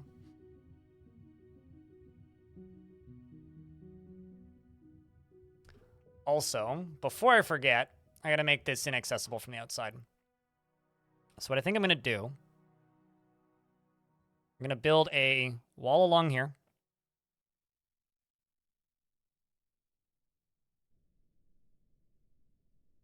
I could do it with 2 stairs going up. Hey, you know what? Let's just do it that way. Let's build stairs going up on this side. We'll just use granite boulders. And then stairs going up on this side. Again, using granite boulders. And then I'm going to build floor across.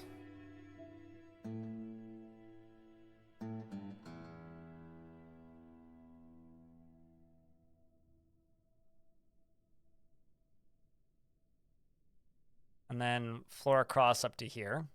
Once this is done, using diorite. Then I'll build a floor across right here as well. And then walls in the middle here, all the way up. So this will seal the whole thing off. But I have to wait for the dwarves to build it first.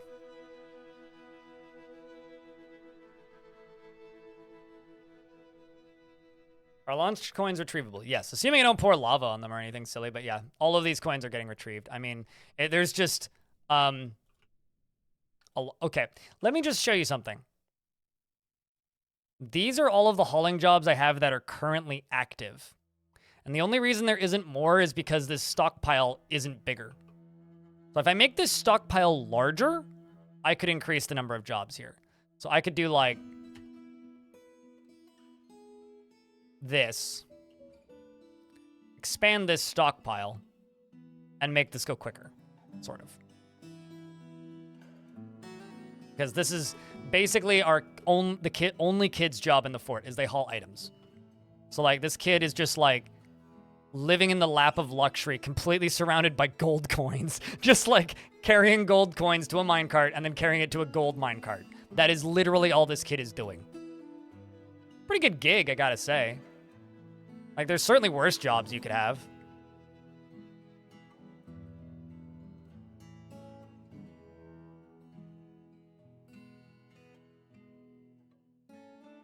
Still not high enough value on this side. This is the one I really don't want to disappoint. I don't care so much about the Farmers Guild.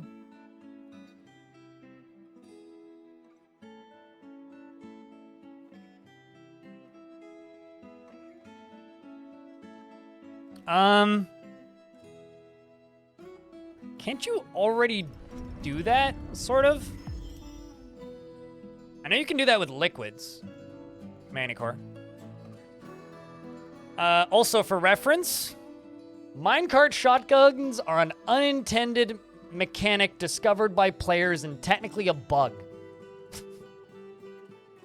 For clarity's sake. Dakist Roth, the Hammerer, has created Kanshirikthil, a diorite mechanism, and offers it to the pointy rock of artifacts. I'm going to build a fancy lever in this guild hall out of that mechanism.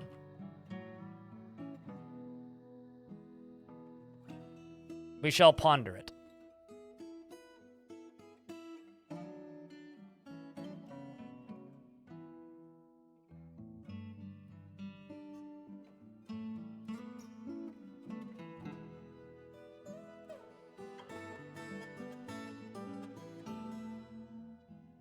This is the lever pondering office, where you ponder lever.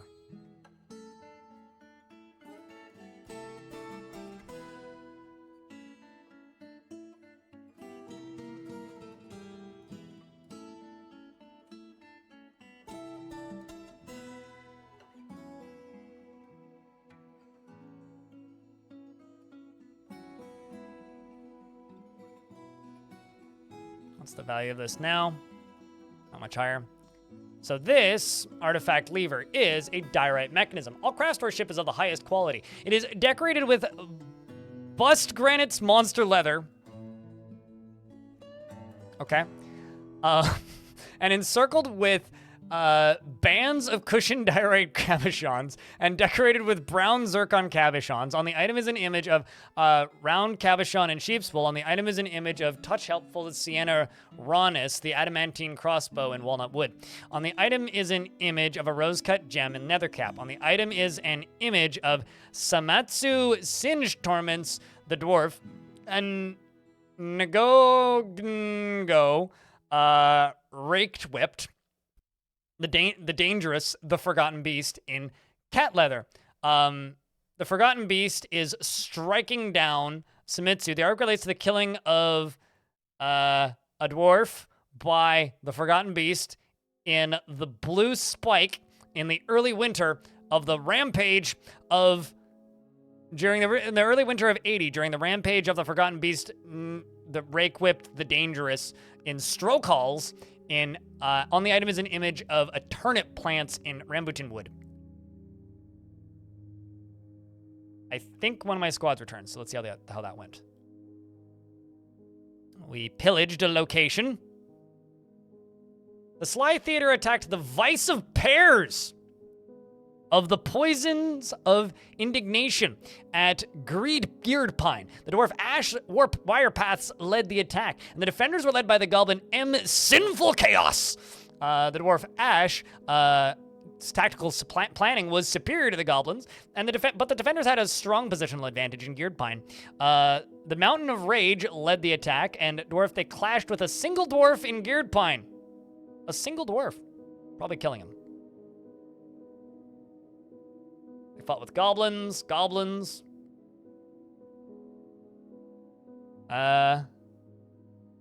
with a single goblin, slaying them. Struck down a bunch more things.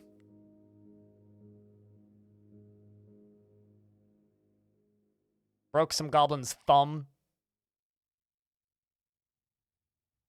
Bobtron smashed a goblin's right ear and then killed it.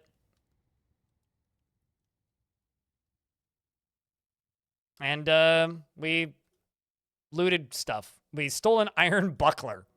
Good for us, I guess. All right, so this one is now completed.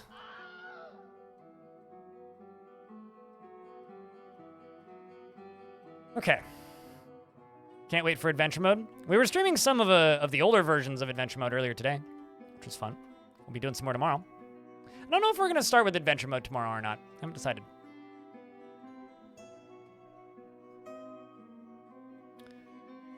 I think I'm going to expand this area as well. This guild hall is going to get this as part of it. So we can have those extra statues. Throw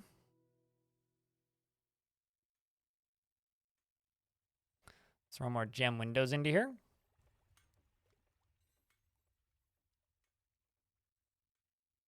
And I think I'm just going to do the classic thunk and thunk. What's up, True Freak?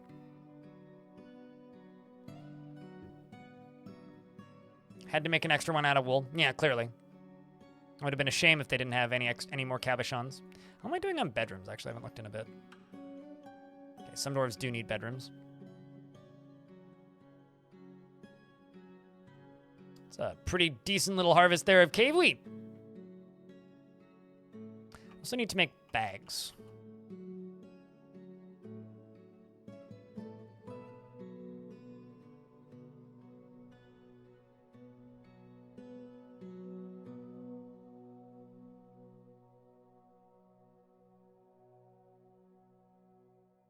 Let's just make like 60 bags.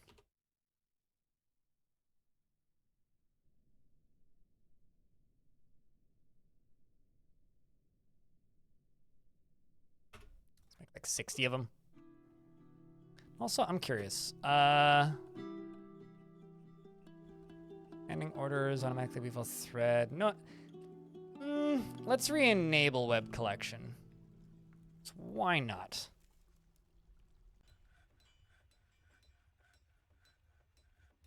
And I'm just going to go station these dwarves here for a minute.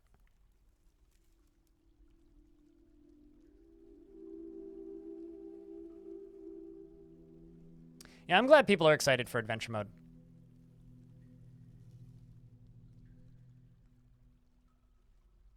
It's nice to see.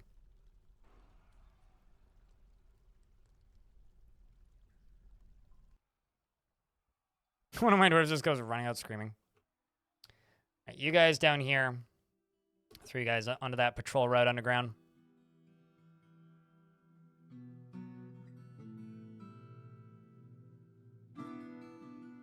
There's still coins down here. All right, let's see. How much can I expand this? Can expand it quite a bit. Merchants have embarked on their journey. Goodbye, merchants. What? Cancel that.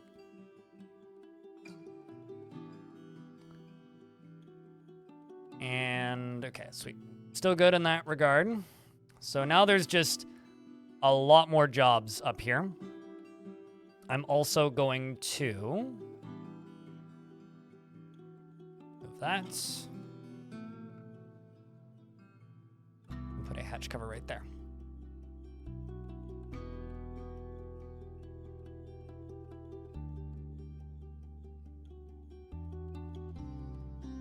So gun number 1 is 22% full. I'm actually going to forbid it for a little bit and let them start filling the second one. Which means the number of hauling jobs should probably have just skyrocketed.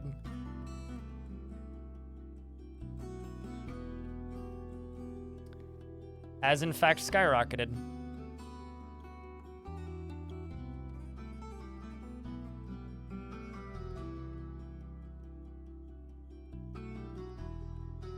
What?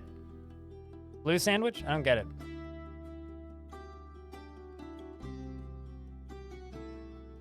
Oh, the penguin that is? Oh, hold on. I think I know what you're saying. You mean this? Forgotten Beast? Yeah. I was like, what? Yeah, the enormous penguin with lidless eyes. Yeah. It's got noxious secretions. It's just sitting there squirting all the time. So, not a sentence I feel like I should be allowed to say. Also, I'm going to do a bad thing. See this? This is a goblin. Okay? You see this? This is a pit pond. Okay? I'm going to call it a pit, and I'm going to assign... Wait, I can assign honeybees to a pit?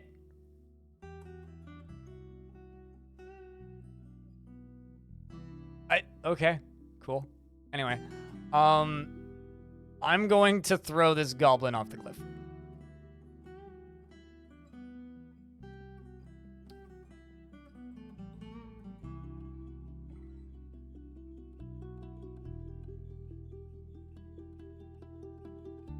It's going to take a minute for a dwarf to get up here and do it, but...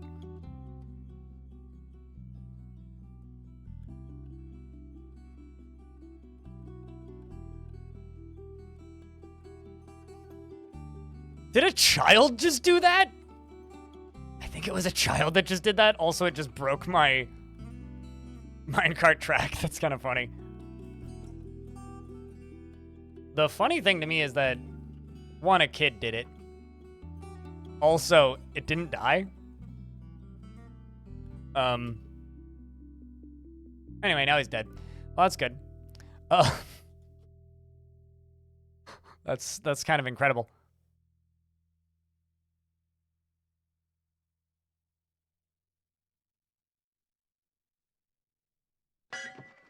Bring out your dead! Doink. Anyway, that's one way to get rid of a goblin.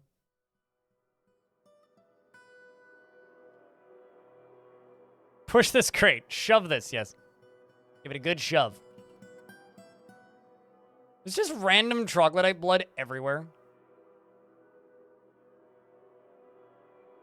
It's kind of funny. It's also kind of morbid, but like kind of funny. Why are you injured? What did you do? Oh, you're hauling a troglodyte right foot? Oh, that's unfortunate.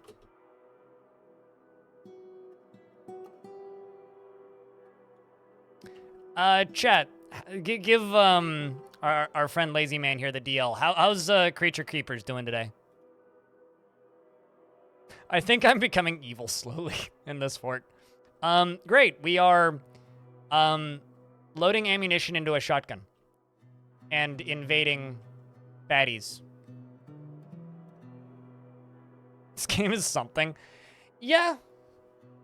Yeah. Yeah. Yeah. Oh my god. You know what I should do with prisoners? I should chain them up like right here, but then it wouldn't fire.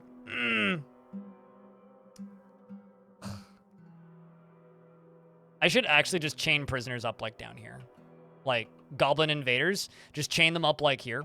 But the problem is then my dwarves will just kill them. So bet you I could like put bars around them once they're chained up and then like remove or use like a lever to remove the bars. I'll bet you I could do that.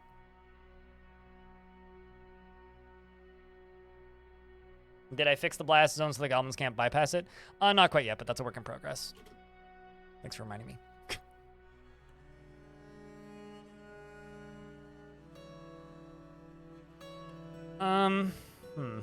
Well, this is the layer we got to build on.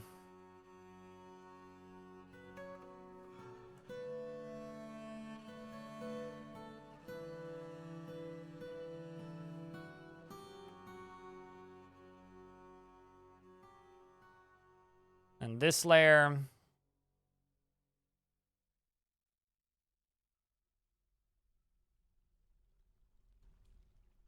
Just gonna get these all the way across.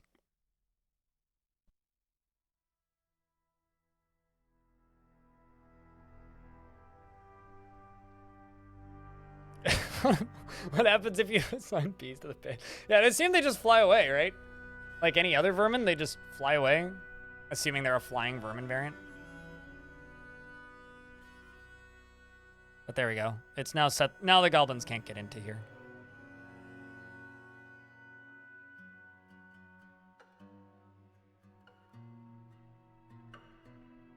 See, it's wrong button.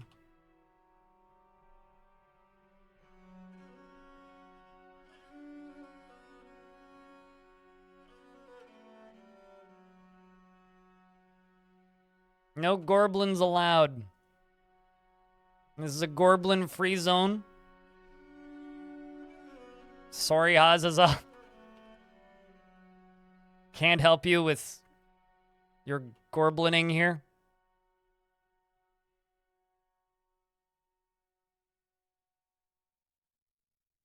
Well, anyway, yeah, no, they can't bypass the entryway now.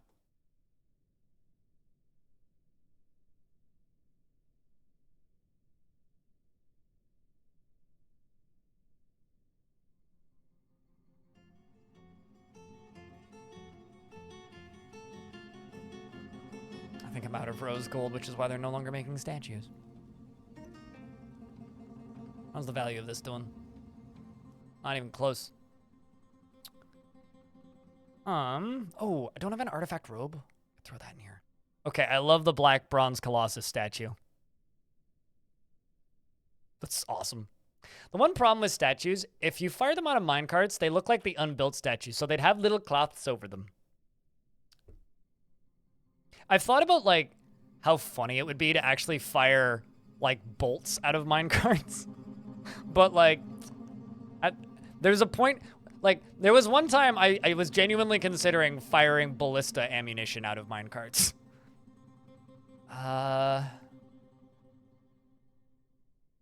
Robe. This thing. I don't know the value of it, but... it may help. Yep. I am no longer making black bronze, and that is the problem. Requires silver. Oh, there you go. Tetrahedrite. Start smelting that. Tetrahedrite. Start smelting that. What else do we got?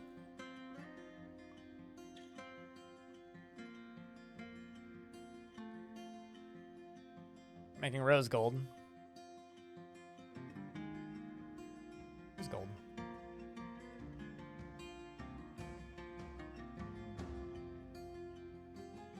Must also just get that going on repeat. Oh, I'm out of bituminous coal, though. That's not good. All right, well, that I need to go find. That just won't do. Memes aside, I do actually need coal. That's how I'm making all of these beautiful coins.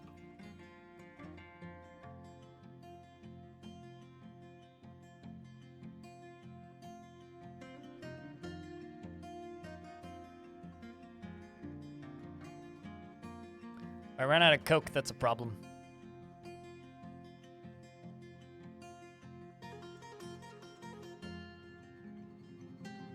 Tons of Kesserite up here.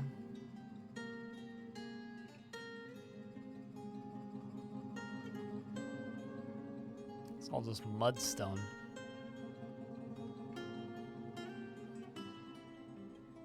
There's some.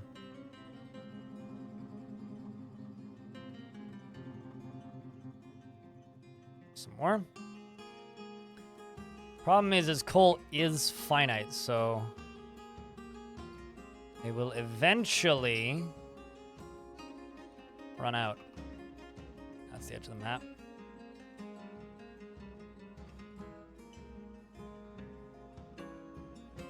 So there will be a point where I will either minecart bucket or get lava in the fortress at some point.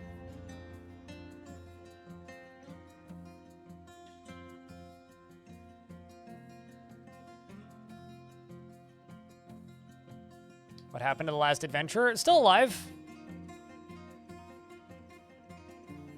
We took a break and swapped over to Fort. But we did have some heroic deeds.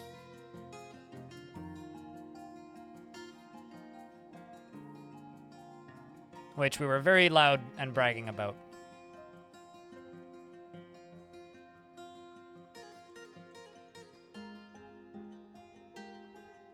You have to stream a bit after character creation. Gotcha. Well, we wandered around for a long time and then fought a rock. I'll put it that way. And didn't die. So...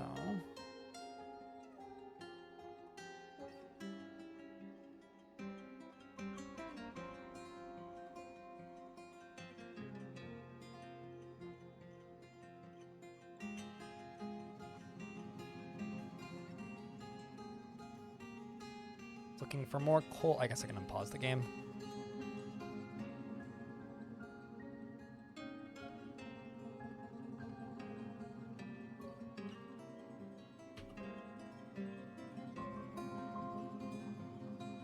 Should also make the splash zone for that shotgun a little bigger, I think. There's more. There's For more. the laughs. Laughs. Thanks for the $5. Appreciate you, dude.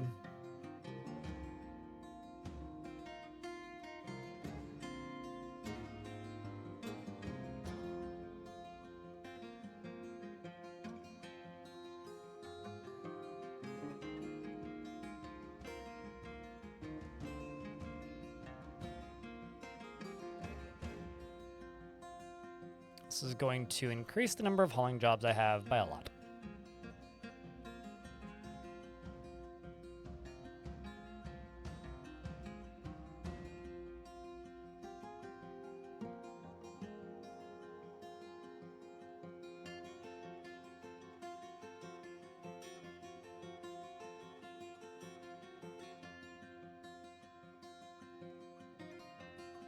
All right.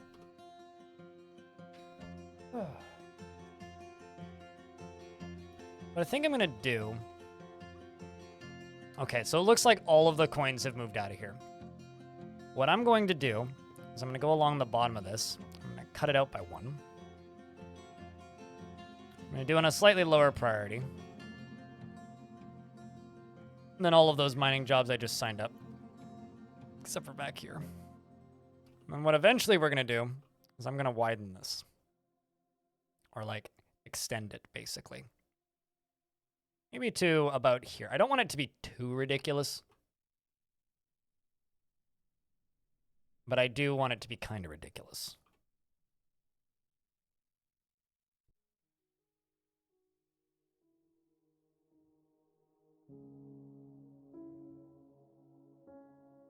Game reminds you of Sim Ant.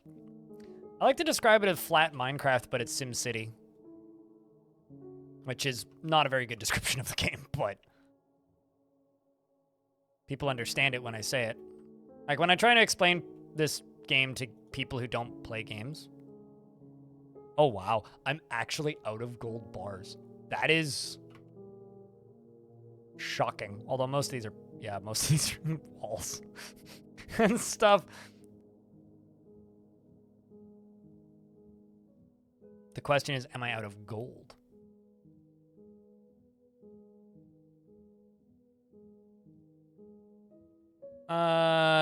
Clearly not, because the first thing I see on top of this is gold.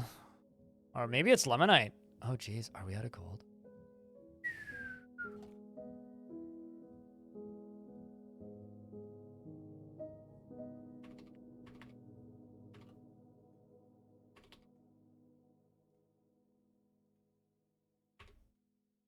Oopsies, don't forbid them. Do this.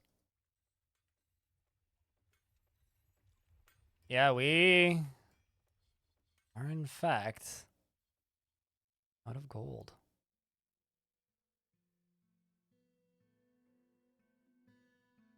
Shush you, devilish.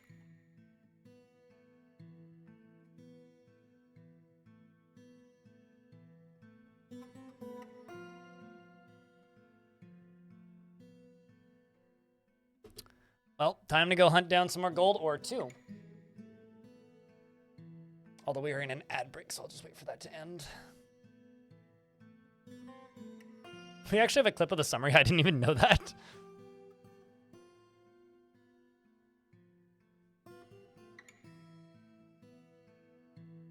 So what we need to do now is I need to go around and I need to find... Oh, somebody bought me a coffee. Cheers. I need to go around and I need to find more gold ore veins.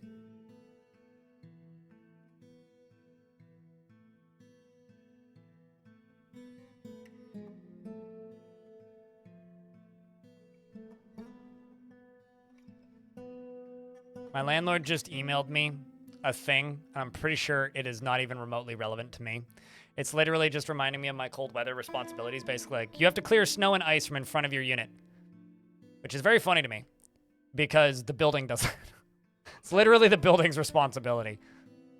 I think it's just a mass email to all of their tenants, and a lot of their tenants are like in houses and things where, yeah, that would be your responsibility. So don't worry about gold, chat. There is no shortage of gold here. Yeah, that's all gold.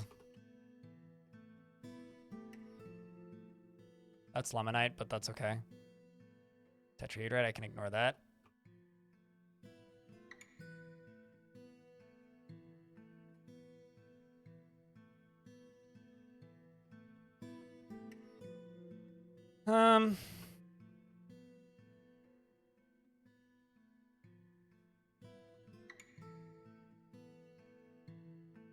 Toy gold hammers.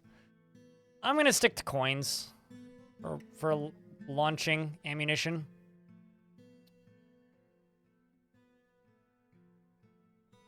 I could just queue up literally this entire goddamn mountainside. Kind of tempted to.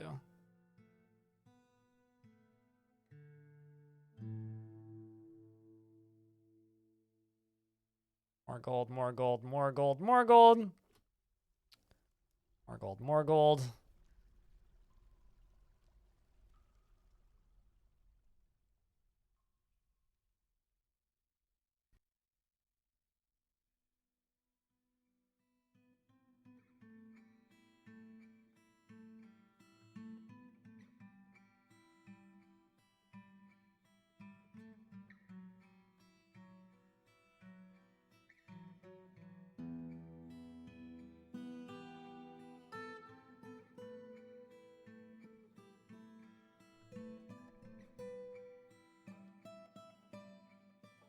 Would be Goldly?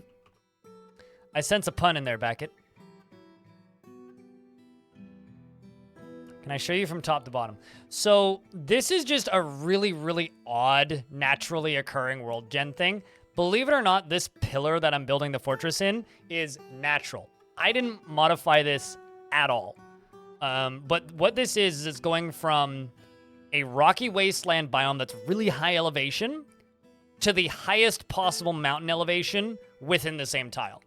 And it ended up with us having this. This is more or less untouched in its shape. I've obviously like populated many levels of it, but this is a naturally occurring rock formation.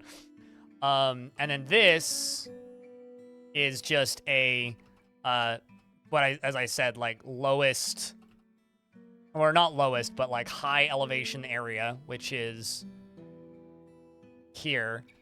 This half I've screwed around with a bunch and shaved a bit off because it looked like a butt and that was annoying, so we fixed it. And then this over here is the actual naturally occurring cliff face. No, I mean, I get it. It's funny. Call me Goldilocks because you killed me with your gold coins or whatever. And it goes all the way. Okay, I'll just scroll with the mouse wheel because holding the button down ain't doing it. Not consistently, anyway. But yeah, it's just a mountain that goes all the way up to here. And this is the highest point. Which is crazy because it's not even the highest point of the map. It goes up to 181. Which is also crazy because it goes all the way down to minus 129. Which means that it's like... If I get lag in this map, it's my own fault, is I guess what I should say. I have a stray giant bat who's trained. Hell yeah. Do I have any other animals I can train that I've caught? I got naked moledogs, more Drathlas in cages, more Drathlas in cages, more Drathlas in cages.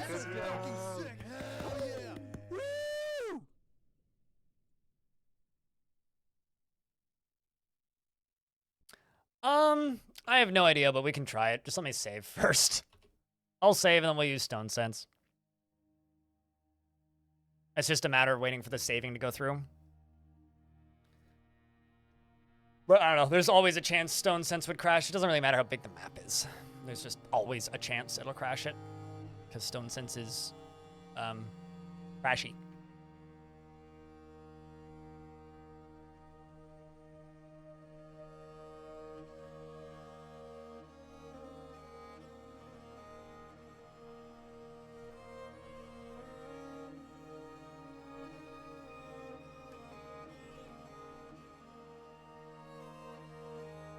Okay, so let's pause and go Stone Sense. Also, apparently I'm almost out of plants.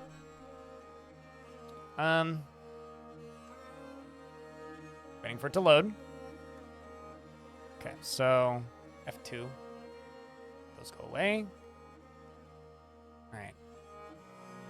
Gonna make this bigger, bigger, bigger, bigger, bigger, bigger, bigger. Oh boy.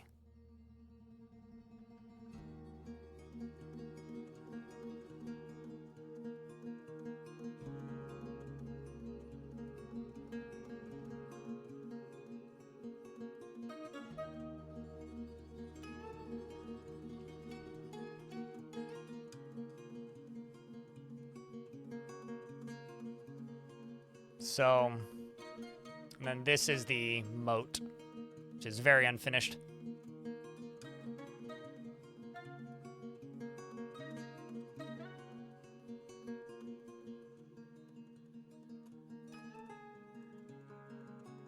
I like this layer. It's just like all the food and then just a bunch of windmills. And then as for the entry bridge, that's the bridge over to the wall. So that's the cliff face where the assaults on the fortress come from.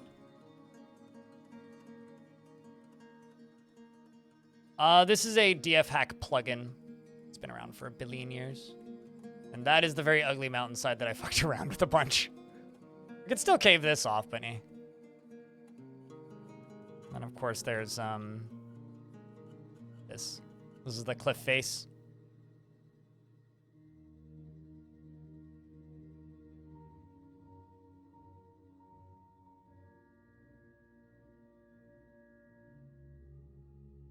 And there's an eagle, apparently.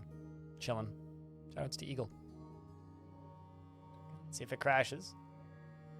Nope, it didn't. Okay. Phew.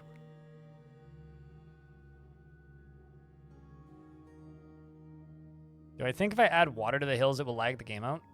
Well, that's where the enemy armies come from. I don't think it'll, I mean, water doesn't really hurt my frames too much. I don't think it'll lag the game out. I think it's more of a question of why. And also, where would I get the water from? Because there's barely any in the first cavern layer. So if you're asking me about, like, making an artificial waterfall, I could do that. But, like, it's more of a question of why. Anything.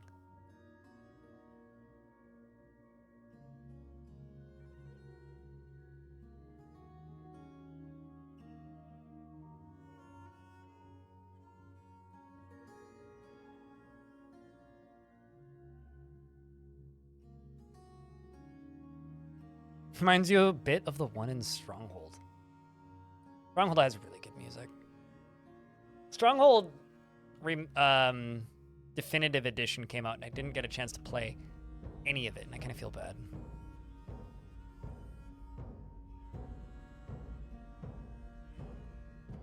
This came out when I was really busy with other things.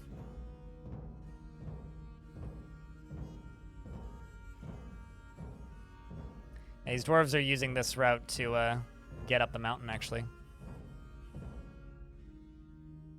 Just want to learn about the game's limits.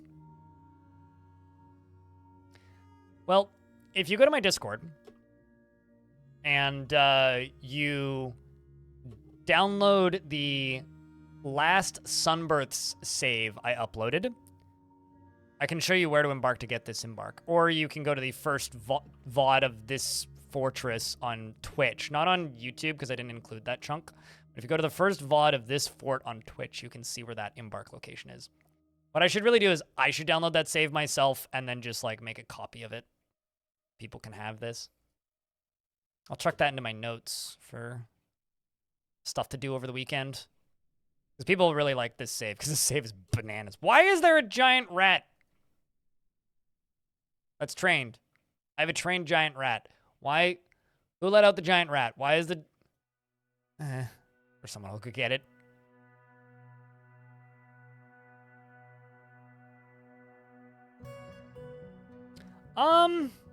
No, I could get water.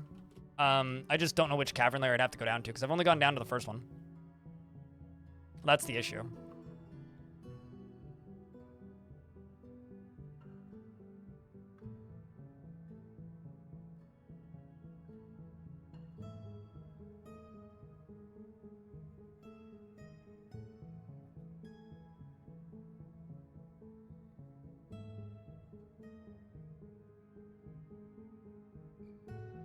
Hanging out with trainer? Maybe.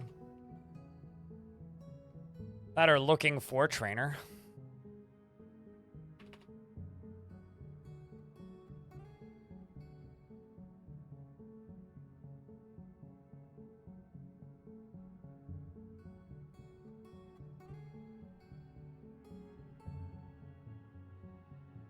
It's also fighting with a Nick. Oh, maybe that's the issue. Maybe it was fighting with naked bulldogs for some reason.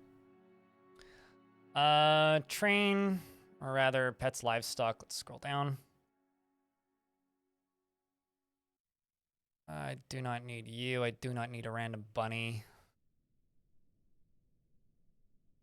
Do not need random naked mole dog. I'm also just going to eat these baby Drothlas because there's no point having... Well, actually, never mind. Those are tame, so I won't eat those, but I will eat you.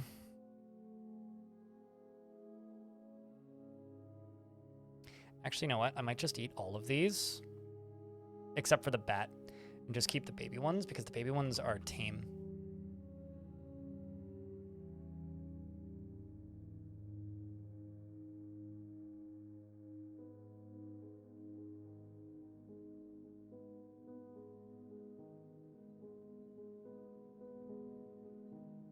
Is it possible to build a diorite statue with an image of diorite? Is that what you're asking? I don't know. Are stone types a thing that you can engrave of? I don't know. Maybe you have a diorite boulder.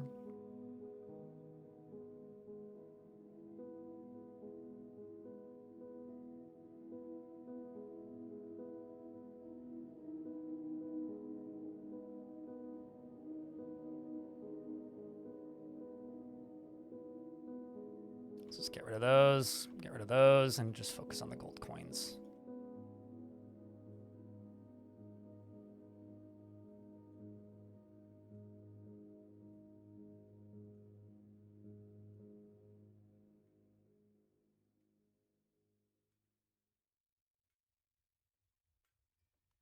Just saw a demon rat statue getting made, and I think that's pretty badass. Check this. That's not high enough value yet. Means I probably failed this one. Ori.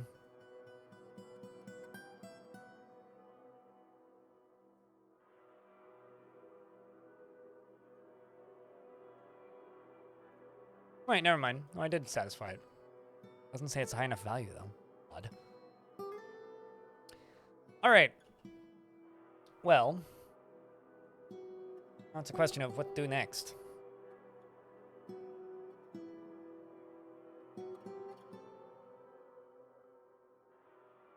Like, we are making plenty of rock blocks and also rock blocks.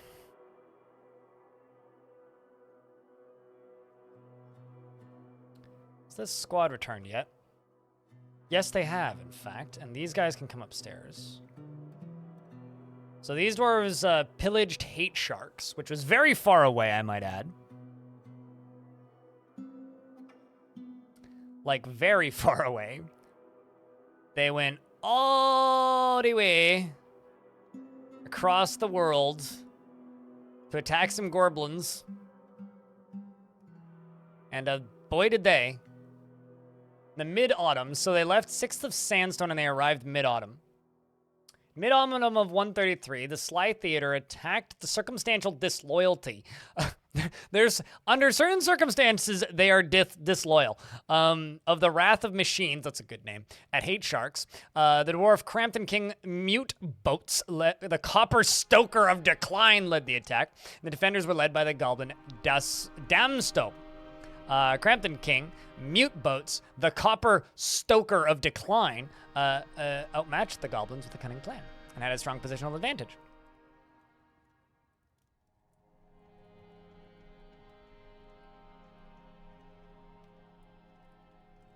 You know, I guess my question, Mr. Beckett, what's your point? 3 dwarves are not thrilled. No dwarves are mad, really. To me, mad is the lowest possible situation, and a dwarf can go from being middle to happy, like yellow facey to happy facey, by walking by. They can drop from that down to what you're describing as mad by simply walking by a tooth on the ground or getting rained on once, and then it's fixed by the time they've had their next meal and go eat dinner, right, and drink some alcohol. It just means that some dwarves don't currently have all of their needs met, which isn't bad. So the fact that probably where the rat came from, possible. Yeah, I also have a tame one, so nope, that's not where it came from. Yeah, no, the rat literally walked out from the spot where I had it penned. I've had that rat for a bit. Anyway, so I guess it's what's your point? It's well, yeah, sure, I do have 3 dwarves that aren't thrilled, but they were likely around here or even here, and then they just walked past something upsetting, right? So I don't consider that to be an issue. This fort is very happy for the number of dwarves that are in this fort. You know, not really a popular take because it's a very heavily requested feature in Premium. I really wish they didn't put those smiley faces there. It kind of gives you brain rot a little bit, especially with the specific numbers, because it's something people obsess over. Often Dwarf Fortress is more interesting if you have some pissy dwarves. And I would say that Deep Space is a really good example of this. His forts are very entertaining to watch because shit's always about to fall over, and that's why it's fun.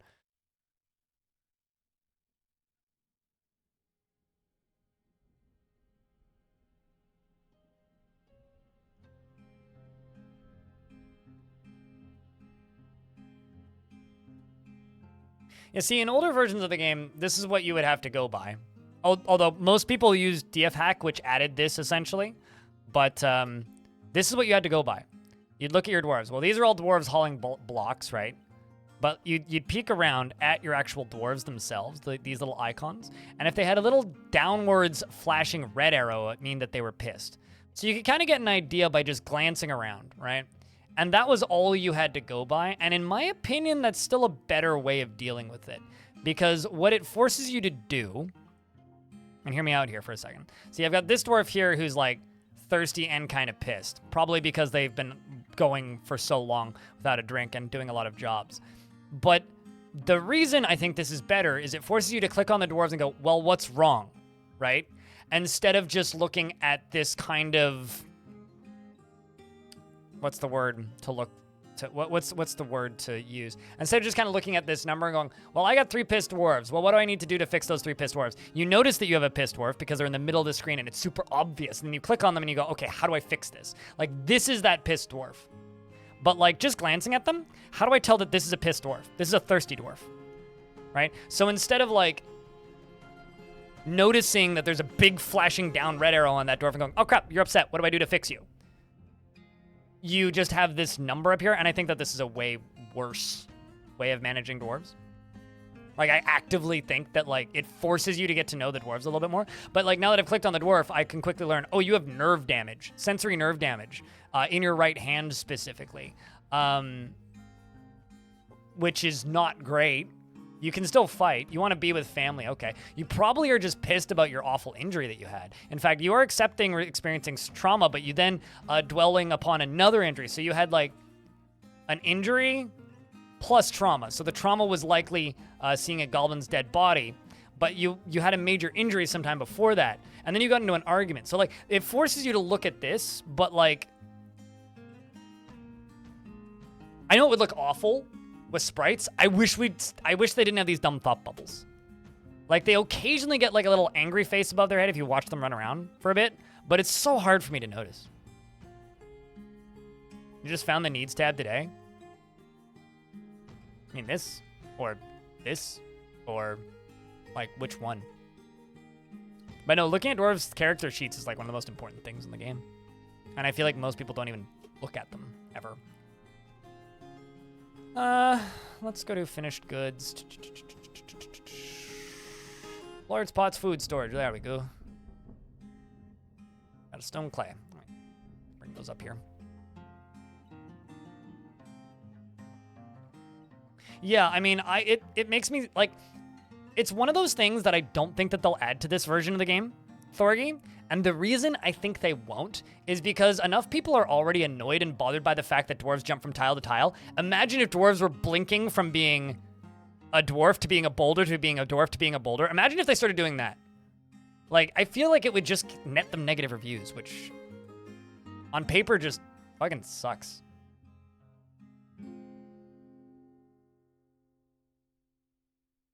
Because, like, so much of what they're doing now is specifically because, like, okay, they want to avoid negative reviews. I'm actually going to open up a space right here, and we're going to farm here. I need a more farming space, I think.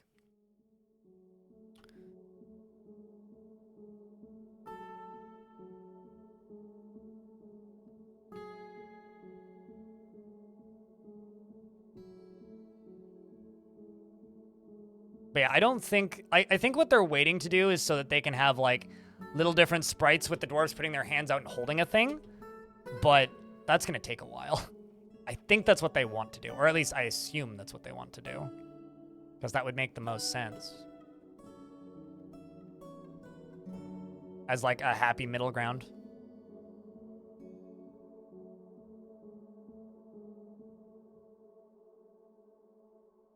But... yeah, I don't know. It's still not going to, like, fix my issue of, like, the thought bubbles being very difficult to read at a glance. But, you know, as much as I love this version of the game and still genuinely believe it's the best version of this game ever, there still is some things about ASCII that makes it significantly easier to visually follow than any tile sets. Yeah, they want jewelry and stuff. They want, like, rings, crowns. They want new clothing with gems studded on it. They want fancy stuff. They, as a YouTuber I enjoy says, they have a little bit of the taste for the fancy.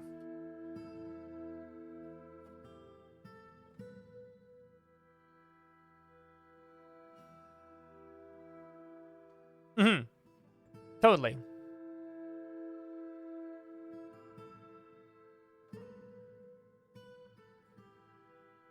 And I don't know. It bums me out a bit.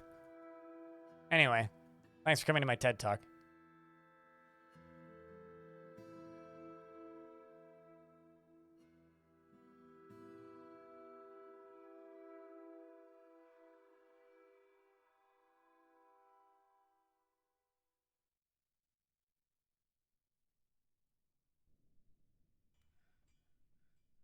I think I don't have enough planters.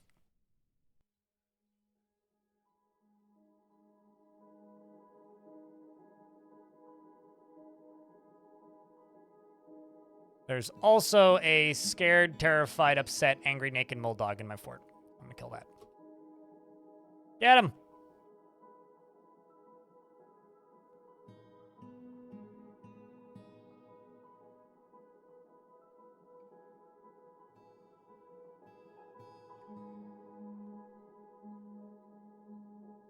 If they're in a stockpile, yes. But they have a higher chance to claim items if they're being moved to a stockpile actively instead of just sitting in a stockpile. In regards to that question from Leroy in the YouTube chat. Holy shit, I've been streaming for 11 hours. When did that happen? Chat, when did that happen?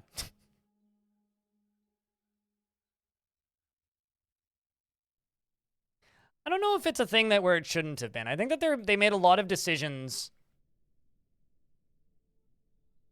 while making I think they made a lot of tough decisions while making this version of Dwarf Fortress, while updating from version 47 to version 50. They made a lot of very tough decisions, and a lot of those decisions were specifically to benefit a new player base that they hadn't. Hey, yo, I notice you farm your underground plots all 4 seasons and don't leave fallow. Is that okay? Nope. Are you fertilizing? Nope. DF noob. Well, Love yes, your but no. streams and guide video. So in order of your questions, is that okay? Yes. Are you fertilizing? No. DF noob. Okay. Me too. If you want more efficient farms, farm on mud or in caverns. It's 5 times as efficient. I've literally never used fertilizer in my entire life.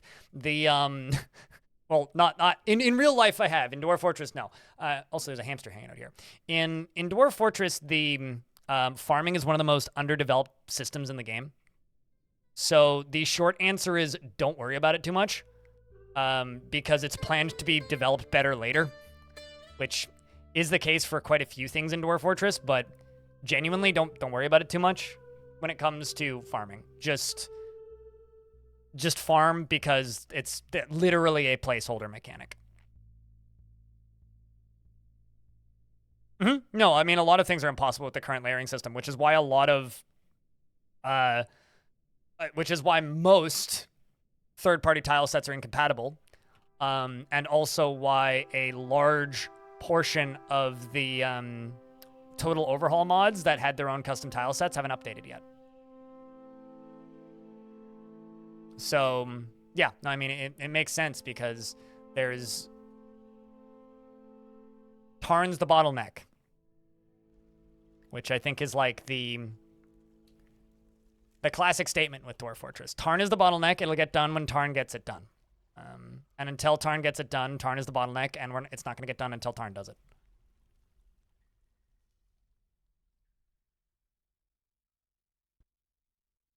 To which some people say, hire more programmers, in which I say, shut up! You get it done when he gets it done. And such is the way of Dwarf Fortress.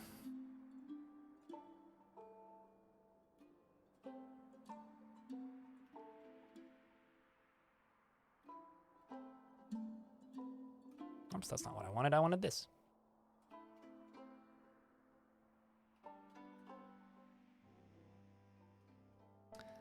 Okay, so guess what, chat? It's the best time of the day. I mean, year. It's the most dwarfiest time of the year where I get to give the gift of wealth to these goblins. Maybe one day they'll send me squads bigger than 10.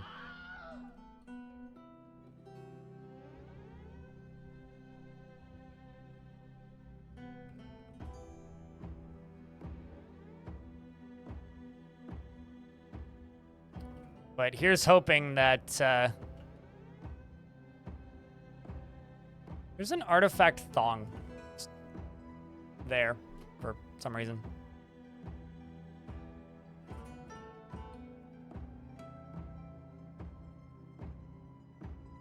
You know, we may not even make it in time.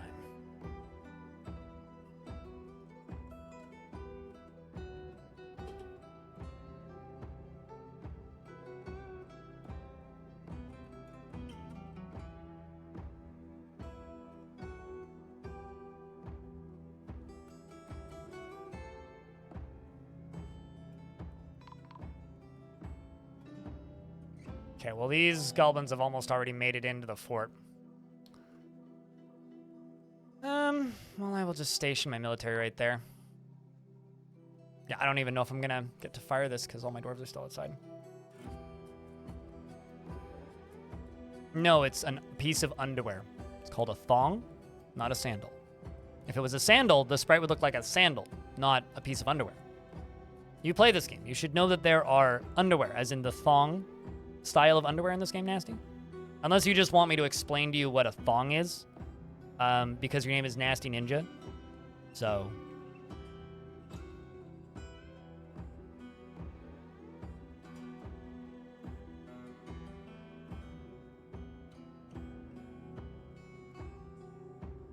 Also, what's up, Koopa? You know, Nasty, sometimes you're hysterical and sometimes I just want to slap you. And right now is one of those times where I just really want to slap you.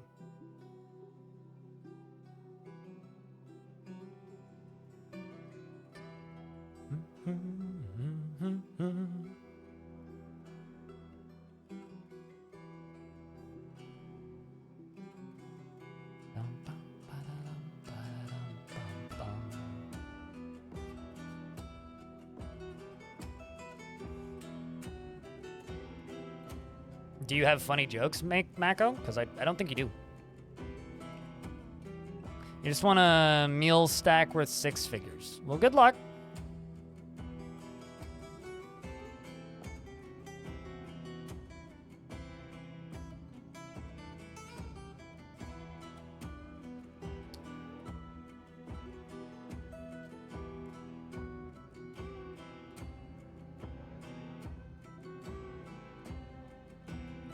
Where the hell are these goblins, then? Probably all dead. I want to be able to shoot my shotgun at... Yeah, I literally can't. Get inside, you morons. Yeah, no. Not gonna be able to shoot it. I just want to shoot some goblins, god damn it. Mr. Raven, why do you have to be so good at your job?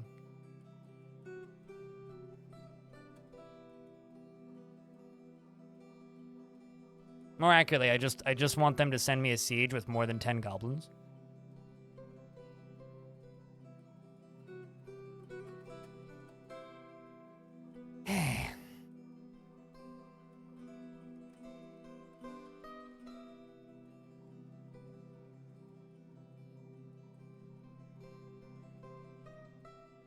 My lord, there is so much army.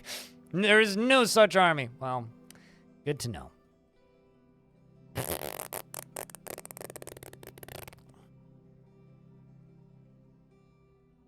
I am not the person to ask in regards to stuff like that. You'd have to talk to Tech Ed Salty.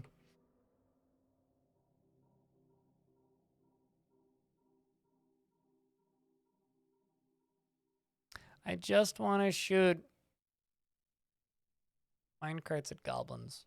And I want them to stop fucking that up by getting stuck in the middle of my stuff.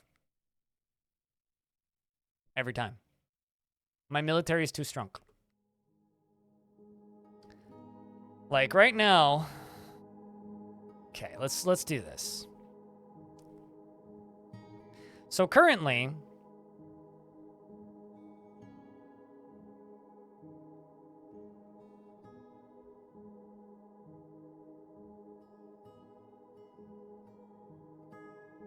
I should qualify for the biggest possible enemy sieges. All right, well, we'll just do this. Invasion cap regulars. 500.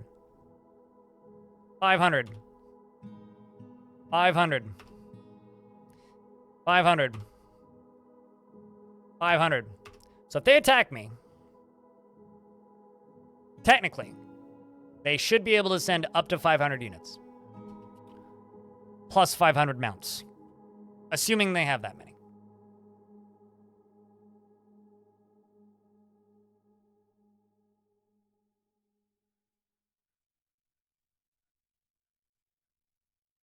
Asteroid City. I have no idea what this is. I would be so happy. I literally just have to finish digging this out and then wall up the edges of this and we're done. We're good to go.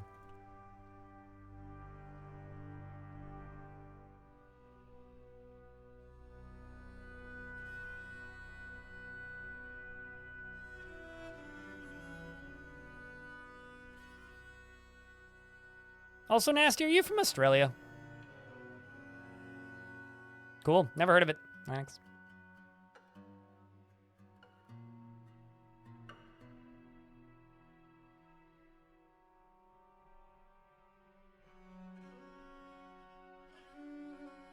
Then you don't even have the right to make that joke. I'm just simply calling you out on bullshit, that's all.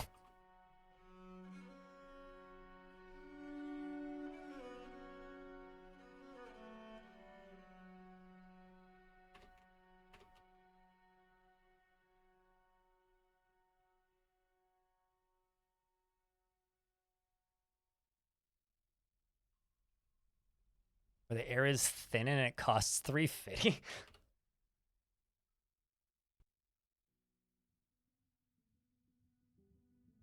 Seems like a bad parody if you ask me.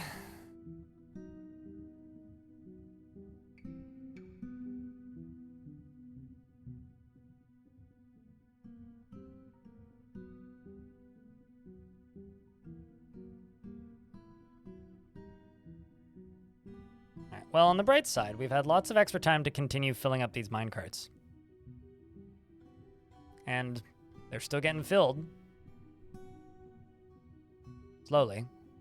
But they are, in fact, still getting filled.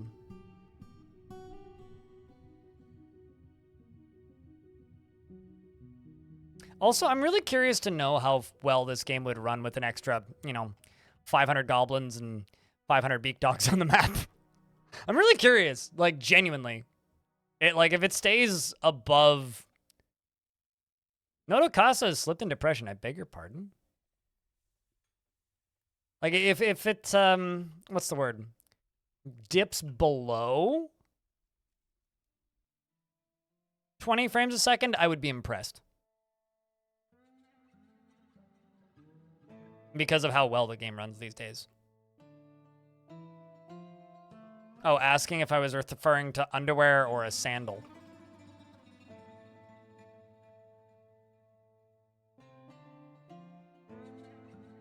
Because the only place in the world that still refers to those as that type of, or a flip-flop as a thong is Australia. You call them slippers? Mm-hmm. I'm just saying, I've successfully called you out. That's all.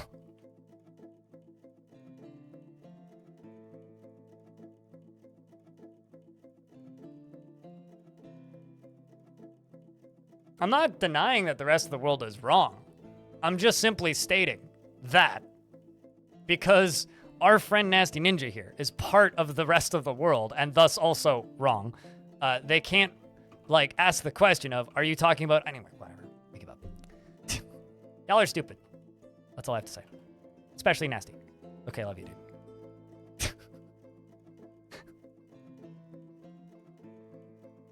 Imagine being a smart goblin who approaches this fort to invade. First-person view of this trench, you just know that something bad's gonna happen. Yeah, there's just, this very, I think this is a bit of a giveaway.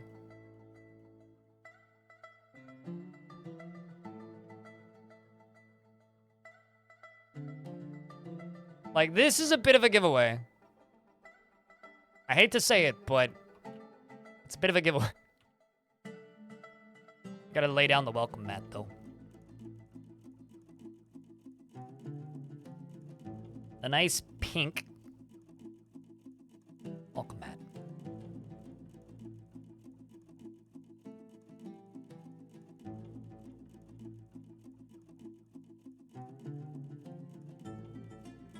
It literally does fire money. Which is the funny bit. Nasty Ninja is so... You know, Nasty Ninja, I'm not gonna lie. Your sense of humor makes me really happy that they renamed asses to donkeys in this version. Because wild donkeys used to be called asses, and domesticated donkeys used to be called donkeys. So if you get a were-donkey, they used to be called were-asses. And if you got a Forgotten Beast donkey, they used to be called a Forgotten Beast ass. And Tarn removed it because he was worried people would think the game was too immature. And honestly, some of you guys made me happy he did. Even though at the time I was quite sad. Because it was hysterical. You'd be laughing at 40. I mean, to be fair, the first time I saw a Forgotten Beast ass, I damn near cried because it shot webs. So, like, I was cackling.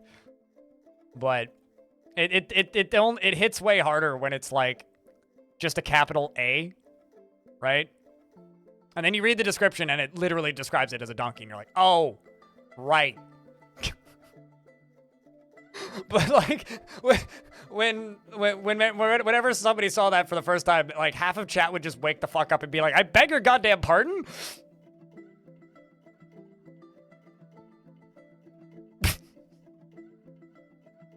Yeah, artifact thongs are the thongs that your ex still possesses. They're artifacts of your past.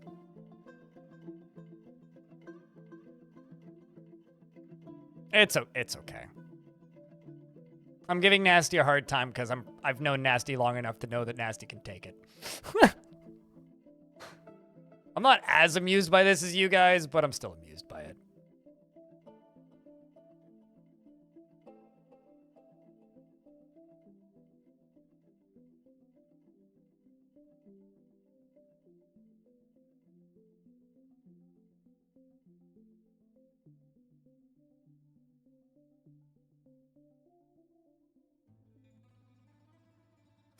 Okay, let's go to the top of this.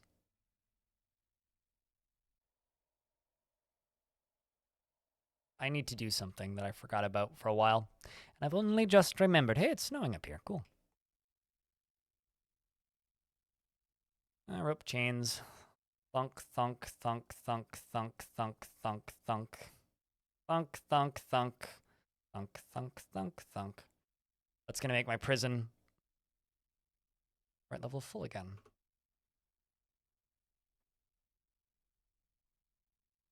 So set all these soldiers to constant training.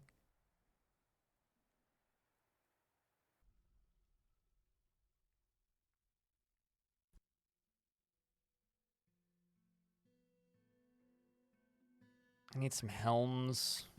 But what I really need is leather armor. How much leather am I sitting on?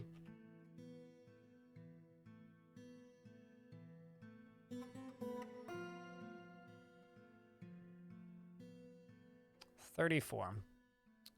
Make 10 leather armor.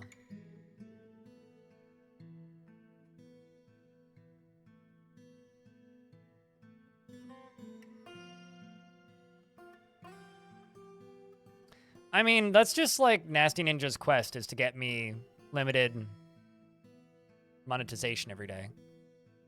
But, you know, some people have that sense of humor, and that's okay. Somebody gave me $2 on YouTube today, which was IR stupid, and I'm pretty sure that covers it. So,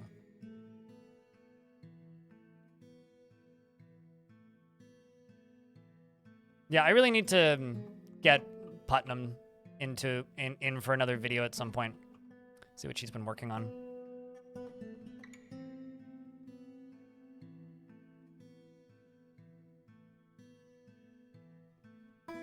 Ah, whatever. It's all good. I mean, I read what Salty said. I'm just like, not, you know, what's the word? Reading it out loud.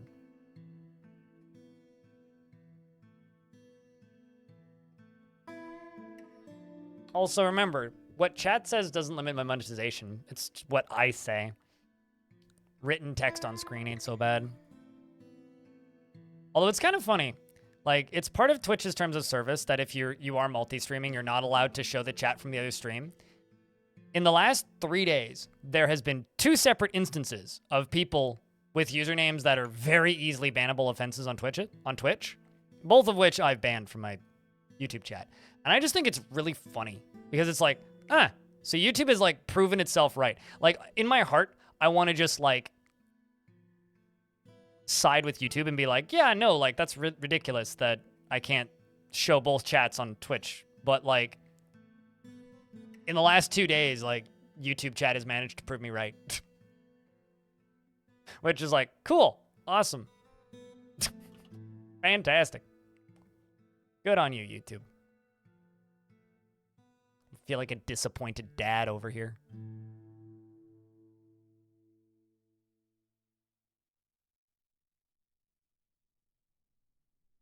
I mean, you can, just don't say any slurs. Because then I have to ban you.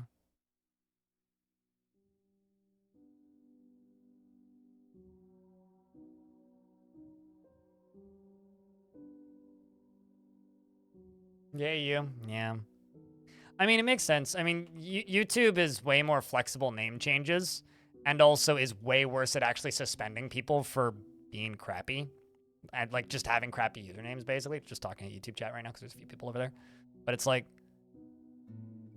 YouTube is way worse at detecting that stuff and policing that stuff. And Twitch is a little bit of a nanny state when it comes to usernames. So why did I elect to build floors instead of a paved road? Because floors have color and all paved roads are the same color. So until they add sprite variety to paved roads, I'm literally never going to use them.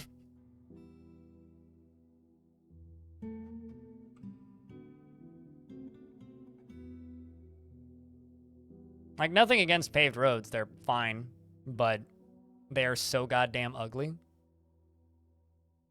Because they're all gray.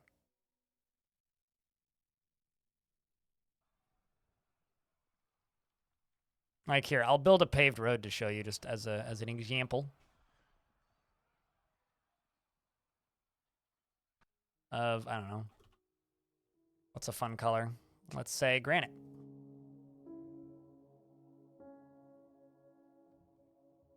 Fighting with a giant bat. Did my giant bat forget its training? I suspect it did.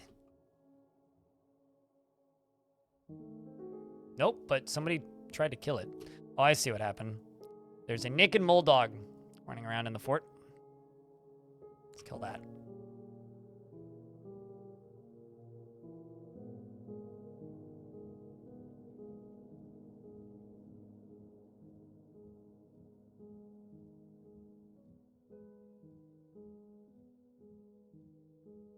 An 82-inch living room TV and you're typing on Twitch via phone. This fort is crazy, dude, and it's been going on for 33 years already? No, this fort started... Like, I don't start forts on round numbers, and this is the second fort I've had in this world. The first fort I had in the world was Sunbirths. I can't remember what year Sunbirths started on. And then this fort started on, like, year 19, I think? It's like 14 years old or something.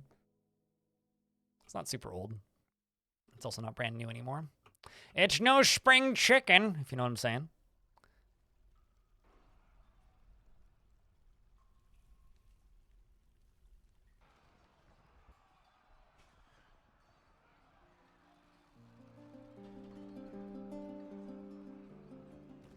Yeah, and also I never start, I almost never end my world gen at the 0. It's usually other things. 471 years and 2 seasons. That's my oldest fort. That was Long Death, and simply put, never again. I have no interest of doing a fort that long again. I could be convinced to do a 100-year fort again, but I'm never doing a fort that attempts 1,000 years again. It took me... At least not in the current state of the game. It took me... What, 2.5 years? What's up, Maniac? To get that far? Okay, we'll just... 15 wooden buckets.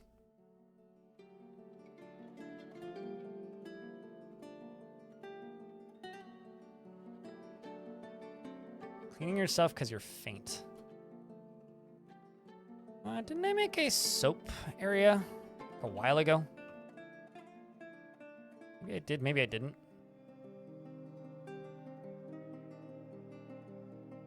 Guessing I didn't. I thought I did, but... Oh, I know what I did. That was in the other timeline.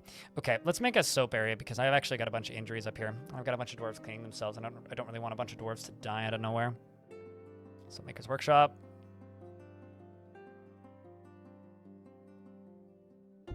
No, needs empty bucket. There you go. Well, then let's make a ashery first. Okay, needs a barrel, right? I think. Needs a milk and lye free bucket. Okay. Let's just try this because sometimes.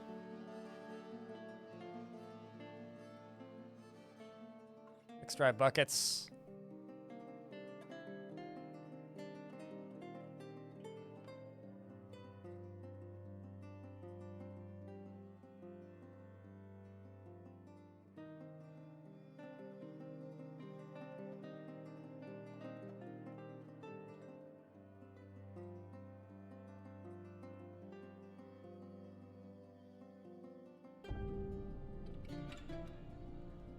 Chat hasn't paid me well enough today to do that. Last time I did that, I kind of made a lot more money than today. It was like 3 or 4 times the amount that I've made today. So no, I won't do 14 hours today. Sometimes I'll do those super long streams when like I just feel like it, and also because chat gave me a ton of money. So it's like, well, I did well today, so might as well reward chat, I suppose. Cover wounded. Wow, I've kind of got a lot of wounded. Ghost B139 Crundlin. Thank you for the $1, friend. Appreciate you.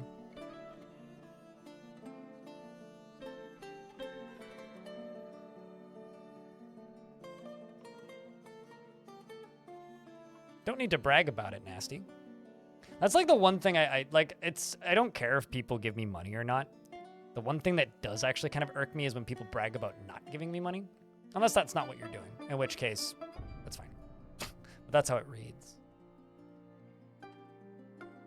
At the end of the day, these streams exist because people give me money. Got any soap in this fort? Nope. I did, but due to crappy circumstances, I no longer have soap. Long story short, I lost some progress. Come on, you're good. Don't worry about it, Xenu. We're okay. Thanks for the $10.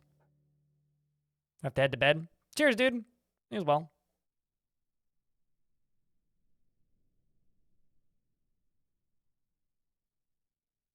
Yeah, I just need empty buckets. Just need empty buckets. Let's do this.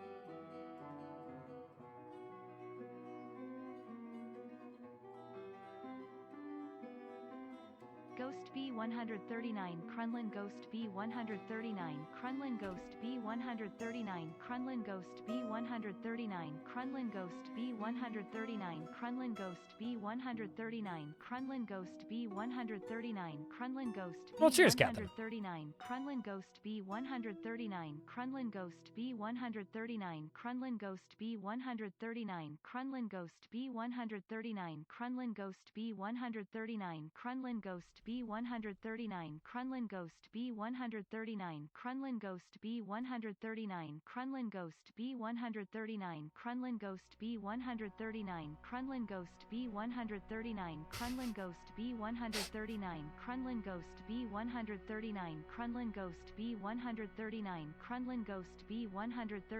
Crunlin Ghost B139 Crunlin Ghost B139 Crunlin Ghost B139 Crunlin Ghost B139 Crunlin. Thanks, Giraffe.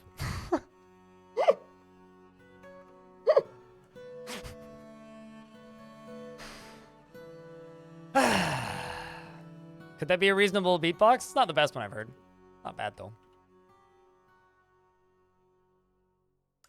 Certainly not bad. It's not the best one.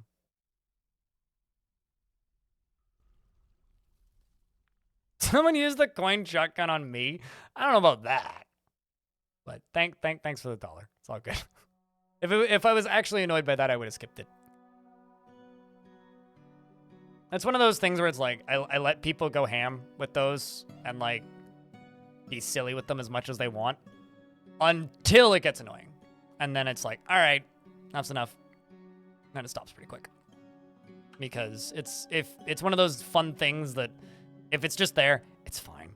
If it's abused and overused, then it gets tiresome quick. We'll see you later. Failing. Cheers. Soap is always a late addition. I usually make soap earlier than this fort, and I did actually make a soap station in this fort, but what ended up happening is I had autosave turned off quite a bit earlier in the fort. Then for reasons, ended up losing a bunch of progress because I had autosave turned off. Anyway, after I lost a bunch of progress, that was one of the things that I lost, and I just kind of forgot to redo it until like now. So it's on me. Yeah, as long as somebody gets a chuckle out of it, it's all good. I mean, I got tons of plaster for whatever that's worth. Yeah, I don't have any soap, but I do have 40 plaster. So that's pretty good. I'm sure Ghost Bats will get a kick out of that regardless. I'm going to make a Tullo stockpile.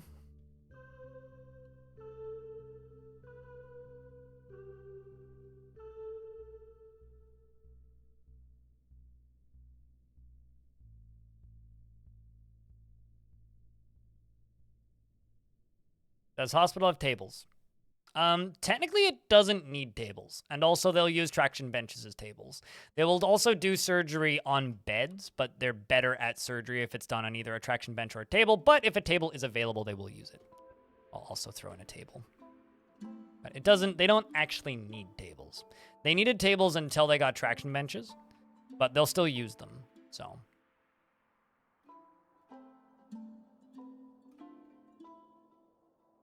Currently we're making lye.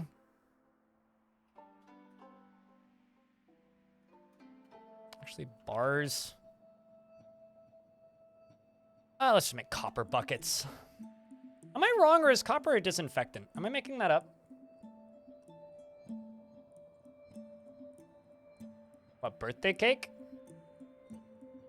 For me, at least in the old days of Twitch, the most annoying combination of things was all of the car emojis. If you really wanted to be annoying with text-to-speech, it was like, oops, I had a traffic jam, and then every single car emoji, because it's like, ambulance, fire truck, ambulance, fire truck, police car, police car, police car, and it just kept going. And I think the character limit for Twitch chat's 500 characters, so you can, like, really get a lot of those in there. Sure, if you want me to check in on your dwarf, just yell at me. I can absolutely check in on your dwarf. I was just about to make copper buckets, but got distracted. It's getting tired and my meds have worn off. Let's go 40 of those. I'm going to type in Crampton King. Your dwarf is kind of a military war hero right now. You're very happy, by the way. Neil, what's up, dude? Long time. 79 months. You have a full title. You are the,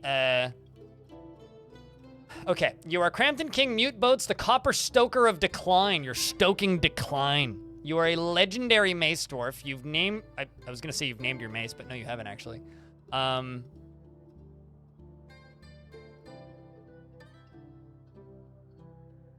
You are a legendary mace dwarf. You're still fulfilled by assisting those in need. And you have 5 notable kills and 5 other kills. You've killed Elf, Goblin, Swallowman, and Goblin, Cave Swallowman. As well as several other Cave Swallow people and several other Gorblins. You are fully prepped and ready for battle. And, you know, you got your iron gear and steel gear and your bismuth bronze mace, which is menacing with spikes of reindeer bone. Chat room, can I get a round of beers for Neil? For keeping that sub alive for as long as they possibly could. Means a lot, man. Really does. Oh, you too? Yeah. It's been a bad year for that. A lot of people have lost a lot of people in the last year. Maybe it's the high stress, who knows? My condolences, dude.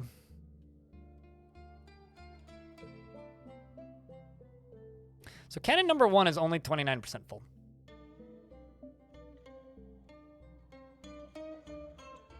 Which is still kind of funny to me.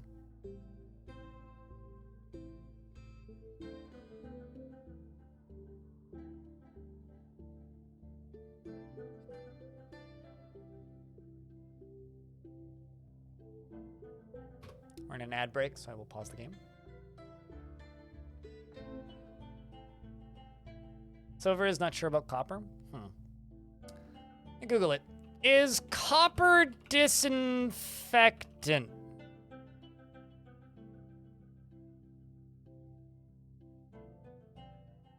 There you go. Studies show that brass, copper,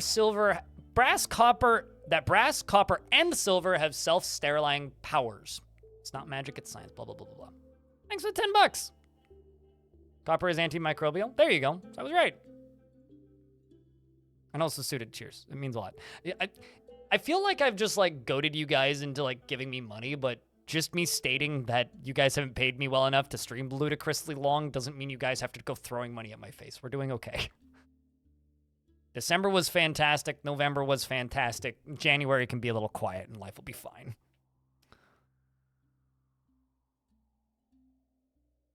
Not dead yet, but I gotcha. I got outcome. Yeah, that sucks. Well, hang in there, man. Baby Drothlas are adorable, unrelated to literally anything. I hope I get another giant bat.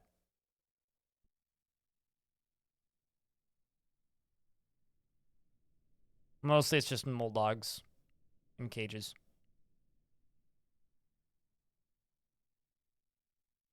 You're the one I haven't shot money at anybody, okay?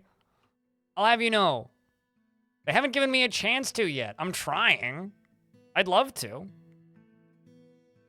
But, like, they're making that annoyingly difficult.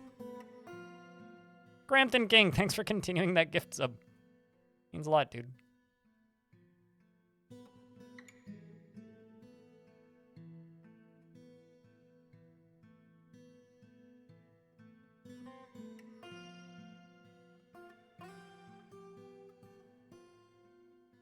How's the YouTube stuff been going, Neil? Oh, we Doing have okay? them? You know I can't resist. I mean, you can. You choose not to.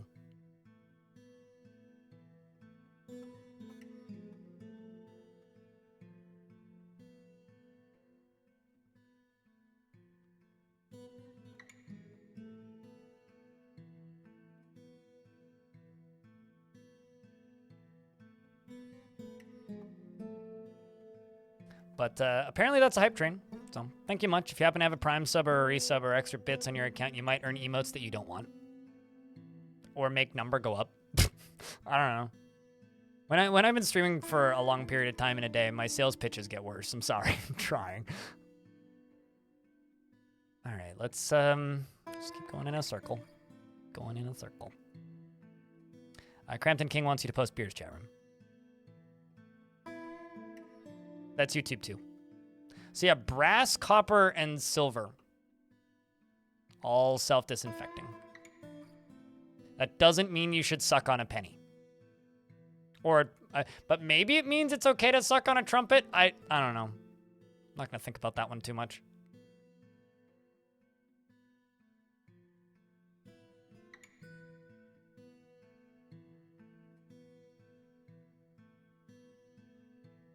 Let's see how my soap supply is doing. No soap yet. But they're working on it.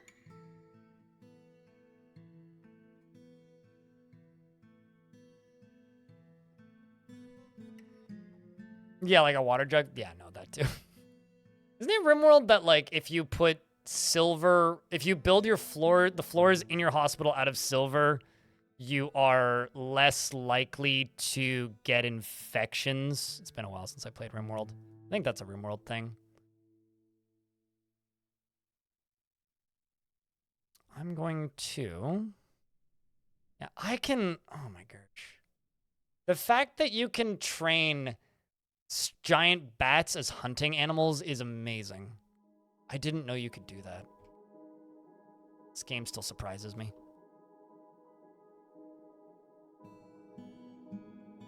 You want lead to be fun? Do you really? Like, I can't imagine in any way how that could possibly be a fun mechanic for a video game. I find it really hard to believe that people actually want that.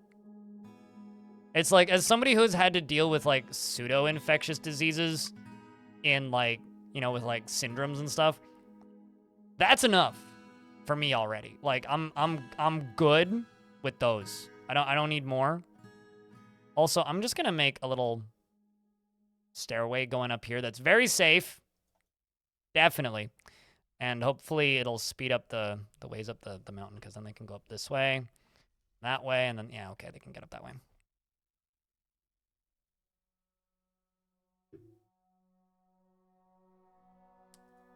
Well, I mean, if you were to do something like that, it wouldn't actually be better, Mako. It would just lead you astray.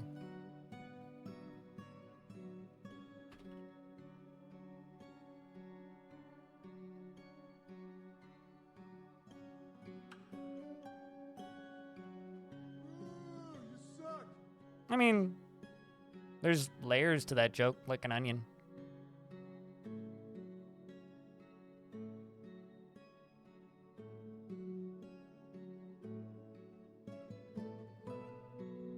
Sterile tile also takes... Oh, right, yeah, there's a sterile specific floor, isn't there?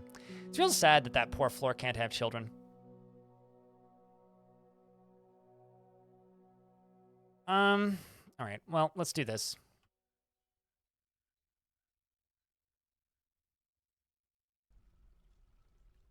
I also have cave crocodiles, apparently. Well,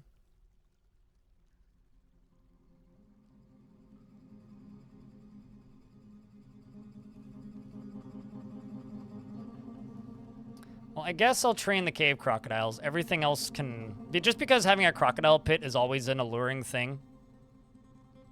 So because I have a cave crocodile, I will keep the cave crocodile. However, most of these troglodytes are just going to turn into red mist.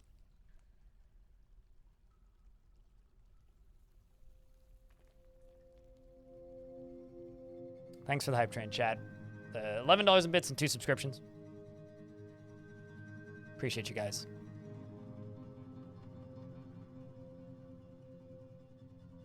There's so many troglodytes.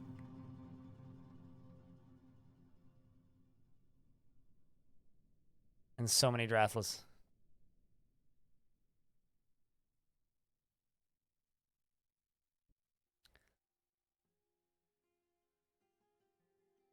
And so many naked Muldogs.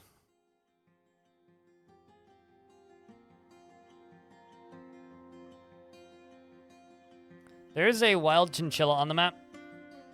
That's all. It is overcome by terror.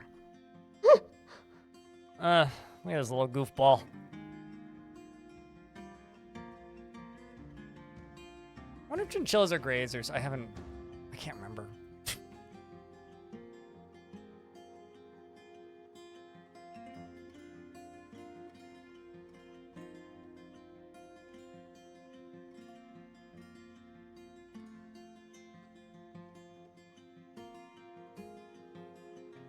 An avatar of our great deity. If we happen to catch it. If it shows up, I will train it and keep it in a cage and maybe put it in a temple. Yeah, crocodile eggs are ridiculous because they lay so many eggs.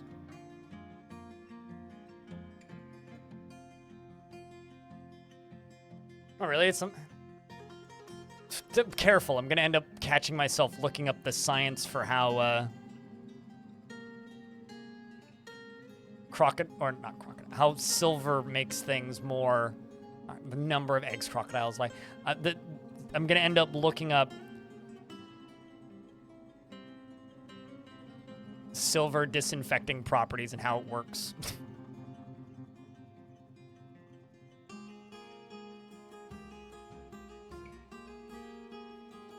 Gotten sent an amazing clip. Yeah, I figured. What's up, Ghost Pet? I'm very annoyed. Every time the goblins show up, they don't give me a chance to shoot my guns at them. And it makes me kind of sad. I've been sieged twice by them recently. I've got difficulty set to hard. They have the ability to send up to 1,000 units at me, and they haven't sent more than 10.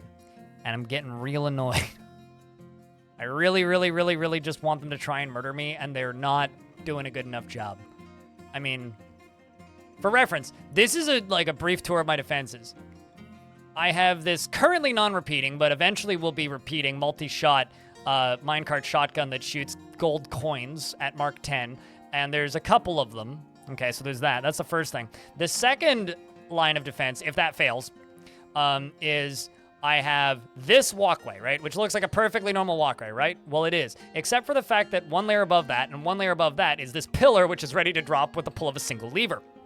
Okay, so I've got two very, very, very massive lines of defense. And if that doesn't survive it, well, then I've got 1, 2, 3, 4, 5, 6, 7 squads, 6.5 squads. So we are very ready for baddies. Yeah, they do actually go that high. Then the maximum number of siegers that you can set without modifying your game files is 1,000. They can send, sorry, somebody's username just followed me. They can send up to 500 units, so like soldiers, and 500 mounts, which are monsters. So I'm just sitting here being really annoyed that I haven't actually had the opportunity to use any of this glorious monstrosity. Have I ever gotten one?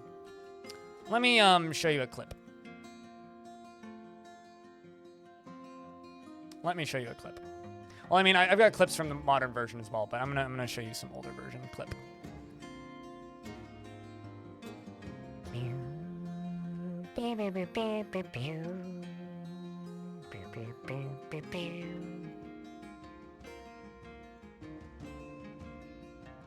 Scroll down a little bit.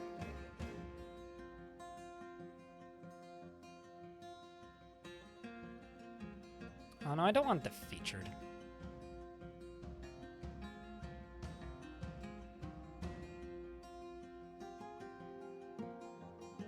Literally only show featured now? Sure.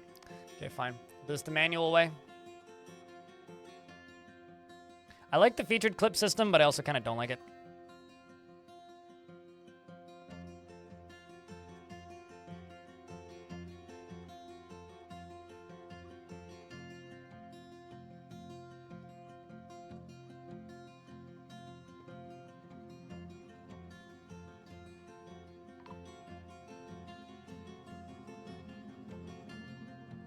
Pet Dodger the Miner's been found dead. What?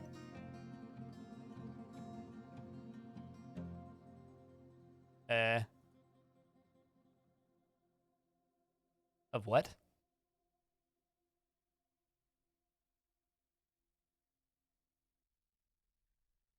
Oh. Did something cave in? It must have. I don't know how that happened. Odd. Well, that's unfortunate.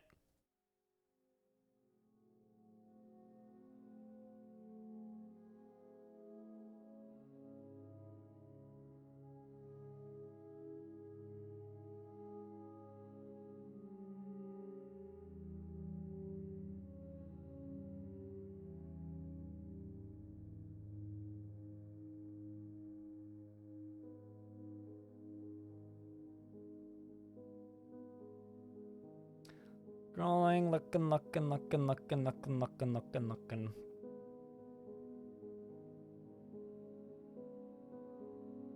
I think I made a YouTube short out of this clip, but I'm not gonna show it via YouTube short because that format sucks. I really just want to find the clip in the stream, but Twitch's clip sorting is not as good as it used to be. Or rather, Twitch has made it harder to search for clips that aren't featured, which is fair, because I understand how they're presenting them now. The thumbnails in this menu are very small. I'm hard to spot.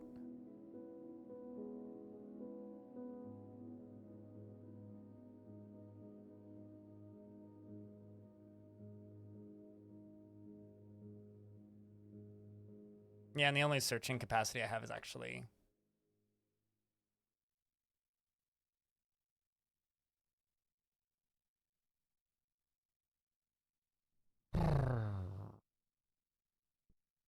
What's this channel being dug up for? Well, it's technically a moat, but it's a giant moat that is going all the way down to my caverns, is what it's for. I will find the short, because that's going to be quicker to find. So this, apologies for YouTube Shorts badness. But, see this? These are all goblins. Those are really... And Dwarf pulls a lever. And then I have a goblin here. Like, these are all goblins. And beak dogs. And trolls. Then I fire a goblin into space. But yeah, this fortress was getting attacked by about 3,000 goblins per siege because I'd modified my game. And most of the questions are like, what the fuck am I looking at? There's a link to the short if you want to see it. And there it is for YouTube.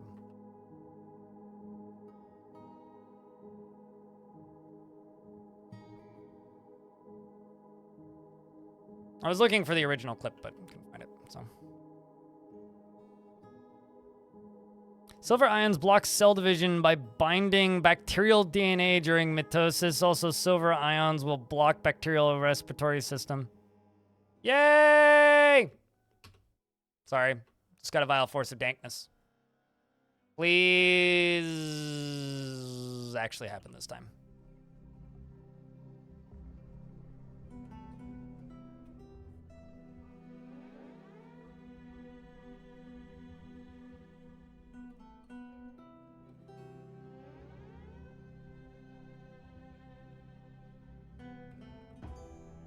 Let's also forbid that. Turn these on. And that on and off, because I think we had a baby born and I was right. Yes, they want to parlay. Thank you. That means it's a not tiny siege, which means I can give my dwarves a minute to get inside. What are you doing? Collecting webs? No, you're not. Actually, what I'm going to do is I'm going to go here and I'm going to type in collect webs for... And just, well, actually, I don't need to because it's all up at the top. I'm going to cancel all those jobs. Pause all them jobs. Get inside, dwarfs. What, you're just about to head to bed and you're like, well, no, I'm not. Finally. This is the moment I've been waiting for the last 2.5 hours, give or take 20 minutes.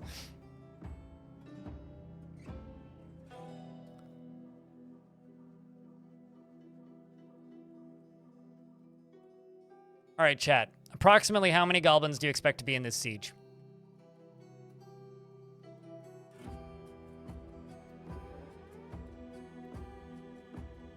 $69. Nice. What's up, Lothrian Prime? Good to see you. Pull that lever. 60. They're allowed to bring up to 500. So, let's give it a minute. Just to make sure that everybody's in. Let's see dwarves running into here, if they aren't. Water Lyman's trying to construct a building. Let me, Oh. Trying to finish that stupid road. Just cancel it. Go inside. I don't like that dwarf very much, but I don't want them to die like that. All right.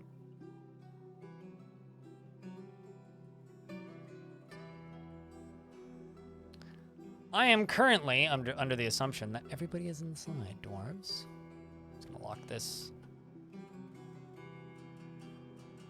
I'm also gonna lock this, and lock this for good measure, and deny this request. So let's see how big this siege is. After I go to the top of the very, very pointy rock. Dude, if it's only 3, I'm gonna cry.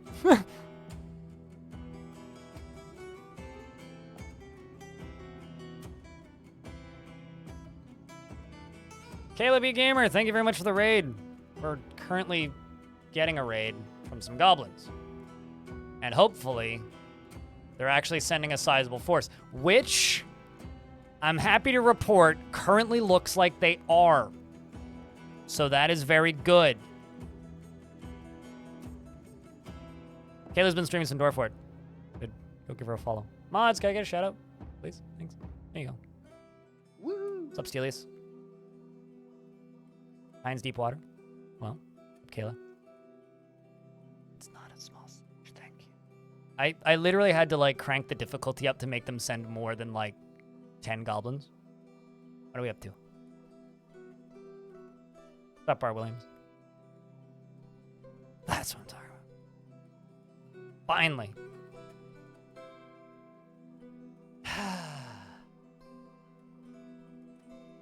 Sweet sound of goblins wandering into my fort.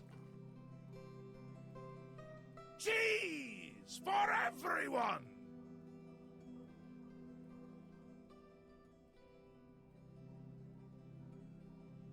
So,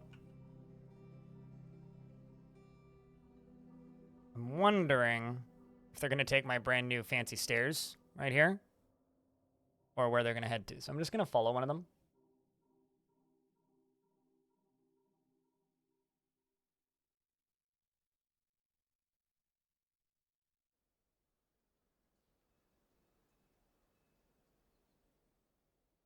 So we're going to shoot some coins at them. We're literally going to try and kill them with money.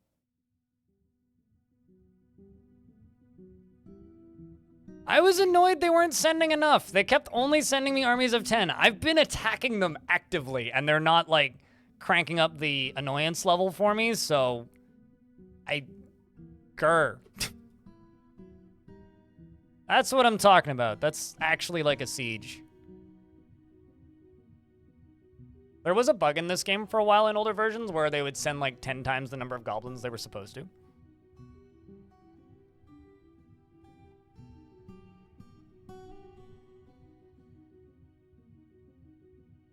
One hand shouted out, there you go.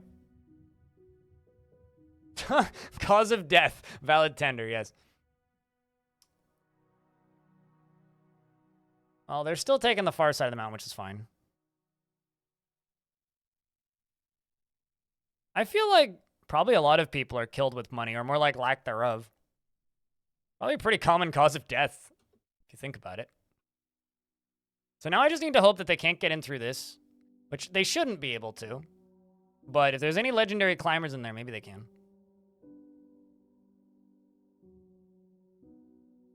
Fingers crossed. If they can get in through there, I'm going to cry.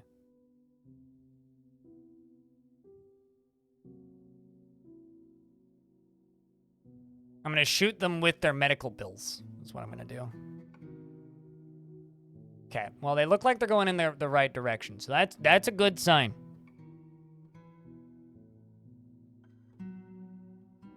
Where's the rest of them? Come on. Hurry up, slowpokes. I only got one shot. Actually, technically, I got two, but... Shoot him with the money shot. Yeah, there you go. So I'm probably just going to let some of them in.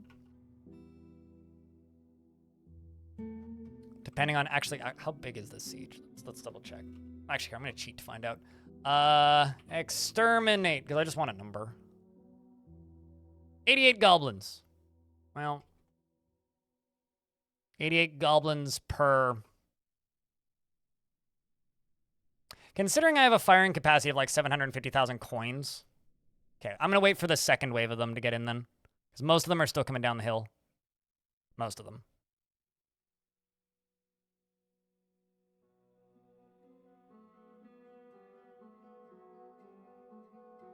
So this is that initial wave. I'm going to double check my Mark's Dwarves.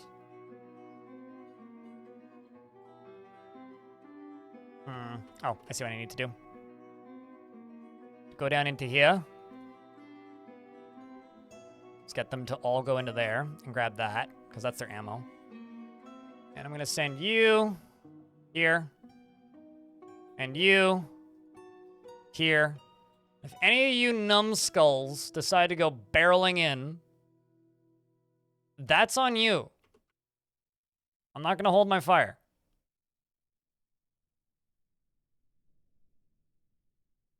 Okay, so this is the first wave. We're just going to let them walk by. This is the second wave. Still piling down the side of the mountain. So I'm thinking when these guys right here get into here, I'll pull the go button. And if that doesn't rout the whole siege, I will be kind of surprised.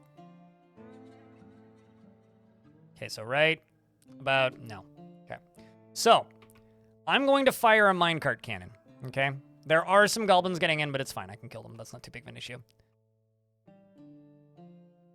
So this lever fires shot 1, 2, and 3. If you've been lurking for a while, chat room, on both chat rooms, Twitch and YouTube, wake up, look at the screen. You have like 10 seconds before I unpause the game and pull this lever. Although I will be firing this one shot at a time, so it'll go through pretty slowly. My Mark Dwarves are lining up as we speak as well, so that's good. Unless they're being dum-dums. Sweet, none of them seem to be being dum-dums. That's good. You're locked in, locked and loaded? All right, chat, can we get a Vile Force of Darkness and or a round of beers? Because I am the Vile Force of Darkness, and the Vile Force of Darkness is money. Fire the missiles! Or cannons! Or minecarts! Okay, so it's ready to go. Which means now I can go down to here. Okay, so there's what? Just a handful of goblins that have survived the initial calamity of the wee splat machine. And then this is our minecart. So, I can move the game forward 1 turn at a time. Now I just need to wait for these to drop.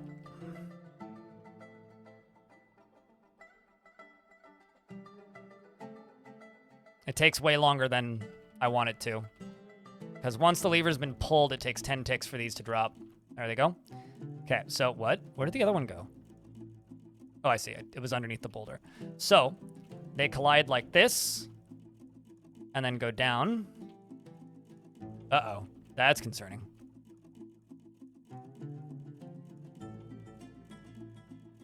Okay, it worked. It's fine. Or at least the other shot fired off. This one didn't. So this didn't actually work properly.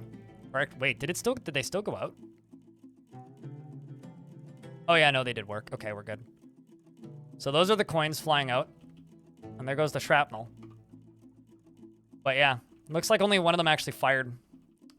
Yeah, the rest of the coins are all right there. All right, so I'm going to have to rethink this firing setup. But you want to know the beauty of this?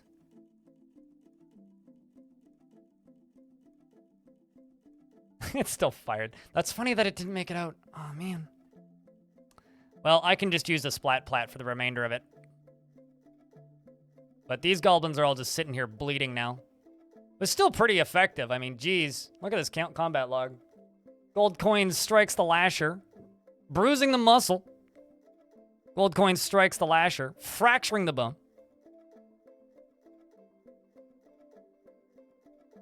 So still pretty effective, even though I only fired a quarter of my ammunition? Not even. Like a tenth of my ammunition. So if I make this... Okay, so there's 2 things I can do real quick. I might be able to fire it a second time. Let's do this. Let's go over here, pull this lever. Then I'm going to go down to here. And I'm going to add this to the burrow. Let's see what we can pull off. Are they leaving? No. Well, I mean, they're pretty horrified, which is understandable. I would be too. Bunch of your friends just died to money. I kind of thought that the minecarts would, like, stack up instead of colliding like that, but... So... Yeah, no, they are retreating. Look at them. I think I broke the siege.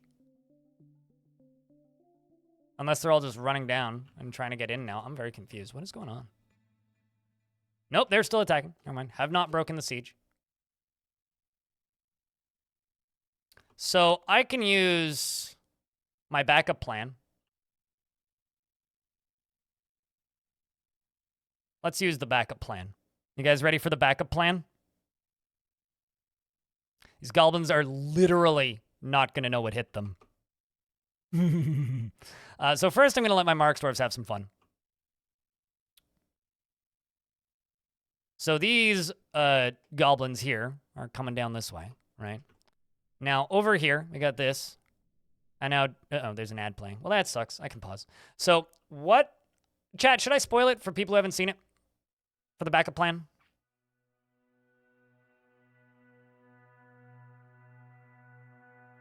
Dollar bills. It's like, it's dollar bills, and it's not dollar bills. It's like literally Canadian loonies fired out of a potato gun is what they're getting hit by. So yeah, no, definitely the worst night to perform and take off your clothes on stage. Absolutely. So yeah, I fired one minecart that was 4% full. Okay?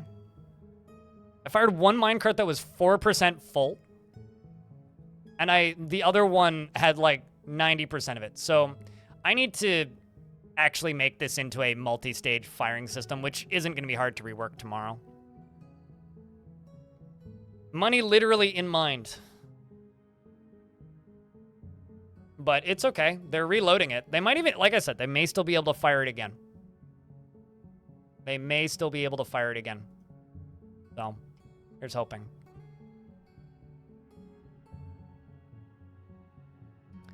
Well, anyway, I'm just going to queue this up.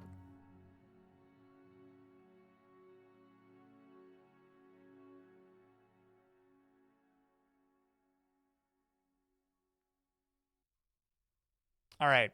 Here we go. Part 2. I don't know if this is going to work. I might get stuck somewhere. So this is part 2 for our fun. Or these goblins' fun. 1, 2, 9,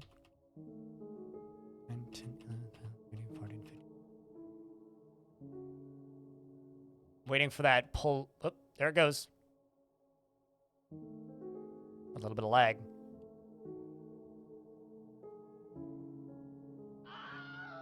Accurate. There it goes. Well, that worked.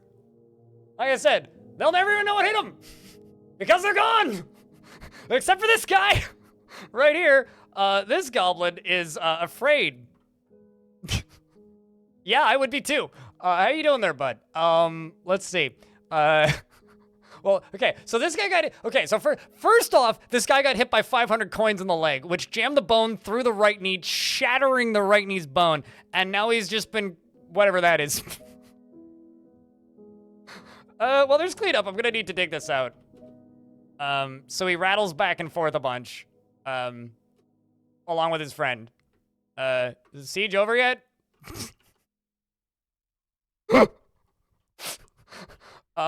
Okay, so that was fun. I should have put a lock on this so that I could have locked them in. Anyway, is the siege over yet? Doesn't look like it. All right, well, now the messy bit, I guess. Well, actually, no, this gives, okay, the funny thing about this is, I don't think, do they have a way in? No, they do not have a way in. Currently. So what I can do is wait for a little bit, reload the gun, let them regroup, lock the door again, do it again. I can do that, which is what we're going to do here.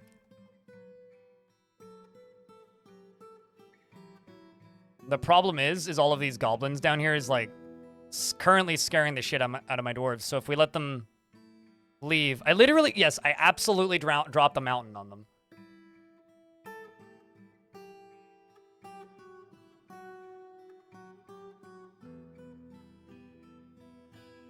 I think I might just re-engineer this so it just has one minecart for now. I'll just do that.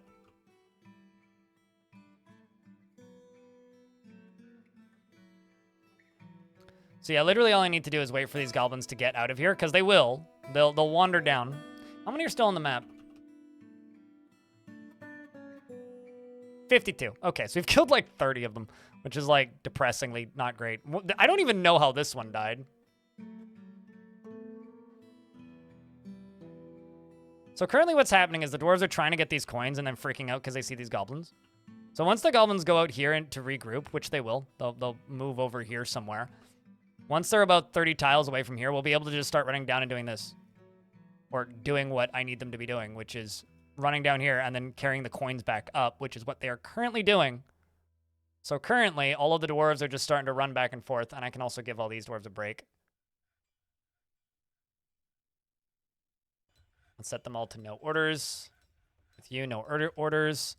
So all the dwarves are now resetting the thing with all of the coins that didn't get fired, which is a lot of coins. Also, one of my dwarves died somewhere. Well, that's unfortunate.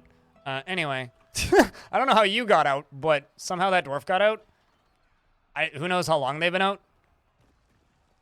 I didn't open the front door, did I? Or something stupid like that with muscle memory? Nope. So, sorry, Nish. We'll memorialize you later.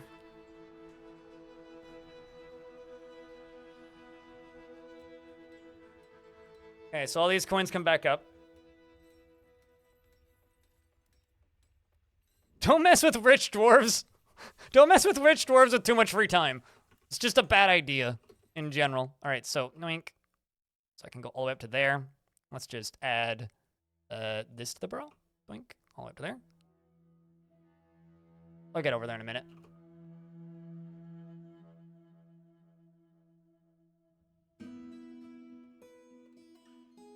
So I guess, like, there's a few different additions I need to make to this thing.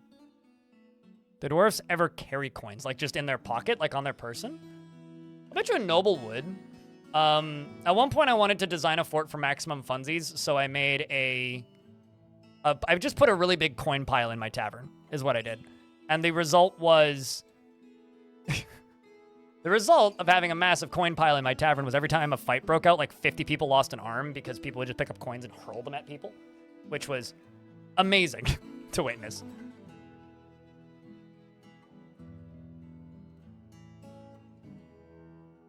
The one problem with this is horrific for moods, because I'm pretty sure all of these dwarves thinks that they're actively in conflict. Like, see how they're sprinting like that? Yeah, because of this guy. To heck with this guy. You're ruining my plan, dum-dum. There you go. Now you're no longer ruining my plan, asshole. Dwarves won't go gather coins or anything, really, for that matter, when they think that there is actively, like, a problem. But, like, now that this goblin's here, it's like they're just gonna run away in fear. Do I need to wait for him to leave again? Coins are just ninja stars? They're not ninja stars. They're bullets. Like, literally.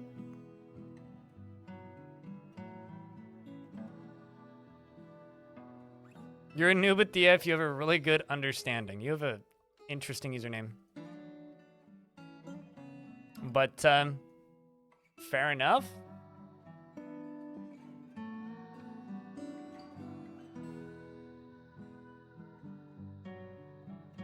The aquifer pump. Oh, for wells? Depends on if I'm on a map with an aquifer or a map with, like, ample access to the material I would use for pumps. It really depends on the embark. I don't really have, like, one that I do every time. It's very much a sometimes I do this one, sometimes I don't. All right, well, gun 1 is 1% full currently.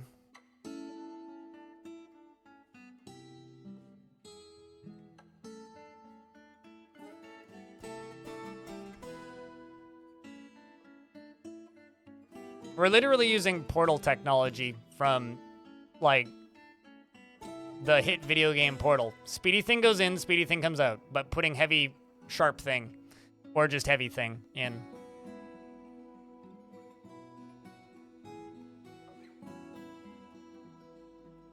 And hopefully the second shot will in fact be more effective than the first one. As all of these dwarves just run back and forth refilling this. I am also, like, getting short on alcohol, so I'm gonna have to fix that. But that's okay. So now we just sit here and wait until this is full. Yeah, for me, it highly depends on the map. Whichever is more convenient, really. 500 stacks of 500. Still.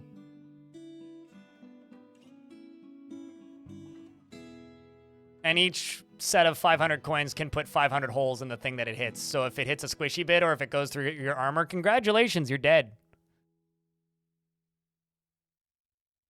It's like getting hit with... Gabe Johnson would have loved DF. Yeah, you could have done testing without, you know, human subjects.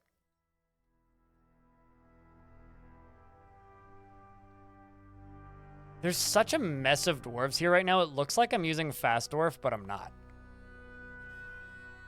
It's also because the frame rate is so high. Okay, what's the percentage filling so far? Is that a shotgun? Yes, it's 20. It's 17% full now. How many of these? I'm actually like amazed by how quickly this is filling up. Like this is almost done down here. Look at that. Wow. Yeah, no, I'm actually amazed by how quickly this is filling. Shit.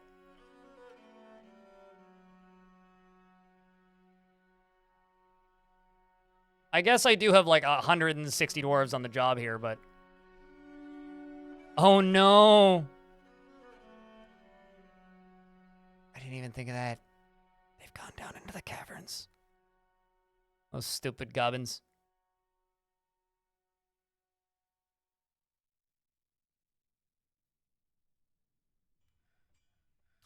Year 133. There's some of them are minted more recently. I mean, we're in year 134. I mean, this is a year 134. This is a year 133. There's 132 ones around there too. One stack of 500 they can each carry at once. They're like running around with poker chips, basically. So this is a stack of 500, because that comes in stacks of 500s.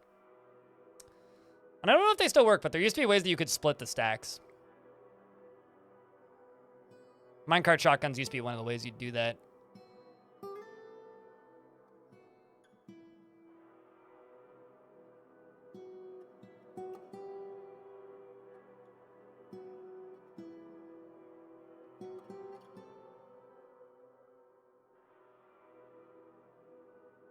It's going to take a little while for these idiots to climb out of the caverns, but that's okay. So this this minecart is 23% full.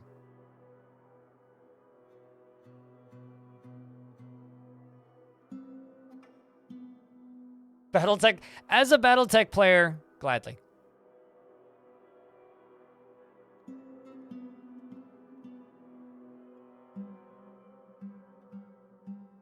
Yeah, I mean, they carry around bling. I don't know if they necessarily carry around money.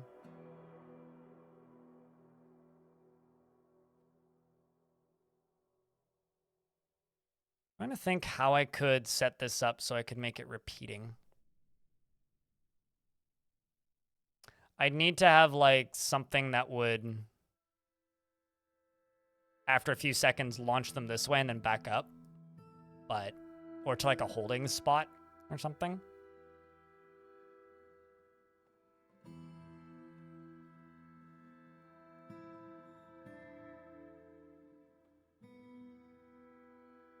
The single glove. It's a slightly used single glove. Pretty classic. If I click on it, it's owned by, Cuddle. It's probably one of my kids. Well, the kids are great coin haulers. It's a very expensive minecart. It's a gold minecart filled with gold coins. There's still a bunch down here. So not all of them even made it in. All right. We are still locked in the burrow. Let's start up round 2.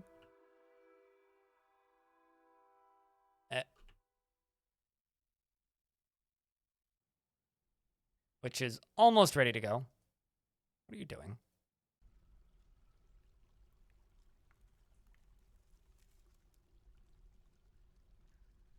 So yeah, I'm gonna have to dig out all of this, which is gonna re-expose all of the bodies, which is absolutely going to require cleanup. But I think if you drop an actual mountain on something, it obliterates their flesh off of their body, so we shouldn't have any issues with miasma. So don't worry, we don't have to worry about miasma. It's okay. And I'm also going to station all these guys back here for right now. Don't actually want them firing right away. So, where are my Gerbins at? They're probably all just down in the caverns, if I had to bet. Yep, they all in the caverns. Look at these numbskulls. All right, so they should start popping their dumb faces out of here in a minute. It's archaeology? Yeah, we're clearing out fossils.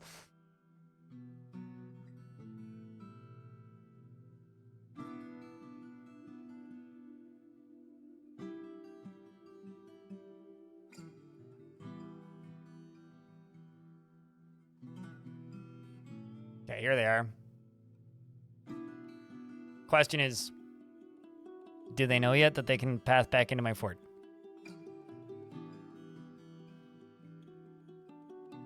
Nice group of pets, thank you. Yeah, they're my friends. I ask them for advice sometimes. Almost as helpful as Twitch chat, believe it or not. Generally, they just kind of say, "Brrr," or something to that equivalent.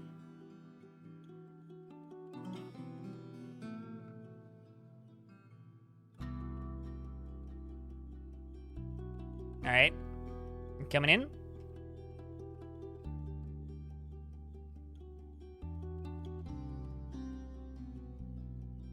One man's battlefield is another man's archaeological site. One dwarf's battlefield is soon to be another dwarf's archaeological site. I can't speak. I've been streaming for too long today.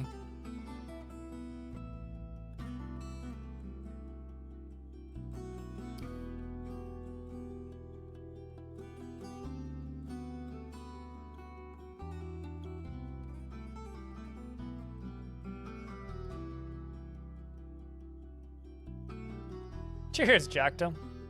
It's kind of funny because like that tutorial compilation was something that I was very reluctant to make. People kept asking me to make, and eventually I caved and I made it. And I still don't understand why so many people have watched it. You're surprised I was still streaming? Me too.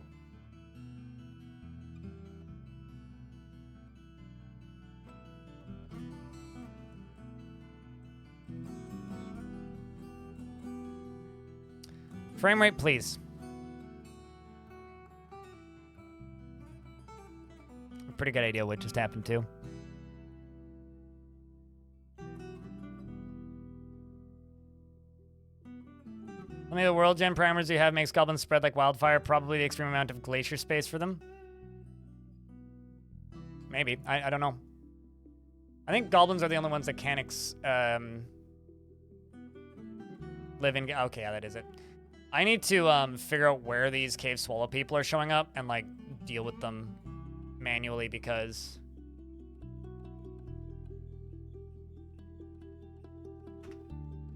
they are wrecking my frame rate when they show up. I'm also, just for sake of sanity,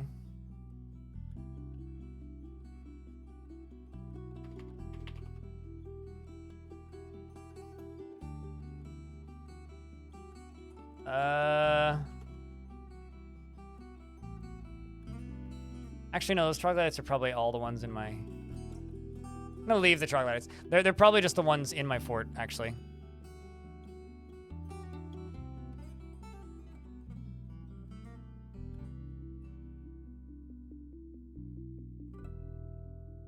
All right, you idiots. You coming up yet? Looks like it. Okay, sweet. Come on. Got one job. Climb up those stairs. Yeah, there you go. Very easy. Climb up the goddamn stairs. You know you wanna. Very tempting. Climb up the stairs. Best part is this whole time, my dwarves are still filling that minecart, I think. Yeah, it's 30% full now. There we go. Progress. This one... This poor goblin.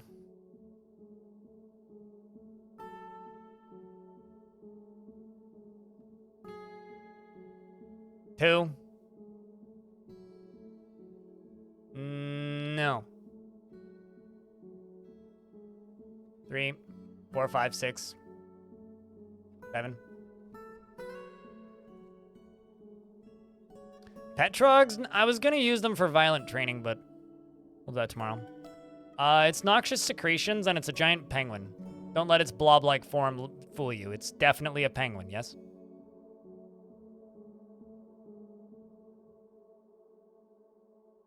Definitely 100% penguin.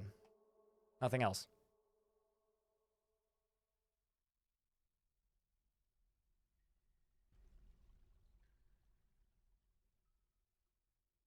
Are they all just standing there? Oh, they're probably... It's kind of funny. Goblins actually move in formations when they attack, and like they wait for their commander to catch up. Like, because each of the little goblin groups has a little goblin leader, and they wait for their goblin leader to catch up and get ahead, and then they follow the... Why are they all walking back down here? Okay, that's it. I'm exterminating the troglodytes. Mostly because I want to go to bed at some point. Troglodyte. And if I just keep letting them wander back into the caves to kill every cavern creature that shows up and wanders into the caves, I'm gonna be here all night.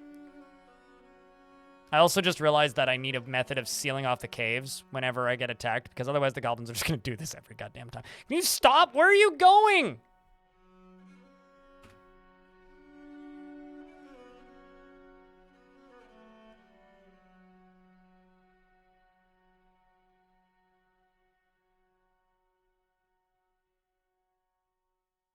Are the others walking back in?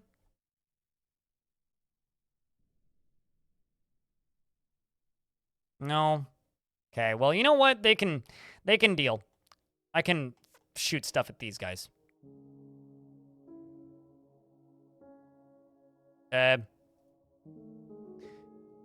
So, this isn't one of my dwarves. This is a random dwarf who just asked to join my military for the purpose of hunting monsters. And,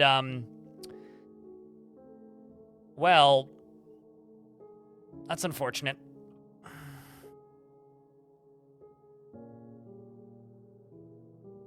All right. Who's ready for round 2, chat room? You guys ready for round 2?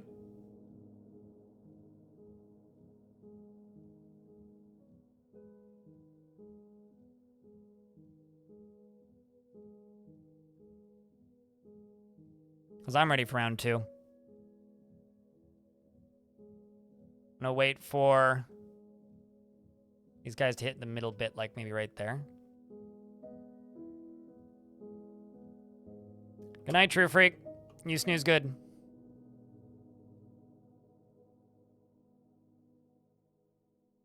All right, kiddo. Here's hoping you don't get immediately plastered by this minecart.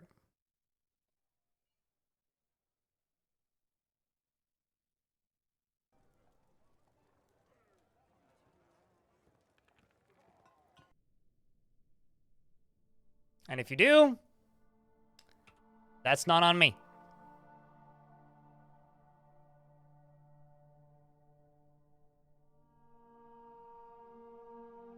Here goes round 2. This dwarf is gonna do like a backflip when the minecart flies out from underneath them.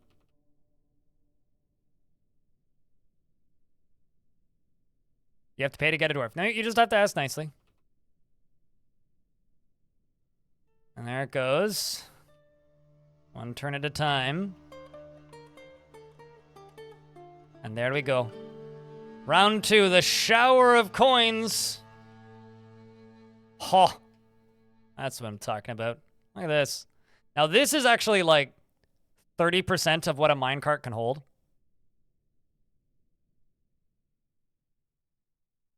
Like, just look at that. It's fantastic. Ah. And then they turn around in fear. I mean, I would too.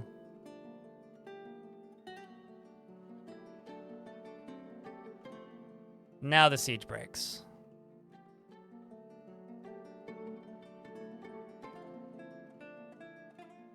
The absolute horror, yes. All right. So that's some blood money. That's one way of putting it, yeah. So what I need, and I'm going to do this tomorrow, not today. I think we're going to start with Fortress mode tomorrow and then swap to Adventure mode, is I need a single tile roller that goes, oops, I need to remove this, that goes one to the right,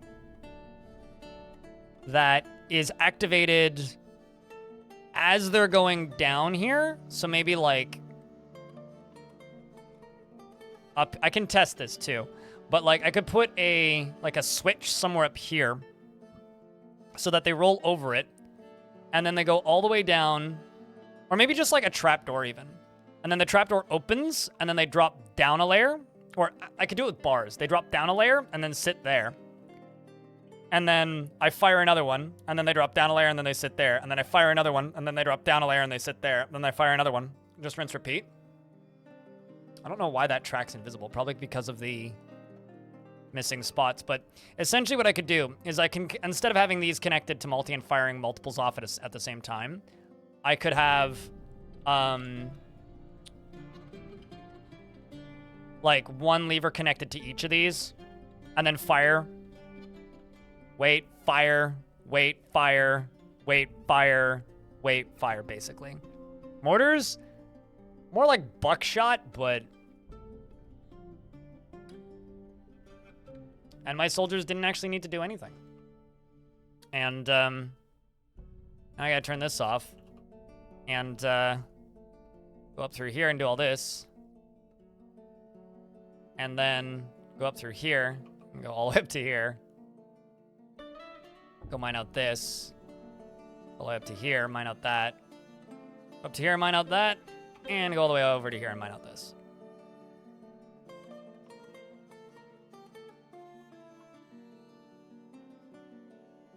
And all the way down to here. Pull that lever. And all the way over to here and claim all this. All right, so...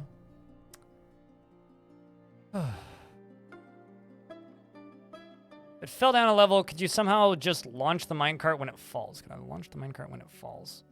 What do you mean by launch the not really, because it needs 10 layers worth of speed. Maybe if you abused some esoteric bugs in the game, but in vanilla? I don't know. Probably not.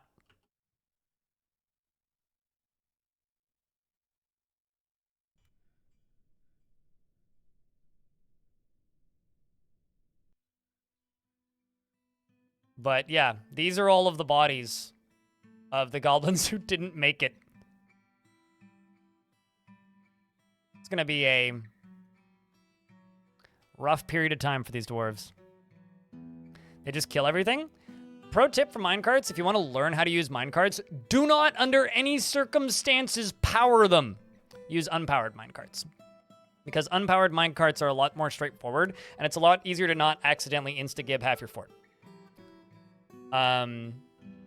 Using powered minecarts, it's really difficult because suddenly they become a high-powered projectile, and anybody who just happens to step in the way of things, which dwarves tend to do, turns into red paint. Just a smear on the floor. And that's not pleasant for anybody involved. Yeah, you have to learn pathing priorities. You need to be creative with your walls and your gaps and lots of other fun things, so... I really need some dwarves who do nothing but plant.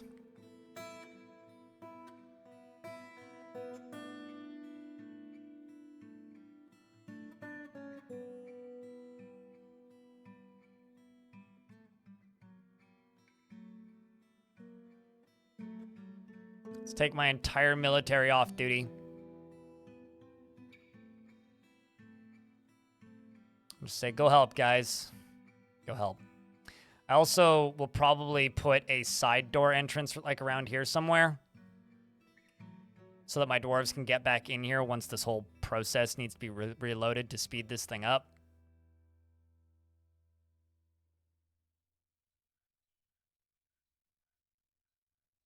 Minecarts don't fall through trapdoors, I don't think. I seem to recall testing this with trapdoors. When I was building a lava cannon a while ago.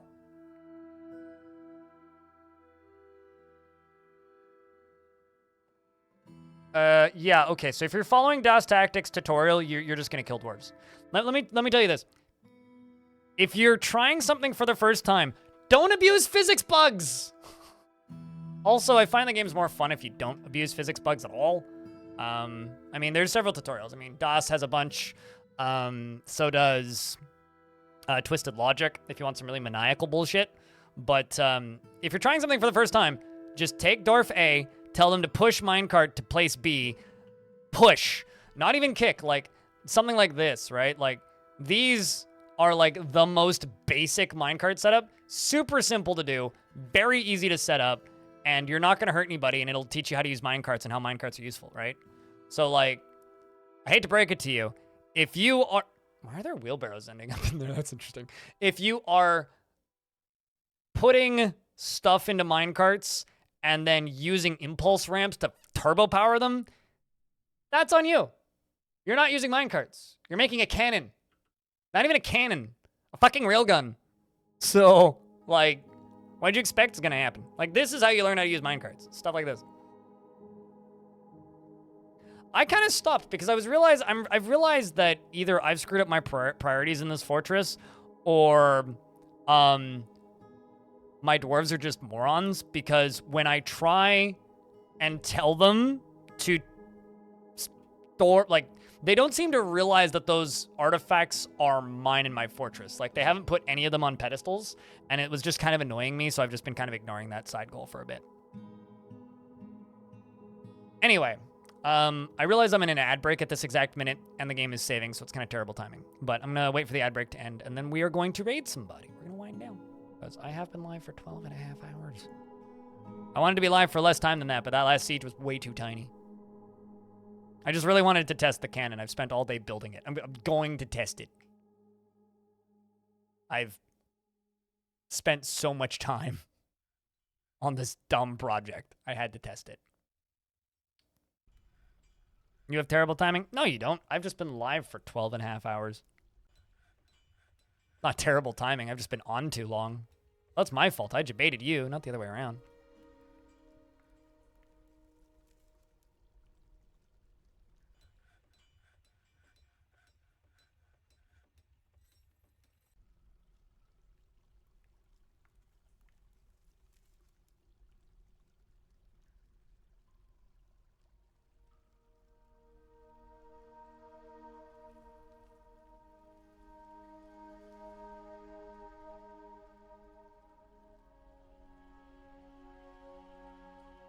But stick around if you want to raid somebody with us. I do have to wait for this ad break to end. And this thing's already starting to fill again, I hope. Well, starting. Gonna take a minute. All right, we're gonna save now. So tomorrow I'm going to start off with Fortress mode, and then in the evening we'll play some adventure mode. So around this, well, not around this time, but the first like 7 or 8 hours of the stream will stream Fort mode, depicting such carnage. Sure, remind me tomorrow, Miranda. And anybody who wants a dwarf, remind me tomorrow. We'll get to that later. But for right now, you know what needs a monument? The dinner that I'm about to go make. I'm gonna go make rice and stuff. So I'm hungry. That's my priority. So, Twitch chat, if you guys can say goodnight, YouTube, because I'm shutting down the YouTube stream. YouTube chat, if you want to raid with us, pop over to the Twitch side of things. Thank you very much for keeping me above, like 50 viewers most of the day on YouTube. Normally, like, the YouTube stream kind of peters out after a bit. But, you know, we're at 52 viewers. I think we peaked at, like, we peaked at 80 today on YouTube, which is cool. So, thanks, YouTube peoples. And, there you go. You guys wind it down. If you want to catch the VODs, you can do that over at youtube.com /blindextras.